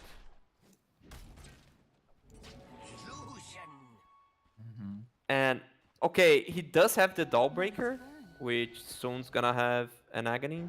Not so soon, like 2-3 minutes. But I don't feel like it's enough cover that you can play without BKB. Yeah, I don't think so either. Especially now with like level 20 on the Lina. She hits so fast, and with that MKB, she hits very hard. It's gonna back off. There's gonna be a jump forward by J-Mari. Has the Aghanim Scepter, finds the Aether Remnant onto the Lina, uses the BKB. Looking to initiate back into this. That's gonna be a Ravage, but BKB was still running. They find the stun onto J-Mari, but they don't have the damage to bring him down. Hijack now coming in, gets the Hoof Stomp, but they lost FCR. A little bit of a disjointed fight here for Omega Gaming, and J-Mari jumps further. D-Flash has a Glimmer Cape, but it's gonna get found. And on the other side, they found Hijack as well, who's looking to go for the TP. Ato's gonna be there from Dark Demon.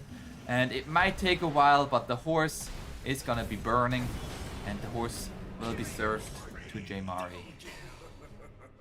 This game is weirdly fun.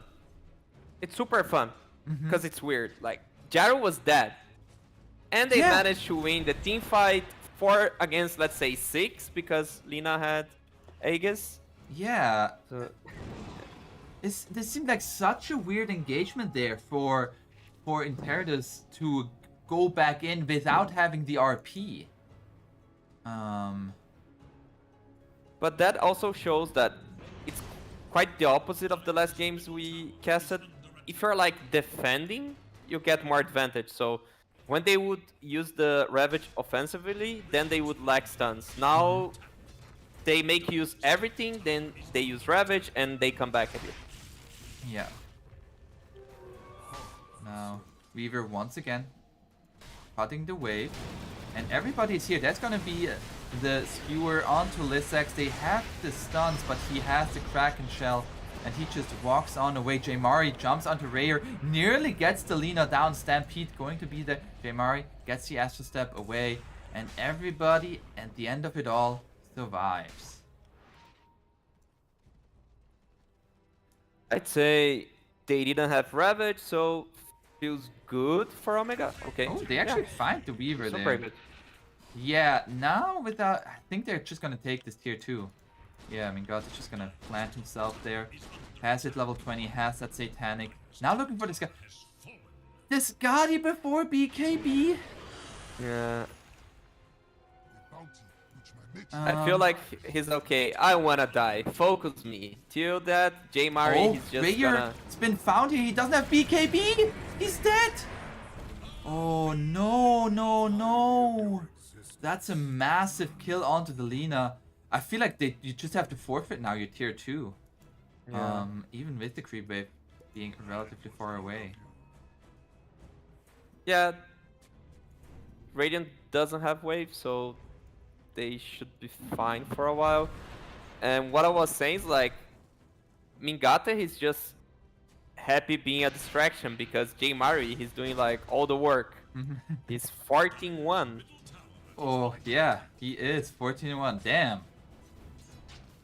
And on his way to the Dagon, he does have gold for the Dagon and very close to Dagon and buyback, which he might be waiting. Oh, Pimp.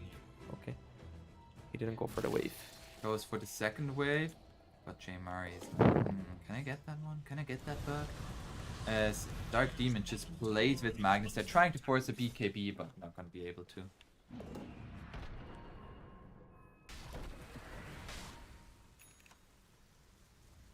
We have now the smoke here from Dire.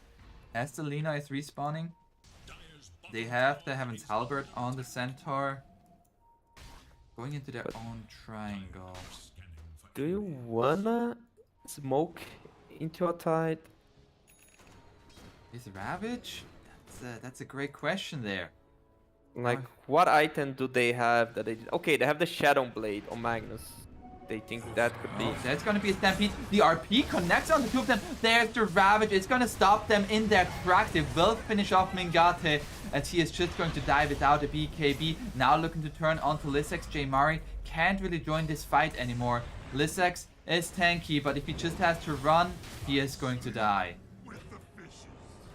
Okay, they answered the question. Is it worth? Definitely it's worth. Yeah, Dark Demon, he's trying to create a distraction, and the distraction he has created. So now 4 heroes go down on the Radiant side. This is just going back and forth, back and forth. It was an amazing RP. Yeah. Still Jaymari alive, splitting the map, but feels like it's Jaymari versus Interitus for now. Like, the Dawnbreaker being caught in that RP means there is no Solar Guardian over the top to, like, grant that 60% evasion for the Gyrocopter. And now, Rayer, he's hitting very fast, hitting onto that tower. He's gonna go for the ranged racks, but they're gonna back off. They know what happened the last time they overstayed their welcome. And meanwhile, Jaymari got a kill on the Weaver on the post, so... On the 1 versus 5, he managed to get 1 kill at least. He has Dagon 3 already. That's so much burst. So much damage. He has so much damage. Jaymari is just like shooting people, blasting him off. And he's close to 25. That's a very, very early 25. Yeah.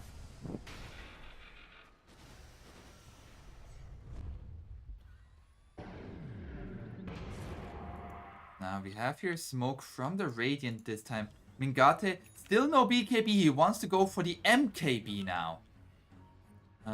So the Skadi not really doing what he wants. So MKB gonna be his choice.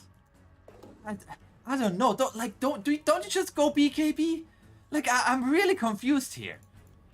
I don't know if this guy has been reading patch notes, but it's been like 1.5 years that Satanic doesn't give you status resistance. If it gave, still could be a build. But like, you can't go without BKB and without Sanj. If you go Sanj and you have that status resistance, it could explain the build. Otherwise you can't. Or if you have like Abaddon on your team, you have like an Oracle, a Silencer to help on the engage, but he doesn't have anything. As now, there's gonna be the smoke from the Dire. They're gonna find a ward, but they jump immediately onto the Weaver. Weaver has a Eul's. What an ice path by the Chikiro!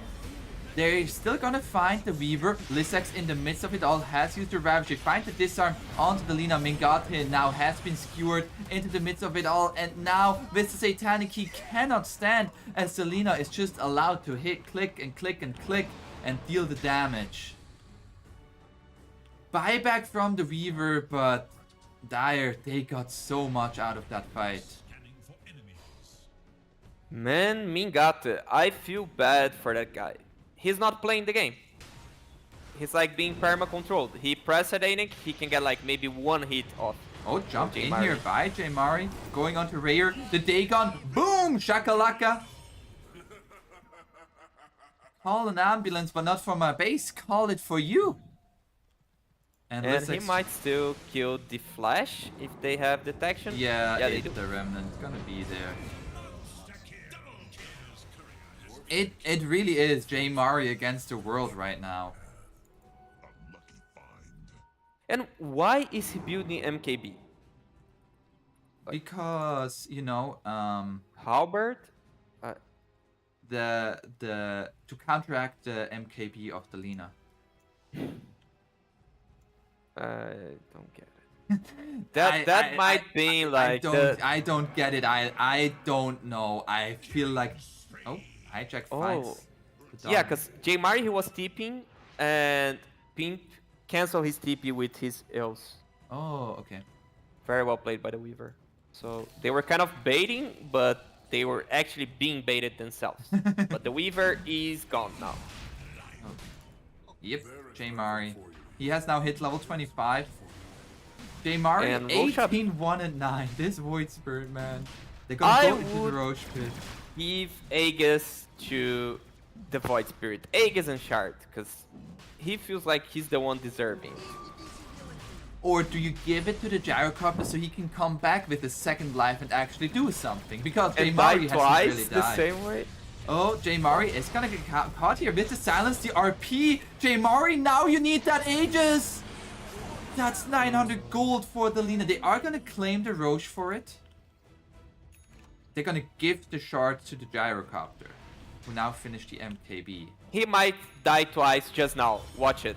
Oh no, that's gonna be a buyback from J-Mari. They go in with the Ravage and the stun from the Dawnbreaker over the top. Mingate survives so long thanks to the evasion. And they're gonna find the Lina, they're gonna find the Magnus. He's gonna die twice. No, they are all going to die right here.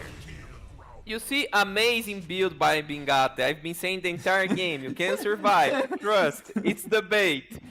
All you need is Aegis and J-Mari coming back from a second life. That's it. That was... Nah, kidding. Still terrible. That was a beautiful Ravage. Lissax catching all of them. Yeah, that was also an overextend because they used everything they had to secure the kill on the Void Spirit, so they didn't have BKBs, they didn't have RP. It was kind of greedy. Yeah. And now, I mean, one thing that the Gyrocopter does with that MKB, he does hit buildings pretty fast. Yeah, he does have damage. They might be able to claim 2 lanes. Or they can go like Horse tier force, so you force buybacks. Meanwhile, D-Flash, Oh, Deep Flash, he's dead. he's tanky at least. Dead, but But tanky. tanky. Yeah, they're gonna claim the melee racks in the mid lane, looking for a second set here. There's no RP for 20 seconds. It's gonna be the buyback from the Jakiro. Gotta be scared now for the Radiant. Or not. They have Look Solar how Guardian scared they up are. again. So they're gonna claim 2 sets of racks. And they're gonna claim this tier 2 tower. J Mari actually coming in here. Is J Mari is gonna get Yule Sceptered, finds the Weaver. The RP misses! Oh, it was so close. But it misses, and now Litzex jumps on forward. J Mari is styling on them. He's 21 Yeah. to 12. And now has A on disc, so Oh. he feels pretty alive, and he's gonna have the shard also. That extra kite. Level 27 already. He is so big. He's like massive. And now Mingate hits onto the tower. There's gonna be the Aether Remnant onto Hijack. Into the Mystic Flare. Hijack homing missile as well. Jump in. There's the Ravage. Catches him off without the BKB. And Rayer just died. Has the buyback. Has still a BKB, but it's now a 2 versus 5. Oh, the triple kill for the Gyrocopter. Why would he ever need BKB if he can just kill them all? Yeah. That makes perfect sense to me. There's gonna be the smoke from the Dire. Blink forward by the Skyrath Mage. He is gonna die for this, but he forces the BKB off the Lina. And at the same time, yeah, he's just gonna come back with the buyback on the Skyrath Mage. They're gonna go onto Rayer. Rayer still gonna be forced into the Fountain. Ancient now exposed. Hijack goes in with the stun. And now J Mari jumps onto the Lina, finds their Aether Remnant and the Starbreaker over the top. Lina is dead. GG's are called. And take note, you don't need BKB to win. Please Yeah. don't take that away from this game. Please don't. You just pray your mid laner ends up 23 to 15. I don't know. What was the 23 to 15. Yeah, J yeah. Mari absolutely styling on them. Jesus. He did so much damage. He killed... Who did he kill the most? He killed 6 times Jakiro, 5 times the Lina, 6 times the Weaver. Woo. Yeah. And now that the series is over, like, I don't want to go so much on that point, but just does it feels like very underwhelming Jakiro? Like the hero doesn't bring much? Or seriously, like I'm Yeah. curious, like if you have Yeah, okay. I feel like it's just a hero that nearly everything that he does can be done better by others. Yeah. Like if they have an Earthshaker, like yeah, maybe the lane goes a little bit worse, but like imagine a Fissure and an Echo Slam in those team fights. I feel like that's more impactful than what the Jakiro brought here. Yeah. But yeah, in the end, they chose to go with the Jakiro. It did not work out. It worked out in game number 2. So Omega Gaming wins the series 2-1. But as we said at the beginning, much more competitive than the first series that we saw that was 2 25-minute games. Definitely. Yeah. And Props for Interitus on that sense, right? They had a very bad first game and they could get 1 win. They could play a decent game 3. absolutely. And so now we are not done with the South American DPC. Upper Division, Division 1, NoPing versus SG Esports. Now, Astini, neither you or I are going to be casting on this, but just your quick thoughts onto SG Esports versus NoPing. Okay, Brazilian clash. I know a lot about the teams. What can I say? NoPing is the favorite. SG, they have 5 really good players, but they don't feel like a team. It's a Okay. matter of time that they will start feeling like a team, I believe, because they are practicing hard. So could be today that they're gonna surprise. And also NoPing has some really weird drafts, on my opinion. As I mentioned, like the hard carry Conca that I personally dislike on the game too. I've seen they pick this hero quite often. There might be an opening for SG there, but yeah, it's gonna be interesting, this Brazilian clash. I'm gonna be watching here at Epulze channel. Absolutely. Well, Estini, it was today the first time that we've cast together, and it has been a blast. Thank you so much for casting with me. And everybody, be sure to follow that guy. He knows so much and is so smart, and you just want to hear more of him. So we're gonna go to a quick break, and then Division 1 South American DPC will be coming up in just a break.